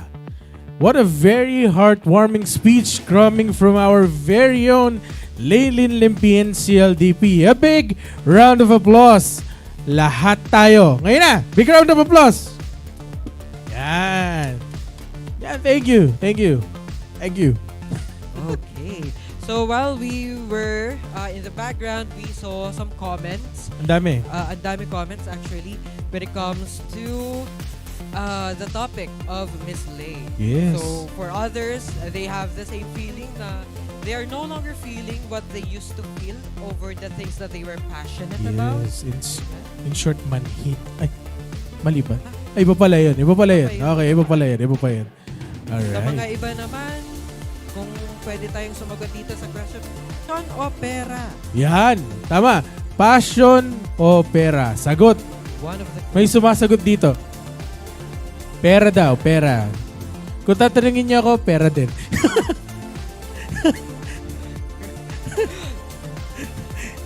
Doon sa magiging masaya ka o doon sa magiging practical ka? Ay, daming sumasagot. Pera. Pera. Ang dami pa rin sumasagot pera. Yung isa, 2K. For 2K. Sana 2K. manalo daw sa raffle. Passion ko ang pera. Ay, magandang passion yan. Tama. Money is my passion. Pera ka for din, wala other kang passion. people. Ay, meron po tayo sa mga audience natin dito, Honor wala daw your siyang passion. season. Pera. Yeah. Actually. Pera with passion. Ay, ano lang, isa-isa lang. Isa-isa lang, pera with passion. Oo. So we do have a lot of Ano nyo na, manifest nyo na yung 2K for later. O kaya 500. May 1,000 pwede pa naman yun. So, di naman kayo talo. Let's just remember yung 4 P's natin. Pause, purpose, progress, and people. People. Actually, ang favorite ko dyan would be yung pangatlo. Progress. Progress, yes. Strive for progress, not perfection. Diba? Yes, tama yan. At saka for me naman, people. People? Yes. Parting the knowledge that we have right now, tapos ibibigay mo sa kanila for the benefit of them being happy, diba? That's good. Okay. Alright. So for those, for our viewers for the Career Summit 2024, just keep those comments coming in the YouTube comment section para get a chance na ma-shoutout kung ano ba yung mga takeaways nyo sa mga keynote speeches ng ating mga speakers. Okay, with passion po. Ayan, meron isa dito si Christian Joy Basia. Passion po. Kung walang passion, wala kang magagawa as young aspirant. Very true. Very true. Very true. Pagpalain ka, kapatid. Now, down to our final masterpiece for the Career Summit 2024, it is but fitting to seal this journey of redefining success through this summit by redefining the formula of achieving success. Celebrating not just his 7th year anniversary in the backroom as one of its pillars, but also his 10th year anniversary as a strong advocate of the offshore accounting industry and of uplifting the Filipino accountants into the international accounting stage as world-class professionals. He returns to this year's Career Summit to share his most important discovery, the law of submission. Ladies and gentlemen, it is our pride to present to you our company president and the Director of Training and Development of the Backroom Outsourced Professionals. A round of applause to Mr. Miguel Paulo Serrano, CPA CLDP.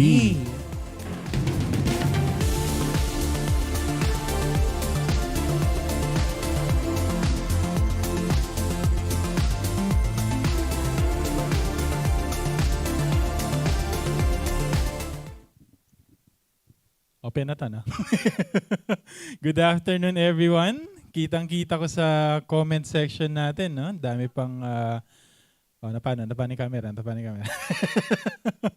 Candid na lang tayo, alas 2 na eh. Pwede na po tayo mag-ano dito. Ayan. So maraming salamat po for all of you who have stayed this far with the Career Summit. It was really a beautiful event. I love it. Nandami na natin mga naging emosyon mula kanina. Natakot, nagalit, umiyak, nalungkot, na-depressed, natuwa, na-inspire. Yeah. So, ako ang tatapos sa lahat ng mga speeches for today. And I know last year, my speech was a little bit controversial. Kasi actually hanggang ngayon, no, yung one snip of my speech last year was, I posted it on TikTok. And up until today, it's still gaining traction. Dami pa rin mga dami pa rin mga nag-share, no? So maraming salamat po for doing that. And nagre-resound pa rin yung message natin. So anong pag-uusapan natin ngayon, Sir Mix? Magtatapon ka ba ulit ng PRC ID? Wag, buti nga hindi ako tinanggalan ng lisensya sa ginawa ko. Sensya na po, I meant no disrespect last year by throwing that ID. Pero nadala lang ng emotion because of that message. However, this year is gonna be quite different for me. Bakit? Kasi magkukwento lang ako. Panghuli na ako eh. So, masyado ng madaming lessons in life na nabigay yung mga kasama natin dito. So, mag-sharing na lang ako. Total, sinabi naman na nila dito 10-year anniversary. So, I have a lot of story to tell you guys. And I would like to start this storytelling on a specific date. April 30, 2024. Okay? April 30, 2024. It's a very important day in my career that I will never, ever forget. because it was the day where I finally understood a very important lesson that took me 10 long years to fully understand. April 30, 2024, it was probably one of the most nostalgic moments of my life ever. Why? Because I was in the University of the Assumption in city of San Fernando, Pampanga, of which I am a proud graduate of. Sige nga, meron ba tayo dito from UA? Sino yung mga assumptionista dito? Gusto kong makita sa comment section natin. Make us proud. Uy, baka naman binoykot nyo ako mga assumptionist ha. Lagot kayo kay Dean Perez ha. Wala. Meron. Ayun, UA. Yan. Diba? Yan, mag-ingay. Yan. Proud assumptionist po ako from San Fernando, Pampanga. So, April 30, 2024, we were on our final destination of one of our biggest projects this year in the Backrooms Training and Development Department, which is the University Roadshow 2024. Kung napanood niyo yung loading screen namin kanina habang wala pa yung show, yan, lumabas din yung footages, no, kung saan namin tinapos yung 5 yun. Nakalimang schools kami. I-shoutout ko lang yung mga pinuntahan namin. We did have the Don Honor Ventura State University, Davsu, and then, anong kasunod ng Davsu kasi? Sa Davao na, no? University of Mindanao Tagum, University of Mindanao Main Campus, and then MCC, Mabalacat City College, and then tinapos namin siya sa University of the Assumption. And I really made sure na bago matapos ang April, kaya nga siya April 30, 2024, kailangan bago matapos ang April, ang pinakahuling destination, sabi ko, ng roadshow na to. Kasi umikot to eh. From Pampanga, puntang Davao, pabalik ng Pampanga. Sabi ko, ang pinakahuling destination nito dapat, UA. Kasi homeschool ko yun eh. Ang gandang tapusin. At saka, April kasi ako nag-graduate, 2014. So 10 years. So it's just very iconic to end the roadshow on that day. And of course, since that place has been my home for 5 years in college as a BS accountancy student, going back there gave me a different level of emotion. Set of emotions, to be honest. I was undeniably very happy, syempre, to come back and see all of the familiar buildings, classrooms, corridors, yan. Naglakad-lakad ako ulit doon sa mga lugar where I once walked as a student of the university. Nasaan na ba ako? Ayan. I was of course very excited to see familiar faces of people who have been with me before and are still there when I came back. Magsha-shoutout ako ha. So si Dean Perez, hi Ninang. Ayan. Dean Quezon, yan, kahit siya yung Dean po namin, si Dean Quezon nung panahon ko. Ma'am Alice, ayan po. Sa mga naghahanap po ng single, ayan po, single pa rin po si Ma'am Alice hanggang ngayon. 10 taon na po. Paraffle na natin. Isama natin sa prize. Mr. Asensi, yan. Ma'am Boneo, actually si Ma'am Boneo, hindi ko man napansin eh. Nung nandun ako, kala ko estudyante. Ang problema nun, no? Dito matanda. You know? But, so I was very happy to see everybody. Though, for some reason, I was also so nervous to see everyone again. Di ko lang bakit. Kasi things felt familiar, but it also felt different somehow. You know what it felt like? It's like when my son comes home from play school, kasi nagpa-play school na po yung anak ko. And then, once he comes home, he's super excited to show the stars in his hands. Very proud yan. Tatanungin pa namin, nakailang star ka? 2. Sabi niya gano'n. O kita niya gano'n. So that's how excited I was. It's like me showing my report card to my parents. Yung mga teachers natin doon, lahat ng mga tao nakakakilala pa sa akin sa UA. After 10 long years of exploring the world as an assumptionist and as a CPA. And yes, you heard that right. This year, aside from it being my 7th year with the backroom, this year is also very special because it's my 10th year anniversary as an accounting professional. Isang dekada na po akong nagtatrabaho Yeah, 10 years as a BS Accountancy student or BS Accountancy graduate, should I say. 10 years of being a certified public accountant. Kalayo mo yun, no? Nakatatlong renewal na ako. Magre-renew na naman pala ako yun. It's also my 10th year as part of the accounting offshoring industry. And some of you might already know very well that my first job after passing the board exam was with an accounting outsourcing company in Clark. And, you know, since then, I never left the industry. Hindi ko na siguro kailangan i-explain kung bakit, ano. And within those 10 years, the first decade of my life as an accounting professional, so many unimaginable things have happened. Things that I never knew would be possible in just 10 years. Lit na span na yun when I stepped out the university back in 2014. O sa mga magtatanong, so ilang taon ka na, sir? 31. Wag na kayo mag-compute. Oops, sumobra. Paano din konti? Yeah. You know, mag-recall tayo ng konti. In just 10 years, ano mga nangyari? I became employed with 2 international companies, parehong BPO. And just recently, I was able to establish my very own company as well. So meron na rin po akong sarili kong kumpanya. Malit lang. Kukunti lang clients ko, local. Diba? Pero at least meron. Within those 10 years, syempre, ito na yung hinihintay niya. I had my beautiful and loving wife. Yeah. Shout out sa asawa kong nanonood ngayon. Kikilig na yan. I became a father to a very sweet and smart boy. Miss na miss ko na siya actually. So na umuwi. Uwi na tayo. So shout out to my wife, Leona. Hello. And my son, Leon. Feeling ko tulog siya ngayon. Alas 2. I hope they're watching right now. If not, then alam ko panonoorin nila yung review nito, ay yung replay. So, just like everyone else, 10 taon, 2014 to 2024, within that 10-year period, I experienced the 3-year lockdown. Tayo lahat dun, na-experience natin yan, due to pandemic. Within that 10 years, I survived COVID twice. Na-COVID po ako 2 beses. Funny enough, the last time I checked online, I'm about to complete my 120 monthly contributions in SSS.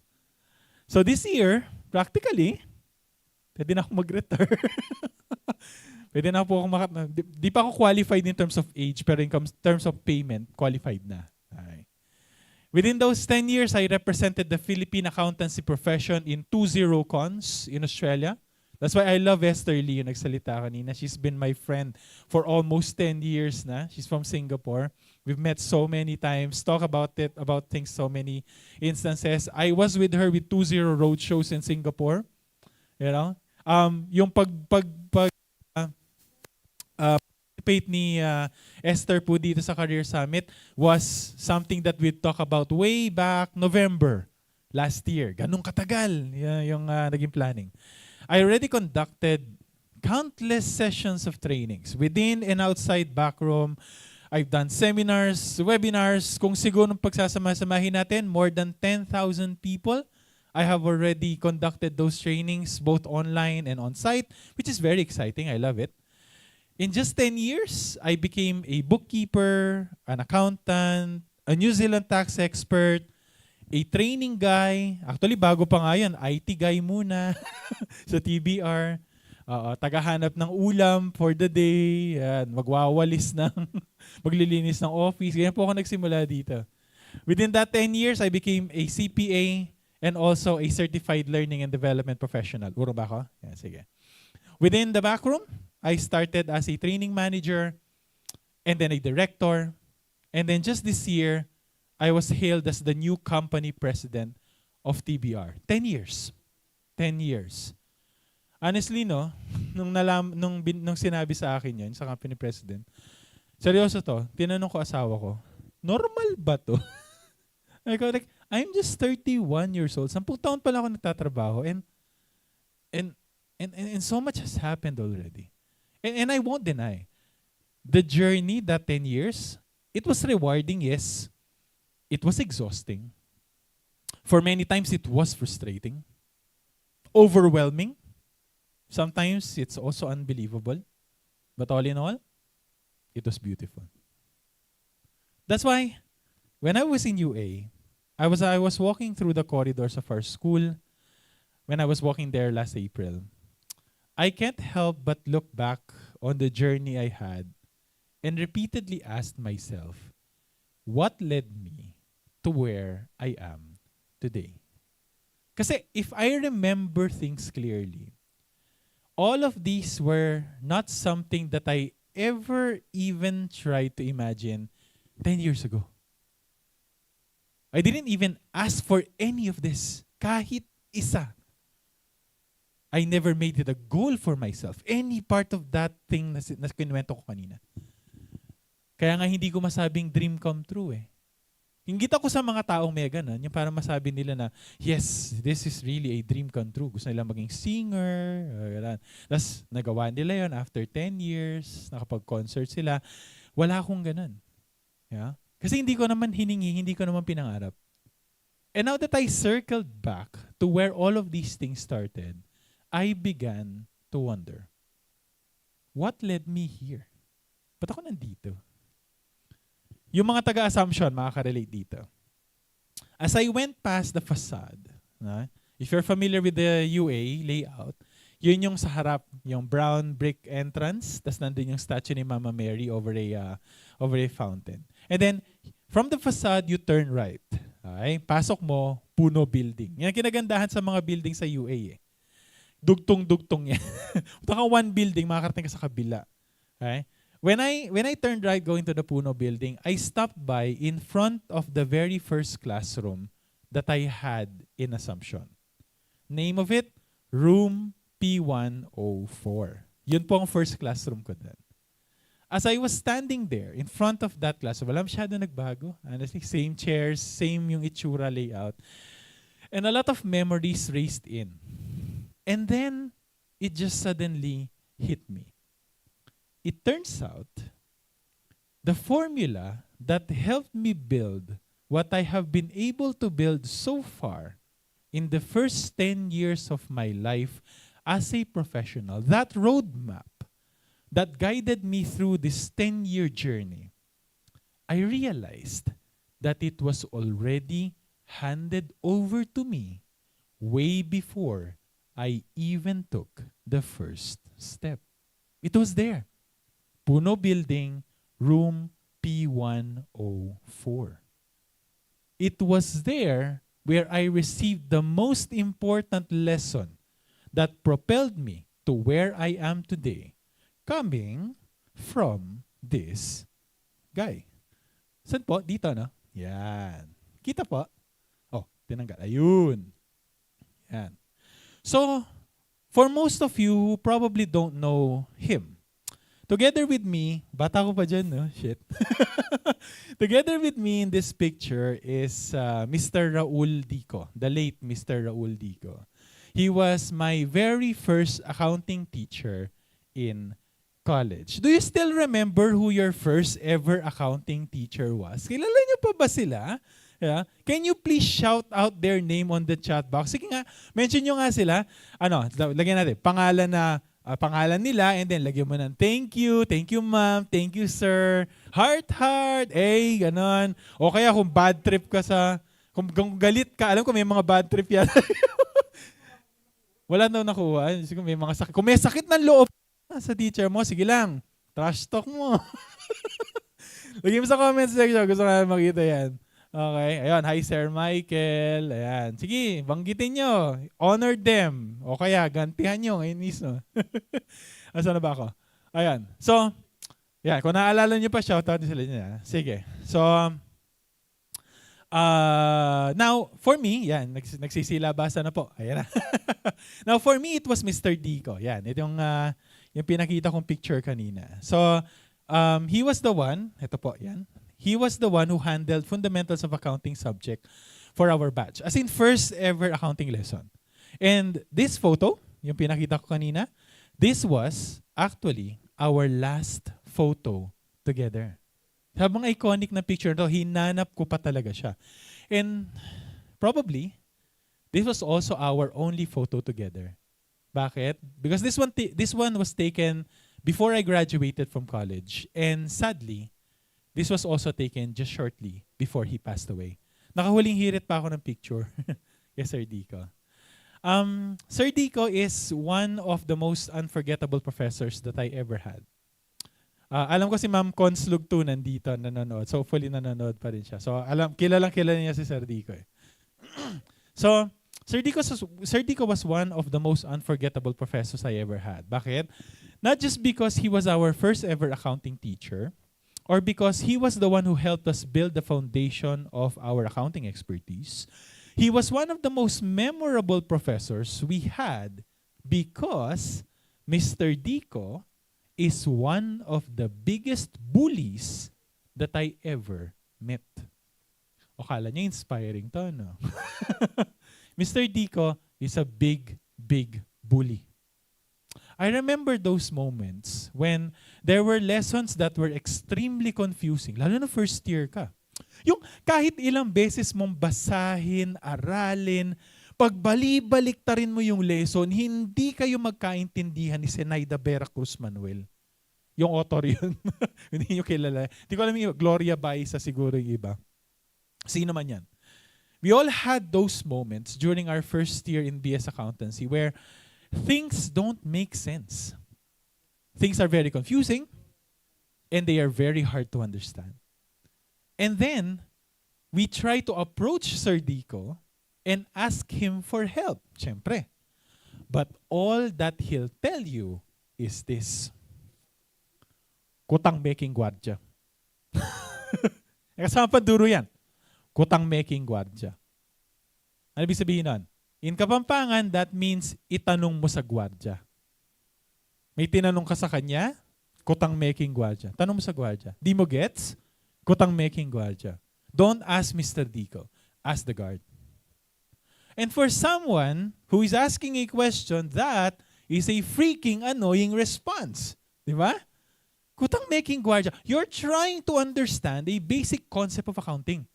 Something that will serve as a foundation of your accountancy journey for the next few years. Tandaan mo, pag bobo ka sa fundamentals, tatamaan lahat ng future accounting subjects mo, di ba? Not to mention, may qualifying exam ka pang kailangan ipasa. So, may galit talaga dito. So, a very strong guidance from an accounting teacher is very, very critical. Lalo na kung first year mo pa lang. And then, your very first accounting teacher will suddenly tell you, kutang making gwardya. Hindi kayo sagutin na maayos. Kabad trip yun, di ba? Now, you might even think, sir, baka nagjo-joke lang siya. Tabatawa lang, no? I tell you, he is so damn serious about it. He won't even take it back and then give you a better response to your question, no? If you ask him, his response would be firm, his response would be automatic. Kutang making gwardya. I hated him so much because of that. But when I look back on everything that happened within the past 10-year journey of my career, I finally realized Sir Dico was right. Tama siya.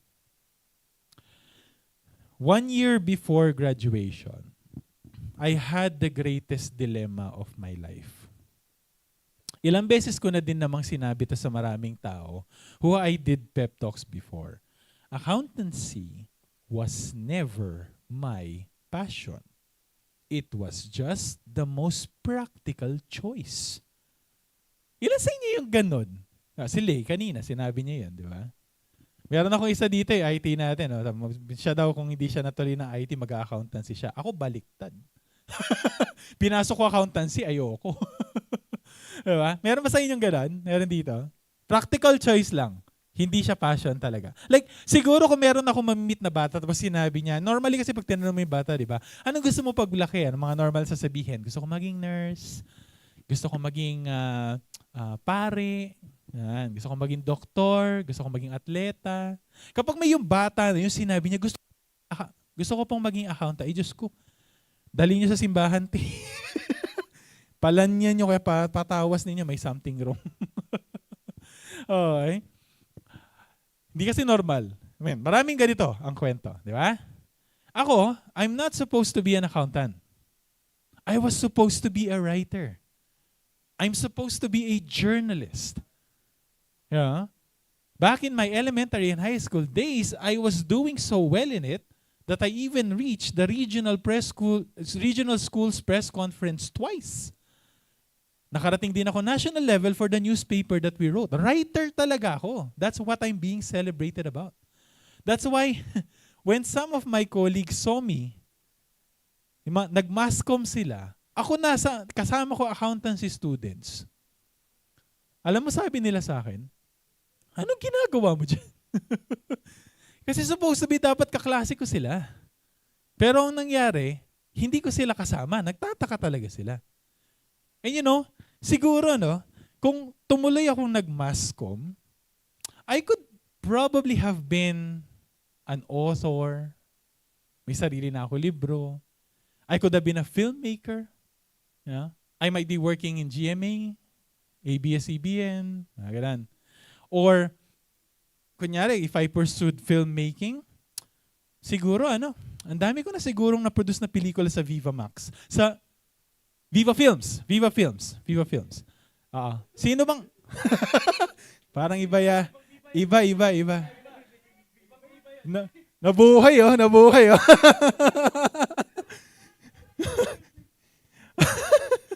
So Viva Films ba? Pero malaki daw pera sa Viva Max.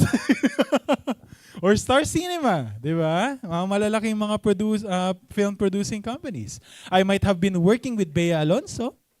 Okay, Alden Richards. O syempre, Papa P, di ba? Sino ba naman di gusto makapagtrabaho kay Papa P, di ba? Kaya nga siguro 1 year before my graduation, siningil ako ng sarili ko. I was so disheartened to continue. Basta nagsawa na lang ako. Sino ba hindi magsasawa sa accounting, di ba? Tsaka I already felt na hindi ako to. Hindi ito yung gusto ko. Hindi ito, nasaan ako, nawala ako. Hindi ito yung path na magsasucceed ako. Hindi ko dito gustong dalhin yung buhay ko. Kasi wala naman dito sa accounting ang puso ko. That's why I took all the courage to tell my parents that I am not interested in taking the board exam. Sinabi ko yan. Malamang nanonood sila mama, sila papa. Hello. And while my parents understood what I wanted and they respected that, they were okay with it. Everyone else thinks it's not the right decision that I'm making. Now, before the graduation, we took the mock board exams. Mandatory yun. Wala akong choice. So, di ko sineryoso. Mock board lang naman eh. I didn't prepare for it. Di ako nag-review. Di ako nag-study ng maayos. And to my surprise, isa ako sa pinakamataas ang score. Alam niyo yung meme? Yung pag may pinakita sa'yo, may sinabi, tas,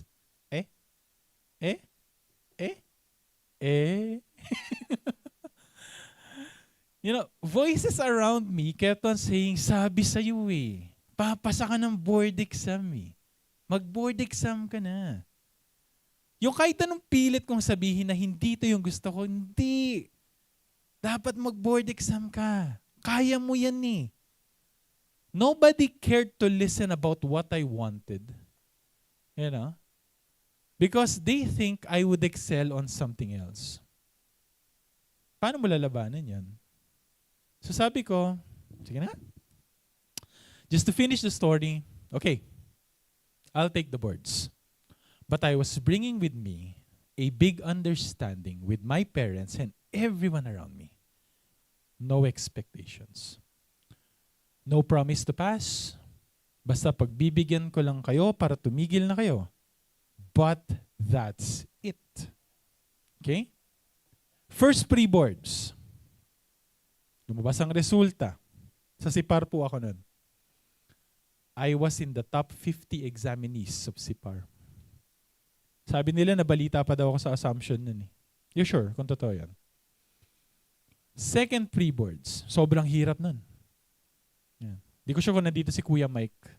Kawawa yung si Kuya Mike in the second pre-boards. Lalakad kami sa Menjola. Umuulan. Imagine mo, gabi, umuulan, mangiyak-ngiyak ka, masuka-suka ka sa pagod at saka sa stress ng second pre-boards. Konti na lang bumagsak ako dun. Si Kuya Mike, andito ko lang. So, worry sa'yo, baka hindi niya ako mabuhat. No? Sobrang hirap, sobrang pagod, sobrang hopeless ng exam na yan. And then, I still landed in the top 100. And then on the actual board exam, no matter how I told myself, hindi mo kailangan maging CPA. Kasi hindi naman ikaw to. Hindi naman to yung gusto mo. Ginagawa mo lang to para matapos ang kwento. To my surprise, I passed. And that was the biggest practical joke that I experienced in my life so far. Someone who should have not taken the board exam, someone who told his parents that he would never aim passing it, out of thousands of those who dreamt to be a CPA but failed, putya, ako pa yung nakapasa. That's why, while everybody around me is celebrating on that achievement, I was stupidly asking myself, bakit? Buti. Kasi kung hindi ako nakapasa ng board exam, I'll be honest with you, I will have the courage to say, hindi talaga ako para dito. Deep in me, I know I should be achieving something else, but why do I feel that I am being forced to stay on this path that I never wanted? Hirap ng problema ko, no? And then I got my first job. Aksidente lang din. I had nowhere to go, ayoko sa accounting firm, ayoko mag-audit, ayoko ng tax, ayoko sa government. Ayoko maging accountant, basically. So, when a family friend asked me if I was looking for work, I said yes. I gave my resume. I didn't even know what company I was applying for. Wala akong pake. Diba? Di ko rin alam. Basta yung may trabaho. Hindi ko alam na BPO pala yung pinasok ko. I didn't know that I will be working for an accounting firm in New Zealand. I didn't know and I didn't care.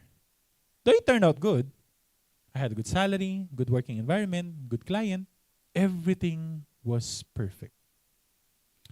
But I still felt I should be doing something else. I tried to write a book. I studied self-publishing. I got into photography, video editing. I tried to do blogging. I was trying to unleash the literary artist in me that it started to grow the gap between my profession and my passion.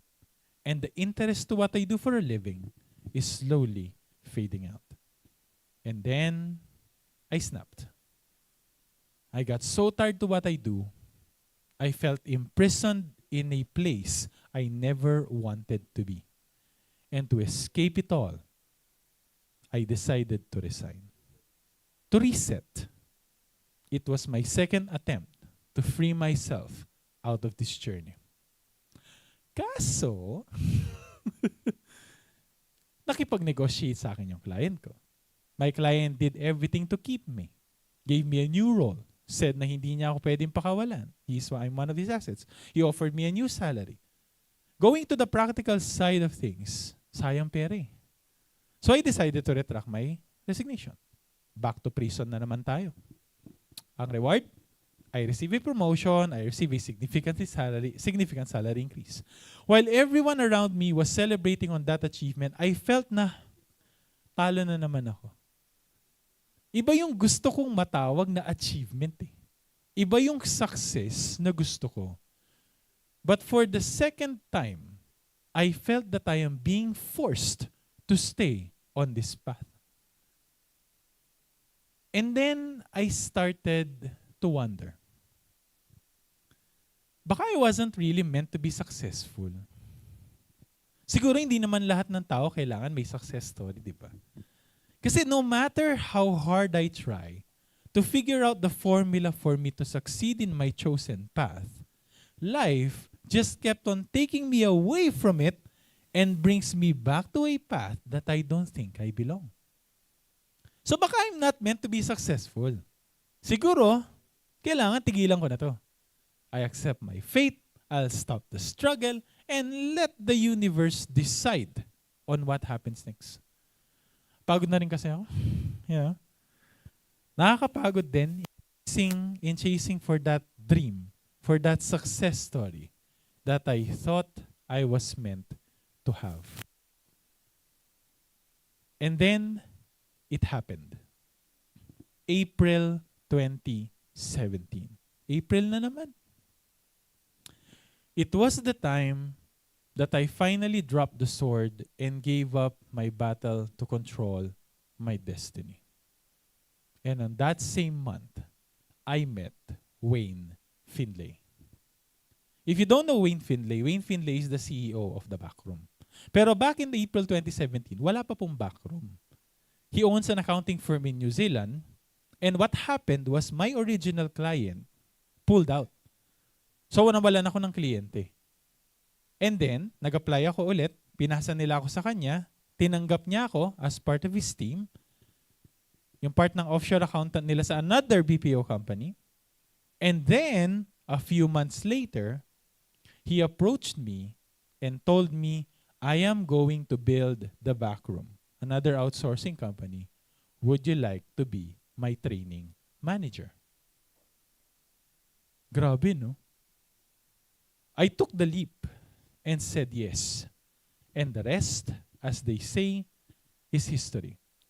Nangyari lahat ng mga ikinwento ko kanina. And then 6 years after, I was hailed as the Director of Training and Development. Tapos just last year, I became the company president of the Backroom Outsource Professionals. Every time we think of success, we see someone wearing a hero's cape, fighting against all odds to get exactly what they want. But as we redefine success for today's career summit, one important thing that we need to realize was that our success story could be way bigger than we pictured it to be. That it wouldn't always look exactly the way we thought it would be. And the formula to achieve it is not always A plus B is equals to C. The formula of success is all about recognizing that there are thousands of variables that would contribute to our success story. That the formula does not just evolve around you. It does not evolve just around your abilities, your efforts, and your decisions in life, and they are not the only one that defines it.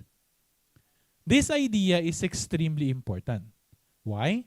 Because once things don't go your way, kapag pinipilit mo yung sayo but still it doesn't happen, you will always think that success is not for you. That's exactly what happened to me until I dropped everything. When Wayne called me into his office out of nowhere a few months ago, and asked me to be his new company president, I was so caught off guard because it was so unexpected. Out of nowhere talaga. Nag-chat lang siya sa Teams namin, sa GC namin. Tapos sabi niya, akyat ka dito. Nasa 7th floor kami, nasa 8th floor siya. And then, sinabi niya sa akin yon. Kami lang dalawa. Siyempre, tulala ako, te. As in. Yung alam mo yung moment na kausap mo yung tao sa, totoo yun, te. Nangyari sa akin yun. Yeah? And the only thing that I was able to respond to him was this. I don't know what to say, Wayne. You know better than I do. And you saw things that I didn't. So I will trust you more than I could trust myself. So be it. So be it. For us Catholics, we say Amen every end of each prayer, which literally means, so be it. In Kapampangan, yanasa. Let it be done. A total submission to a higher power and trusting yourself into the flow of faith and recognizing the fact that you don't know it all. You don't see it all, and you cannot control it all. That's why I think Sir Dico was right. Yung line niyang kutang making gwadya, it's not really all about the guard knowing the answer to your question. But it's all about recognizing the need for humility, to recognize that others may know better than you. And sometimes you just need to follow their lead. Imagine if I said no on any part of my journey. Kung natuloy, I didn't take the boards, I didn't retract my resignation, I didn't accept Wayne's invitation to be part of the backroom, kasi pinipilit mo yung sa akin. Yeah. I wouldn't be standing here in front of you today, trying my best to inspire thousands of accountants who are here with us in this Career Summit through one of the greatest literary pieces I wrote as a writer and as an accounting professional. I think I didn't really lose who I am in the process. I just had a better purpose. Keep this in mind, mga kapatid. No matter where you are right now, no matter what you are doing, you are exactly where you are supposed to be. And believe it or not, your current journey, no matter how far-fetched it may seem towards that success that you think you should achieve, your current journey is already taking you there. You just need to trust where the universe is taking you. Instead, focus your energy, your abilities, your enthusiasm in making the most of where you are, being the best of who you are, and I guarantee you, you are already getting closer to the success that you deserve. I hope you'll find that path, and I'll be waiting for you at the top. Thank you so much, guys.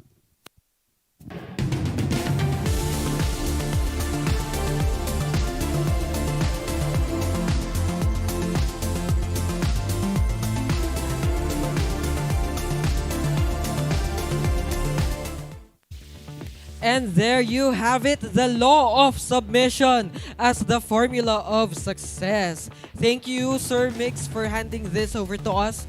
And I'm pretty sure that a lot of our audience here have been so inspired with your 10-year journey as an accountant and as a world-class professional. Yes, that's true. And I think what makes every success journey so special is when the story finally circles back to where things started. Ayan, umikot siya. Kaya nga ang sarap talaga sa feeling ng bumalik kung saan ka nag-aral, di ba? All of the memories, all of the triumphs, and the most amazing part is once you try to look back, totoo yung sa kanta kapag graduation. What a journey it has been. Yes. And yes, what a journey it has been for all of us. 7 powerful and inspiring talks on this National Heroes Day on this 7th year of the Back Room. We really do hope that we've been able to inspire each and every one of you today as we redefine success in this Career Summit 2024. But wait! There's more! There's more? Yes, keep in mind that we still have our major raffle coming up. So I want to make sure na nandyan pa. Can I get some cheers from the audience? Pew, pew, pew, pew.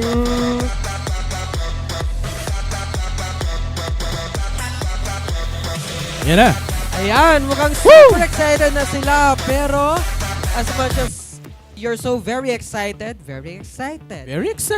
bitinin muna namin kayo ng konti before we move on to our major raffle. May I please call on our pre-boarding training program supervisor, Miss Yvonne Candelaria, CLDP, to give us a quick run-through of our pre-boarding training programs that you can participate in here at the back room. Yes. Ayan. Yvonne? Yvonne, yes.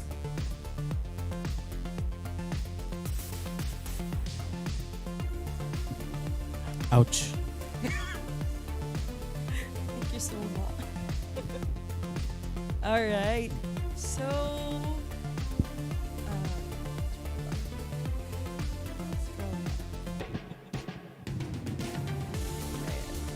okay. So, for this part of the Career Summit, we will be giving recognition to the organizations who are very dedicated in bringing in their members and become part of this community. All right. Okay. Up, up, up.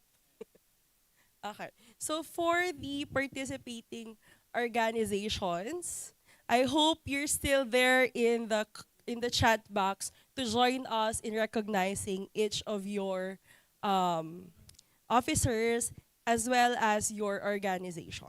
So first, let me start with the Association of Junior Accounting Information Systems Analysts, or AJISA BTech Baliwag, or Baliwag Polytechnic College. So a round of applause, please, for your organization. Let us see the AJISA BTech members. So I could see the green hearts from AJISA. Ayan, coming from the province of Bulacan.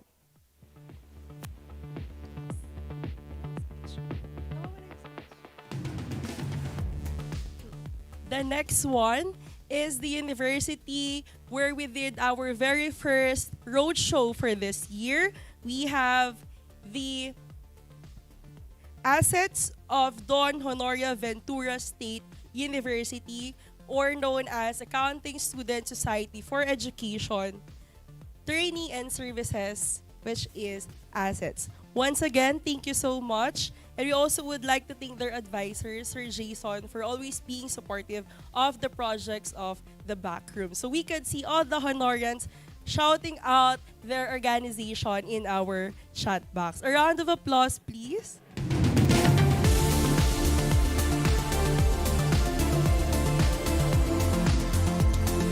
Next one is the university we have visited first in Davao back in April. I would like to recognize JPAMA, or Junior Philippine Association of Management Accountants, coming from the University of Mindanao, Tagum College. Thank you so much for your collaboration and untiring support for the backroom. Next, we have the JPAMA, all the way from Nueva Ecija, the Wesleyan University of the Philippines. I hope we still have the Wesleyans in the chat box here. So thank you so much for your support with our projects.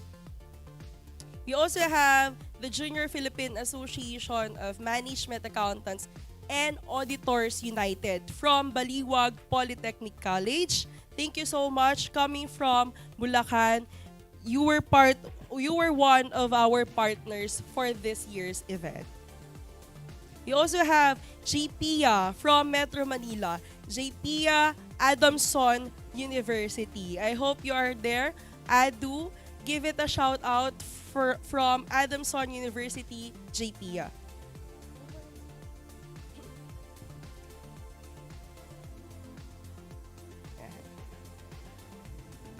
Right.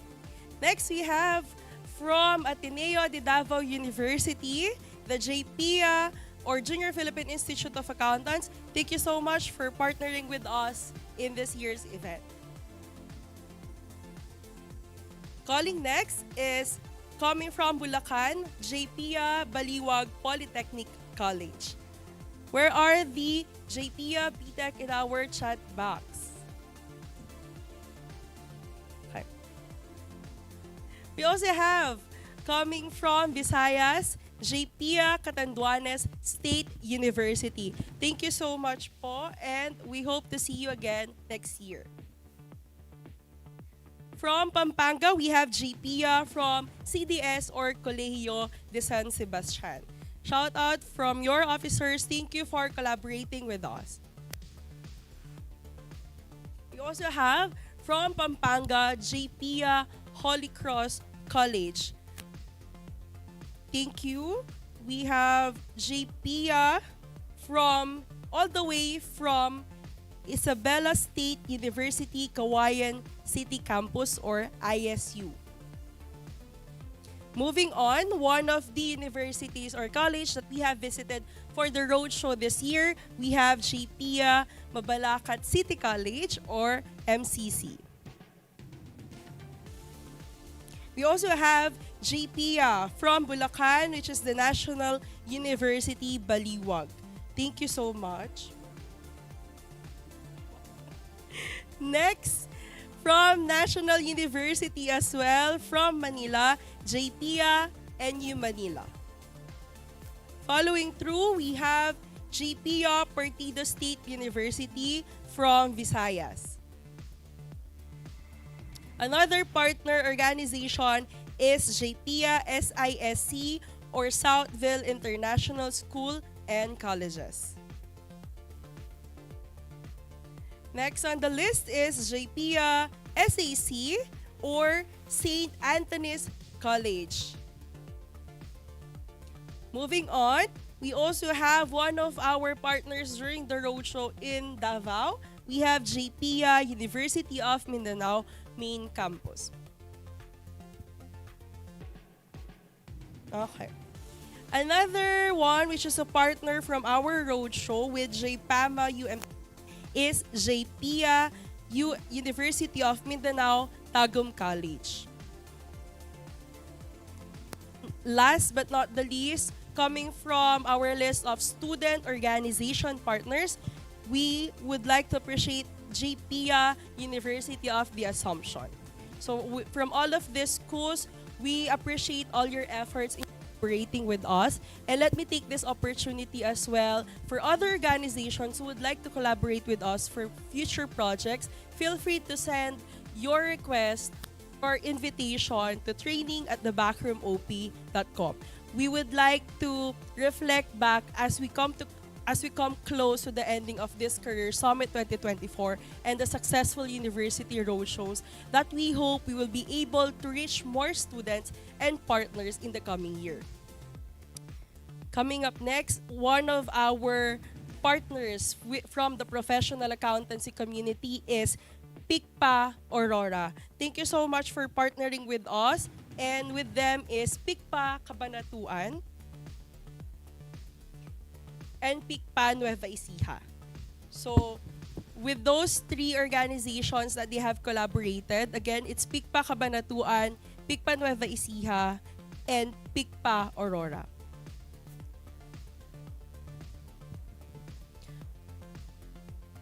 Another one of our partners just recently is PICPA Bataan.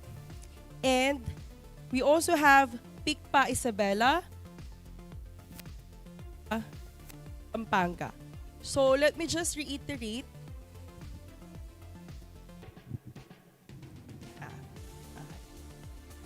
Alright. So coming from those PICPA chapters, we would also like to open the back room for further collaborations. In case that you would like to partner with us with free CPD unit seminars, feel free to reach out again at the training@thebackroomop.com. Okay.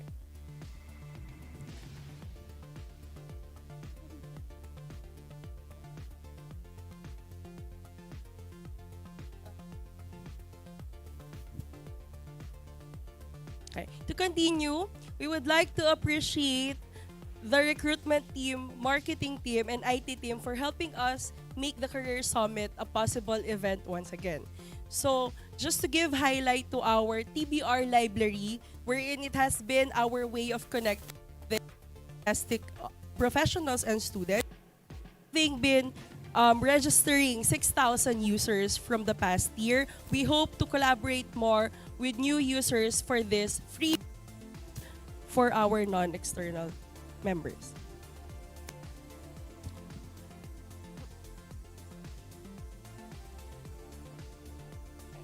So, just once again, let me recognize the PICPA Pampanga chapter led by Chapter President Daniel Bungay. Thank you po, sir. We also have PICPA Aurora chapter led by Chapter President Don Patrick Galisanao. We have from PICPA Bataan, Chapter's President is Mr. John Carlo P. Oracion, CPA, MBA.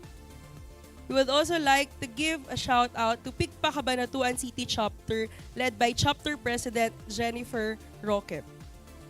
The other one from PICPA Nueva Ecija Chapter led by Chapter President Alan Paul Gabriel.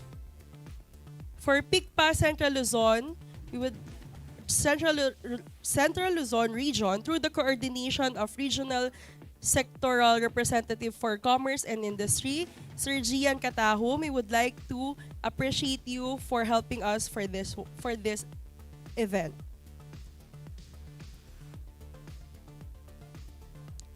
This year's events have been a testament to the power of collaboration across various fields, and I've met the most passionate student leaders, supportive school dean and administrators, and striving students, especially in the accounting community, from Pampanga, Davao, and the rest of the country. A special note of appreciation goes to all of the partner organizations we have recognized earlier and whose presence in our projects have been invaluable.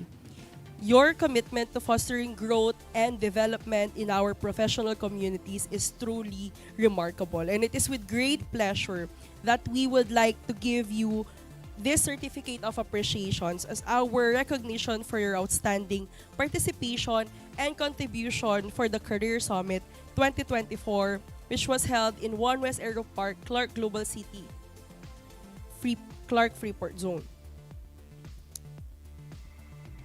To all our speakers and panelists who graciously share their insights and expertise, thank you. And we look forward that all of these resources that we have provided coming from the University Roadshows, Career Summit, TBR Library, and Masterclass would be instrumental in bridging knowledge gaps in the accounting community and providing continuous learning opportunities. This will stand as our beacon for the dedication of the backroom, which is train before hire. And for collaborations, feel free to message us in our contact or email addresses.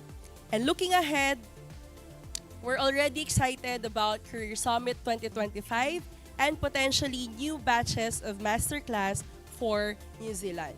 We eagerly anticipate that the future holds, and we hope to see many familiar faces returning along with new ones eager to join our growing community, which is the TBR Nation.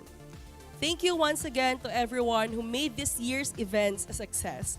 Your participation and support have been invaluable. Here's to continued growth and success as we look forward to future of opportunities together. In behalf of the Backroom, we thank you so much and we hope to collaborate more with you in the future.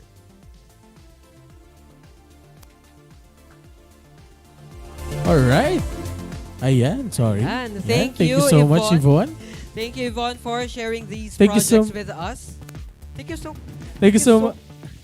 And I hope each and every one of you would make the most out of those programs that we have assembled for you for free, so we can help you redefine success and claim your spot in the offshore accounting industry. Alright, maraming salamat to our partners. And now, who's ready to win our major raffle prizes? Tignan nga natin from our comment section. Sino dito ang gustong manalo ng 500 pesos?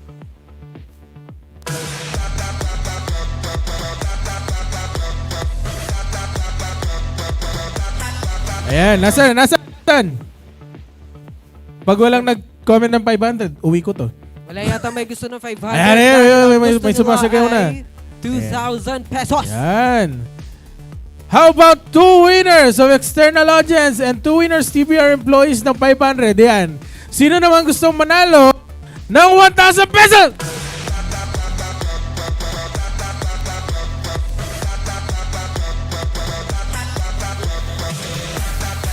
Ayan. Bigyan ng jacket yan. So, mananalo ng 1,000 pesos is 1 external audience and 1 winner of from TBR employee. Eto na.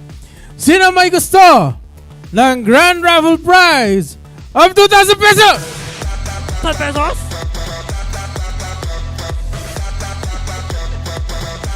Ayan. So, 6,000, halo na po yan.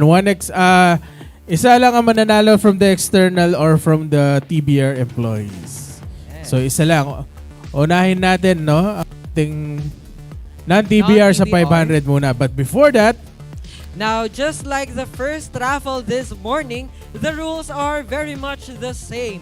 We have the wheel of names here, and once your name is called, you only have 15 seconds to comment in the YouTube live stream chat box the word winner. Winner. WINNER to secure your prize. Again, once your name is called, you need to post the word winner, and you only have 15 seconds. So it's 1-5, or else, well, we're gonna have to pick a winner for the raffle. And also a reminder, please, stop na po natin yung spam ng ating mga universities and organizations para nakaantabay na lang tayo dito natin. Now, the same reminder we had a while ago for those whose name was not called. Do not comment the word winner. So there won't be any confusion when we are going to verify the winner. Now, again, if you insist and still posted winner on the comment section of this live stream, even though hindi natawag ang pangalan mo, you will automatically be disqualified for the whole raffle for today. Sayang ang 2,000. Got it? Alright. Got it. It seems that the rules are now clear and everyone is now ready. Kaya naman, tech team, let's start the major raffle. Spin mo na yan!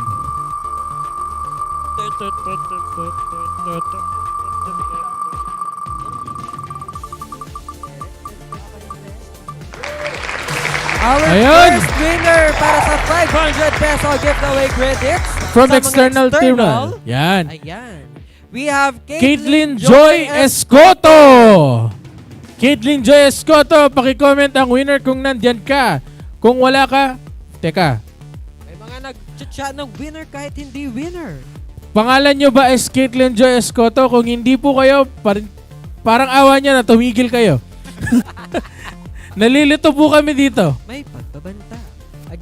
You have 15 seconds to comment the word winner to claim your prize. Right, countdown tayo. 15, 14, 13, 12, 11, 10, 9, 8, 7, 6, 5, 4, 3, 2, 1. Ayun. Knockout! Spin the wheel for the next winner.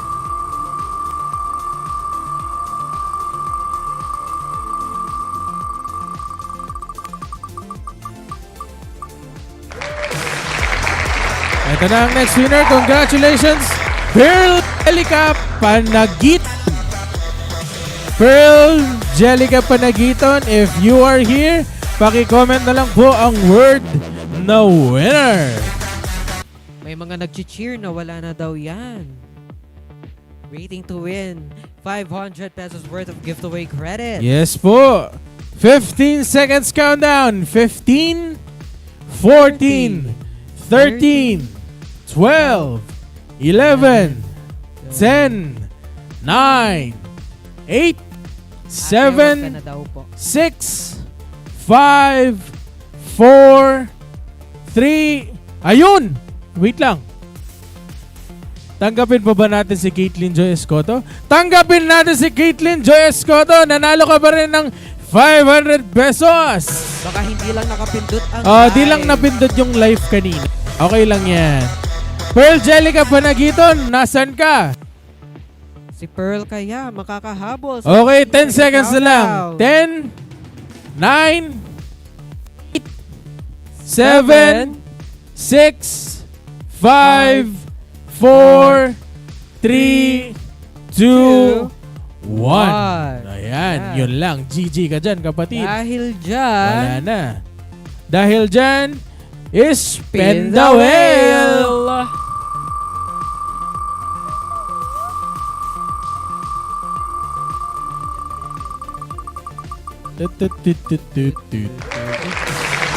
Maria Teresa Eleanor Minorlas. Minorlas. Ang hirap ng pangalan mo. Hindi mahirap, mahaba. Congratulations, Maria Teresa Eleanor Minorlas. Paki-comment ang word na winner para claim maklaim your prize. 500 din yan. Sayang yan. Ayaw nyo, akin na to. Huwag kang mag-comment ka. Mag-comment ka. Para matapos na to. 15, 14, 13, 12, 11, 10, 9, 8, 7, 6, 5, 4, 3, 2, and 1. Ayun At lang. dahil dyan, bubunot na naman tayo ng ulit. bagong winner. Spend the well.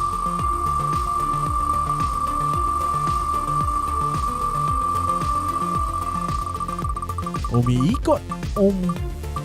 Roulette. Ayan, congratulations, Leslie Wayne Josol. Leslie 15 Wayne. seconds. Leslie Wayne, nasan ka na? 50, 40, 30, 12, Nag-ML 11, 10, 9. Ayun na. Ay. Si Teresa Minorias. Si Yung kanina? Teresa. Siya ba yung kanina? Yung mahabang name. Oh, wait natin to. Teka. Ang Teka. ating pong ano, Sino si Kison Tracy Grace? Ba't kayo nagko-comment ng winner? Di ka pa natawag. Nag-delete siya. Teresa. Wala pa rin ba si Leslie Wayne Josol? Wala pa rin. 5, 4, 3, 2, 1. Okay. Since wala si Leslie Wayne Josol, si Teresa ang ating kukuhanin. So, dalawa na po ang ating nanalo ng 500. Isa na lang. Sabi ni Aoki, nag-ML daw. Ay, dalawa lang ba yan? Dalawa lang pala. Sorry. Baka mag-abono. Baka kunin yun sa sweldo mo. Baka mag-abono pa ako. Next naman, For we will be TBR, having TBR employees naman. Yes. 2 winners from the TBR team or TBR internal employees or TBR employees for 100 pesos worth of giveaway credits. Ayan. Ang pasensya na po, dun sa nakikichat, dapat po sariling account. Pasensya na. Hindi namin tatanggapin niya. Kasi baka maling tao pala. Ay, Teresa. Tama naman yung kanina. Okay, sige. Next po tayo. For Para TBR naman employees. sa mga empleyado ng TBR, let's spin the wheel. Pakiikot ang roleta. Nandiyan pa kaya kayo? Nanonood pa ba kayo?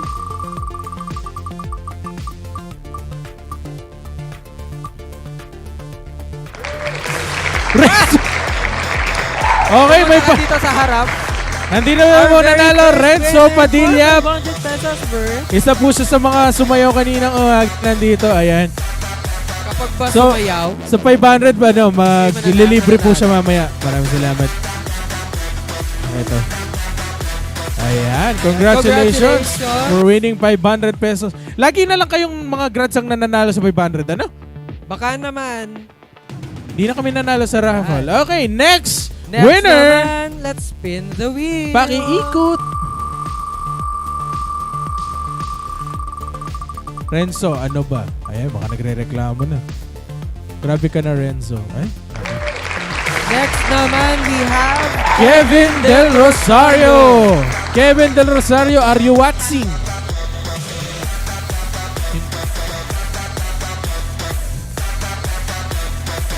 Si finance pala. Oo. Kevin Del Rosario.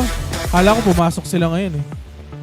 15, 14, 13, 12, 11, 10, 9, 8, 7, 6, 5, 4, 3, 2, 1. Wala na. Dahil dyan, pipili tayo kami ng bagong winner. Pakiikot po. Ikot lang. Ayan na. Congratulations kay Jenna Marie Suba. Ayan. Alam ko kasama to sa mga nagbagyo eh. Nasa Baguio to ngayon. Nakauwi na sila? Ayan. Nasaan ka na? 15, 14, 13, 12, 11, 10, 9, 8, 7, 6, 5, 4, 3, 2, 1. Ayan. At dahil dyan, pili tayo ng bagong winner. Spin the wheel.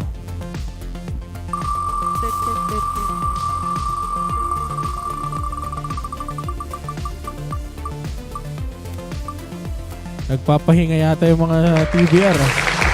Congratulations kay Axila Zaira Mendoza. Ayan, si Axie naman. Axie, are you there? Are you watching? And po, watching ba? Watching. 15, 14, 13, 12, 11, 10, 9, 8, 7, 6, 5, 4, 3, 2, 1. Ayun lang. At dahil dyan, pipili ulit tayo ng bagong Yes! winner. Pakipindot po yung live para updated po yung video ninyo. Very mindful tayo dapat sa ating ginagawa. Oh. Spin the wheel!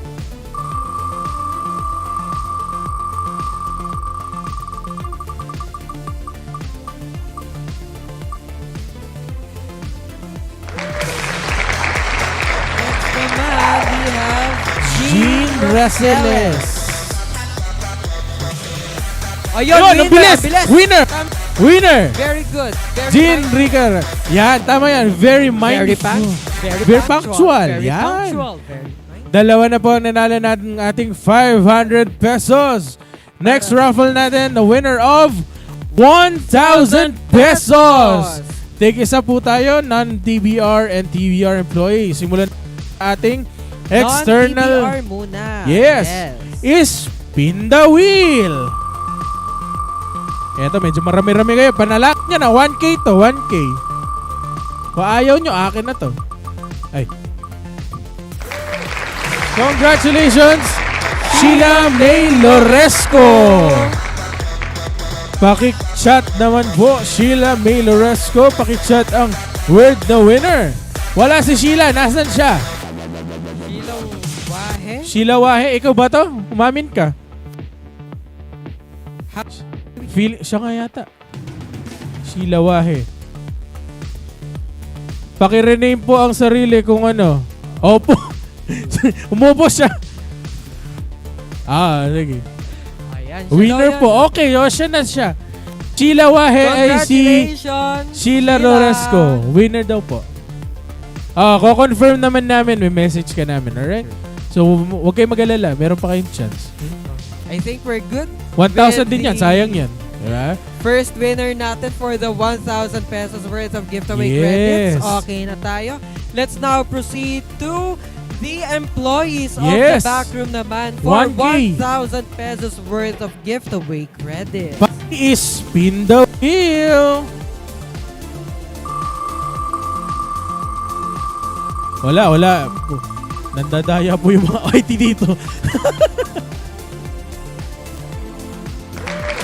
Rainiel Kyle Nokop. Si Rainiel Kyle Nokop.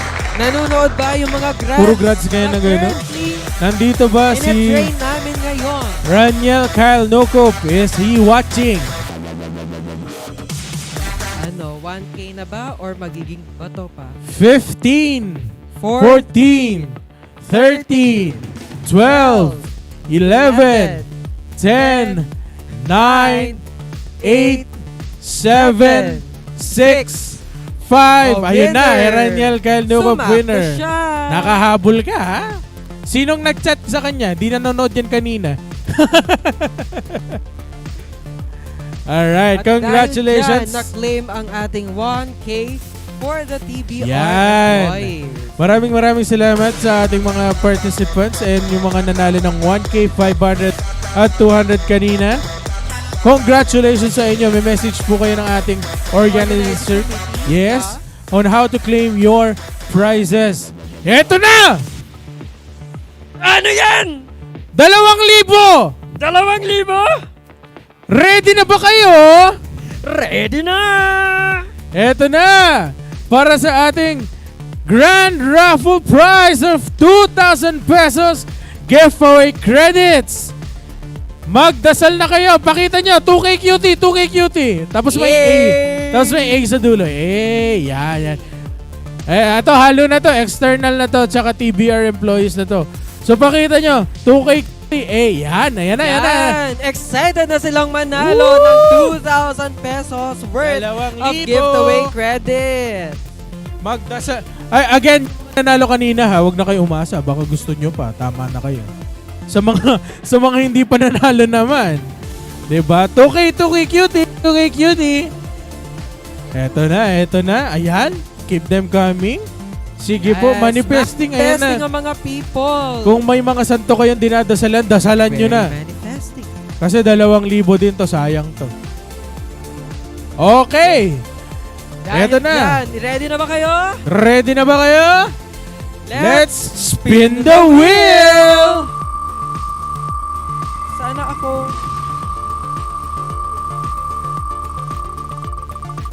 Okay, cutie. Eto na! Congratulations kay Christine Joy Beruela! Christine Joy, you have 15 seconds to comment the word winner. Christine Joy Beruela. 15, 14, 13, 12, 11, 10, 9, 8, 7, 6, 5, 4, 3, 2, 1. Nawala. At dahil dyan, Pipili tayo ng bagong winner. Yes! Ano pang ginagawa natin? Let's spin the wheel! Sayang yun, 2,000 yun. Ayan na. Our new winner! Congratulations kay Jailian Enelim De La Rosa. Ayan. Jailian Enelim De La Rosa. You have 15 seconds to comment the word winner. 15, 14, 13, 12, 11, 10, 9, 8, 7, 6, 5, 4, 3, 2, 1. At dahil dyan, Walang pipili winner? tayo ng bagong winner. Brownout daw sa for kanila. 2K. Alright, spin the wheel! While we are waiting for the winner, ang evaluation form, which will be considered as the timeout For the this afternoon session. is already pinned in the comment section. Ayan na! Claudine Barbie Morales. You have 15 seconds to comment the word winner to claim your prize. 15, 14, 13, 12, 11, 10, 9, 8, 7, 6, 5, 4, 3, 2, 1. At Boom! dahil dyan, Wala pa rin. bunot ulit. Isa pang spin the wheel. Again, yung pong ating timeout, which is our evaluation. Nakapin na po yan sa comment section natin. So, it will serve as your timeout for this afternoon. Our winner, Eunice Santa Ana. Congratulations! Ganda ba? This is one of our employee in TBR. Eunice Santa Ana! Congratulations! Winner! May winner na tayo! May winner na tayo ng 2,000 pesos worth of giveaway credit. Yung mga guys, tanggapin nyo na. Nakasubaybay siya kanina pang umaga. Congratulations to you, Eunice Santa Ana.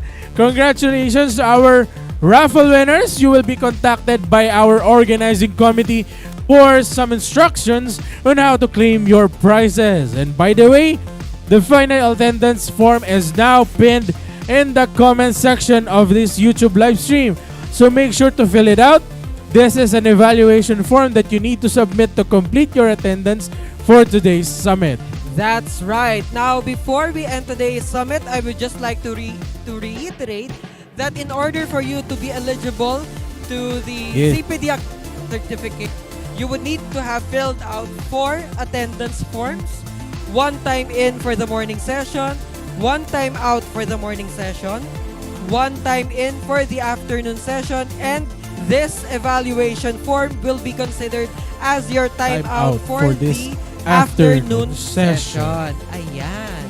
Now, before we end today's summit, may we call on the Backrooms Training and Development Manager, Miss Laylin Limpin, CLDP, for her closing remarks. Ayan. Wait lang po natin siya, tumakbo siya.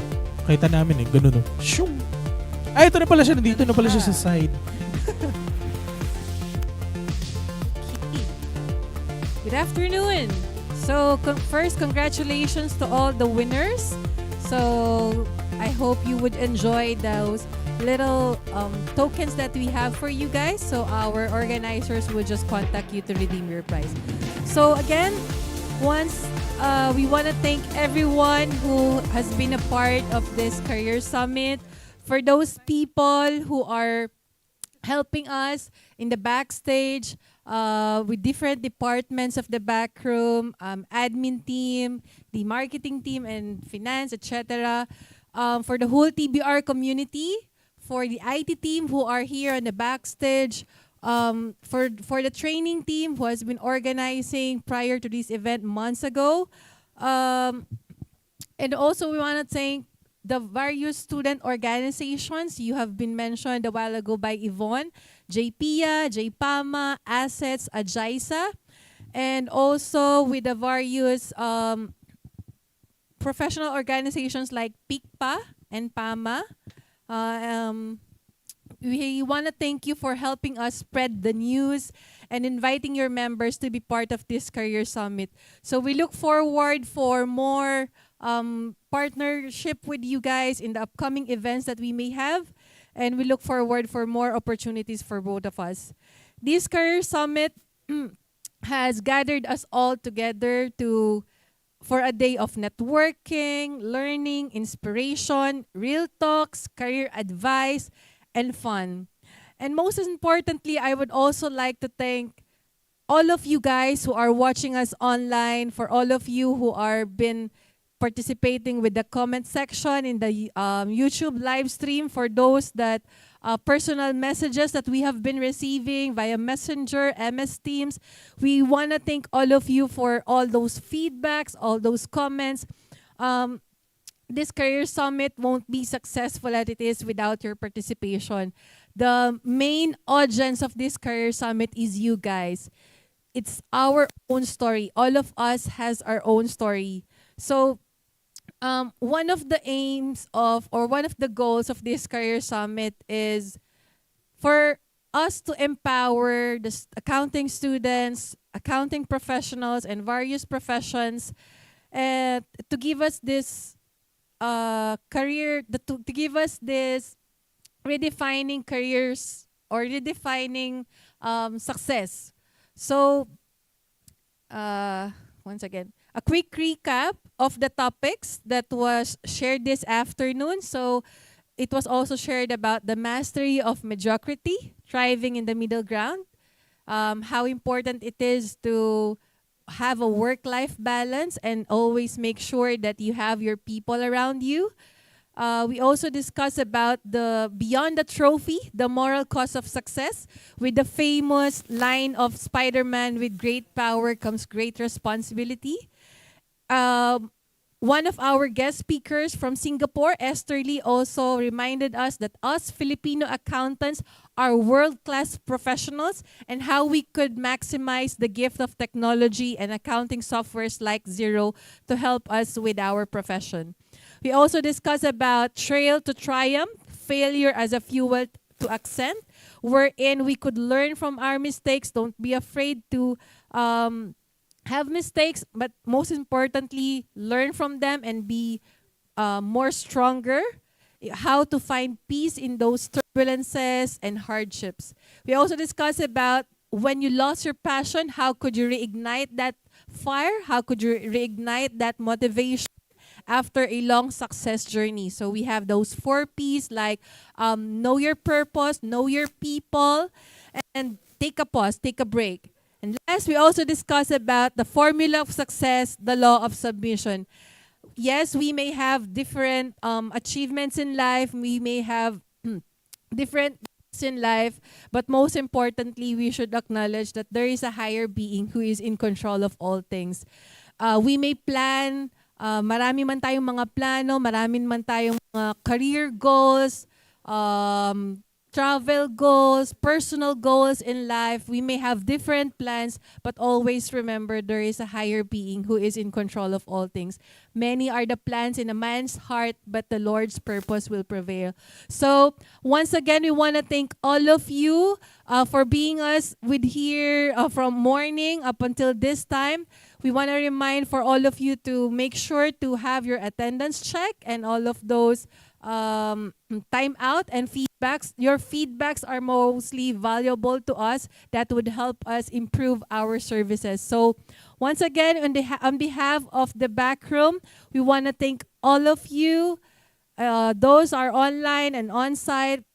And we look forward to seeing you again for next year's Career Summit 2025. God bless you all. All right, thank you so much, Lay, for that closing remarks.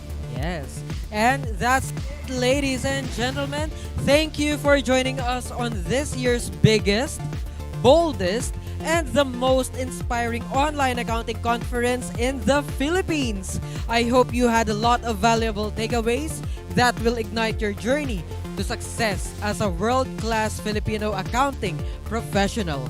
This has been your host, Chad Laksamana. And this is Adrian Paul Martin. Looking forward to having you all on our pre-boarding training programs and see you all soon on next year's Career Summit 2025. DJ, drop the beat! Woohoo!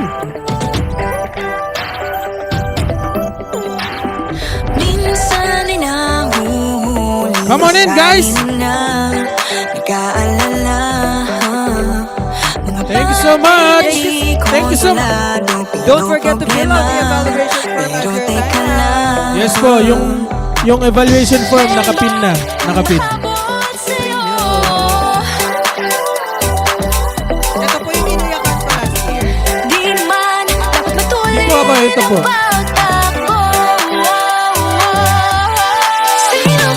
Laki na ako, guys. Woo! Karera! IT guys! Come here, come here! Come here!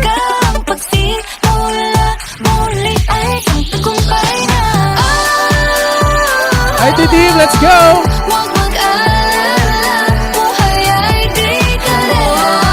Let's start, my friends. Sabi ni Jan. Sabi ni Jan. Sabi ni Jan. Thank you, everyone!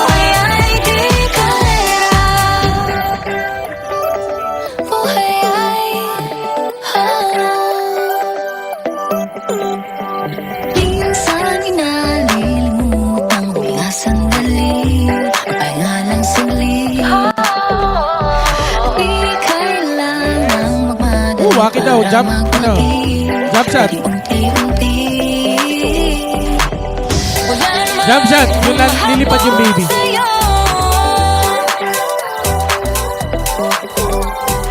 Tumalon nga sila.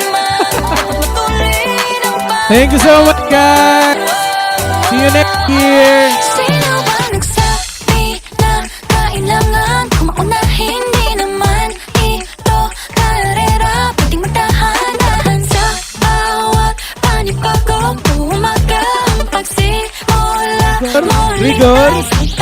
Rigor si Tanggol.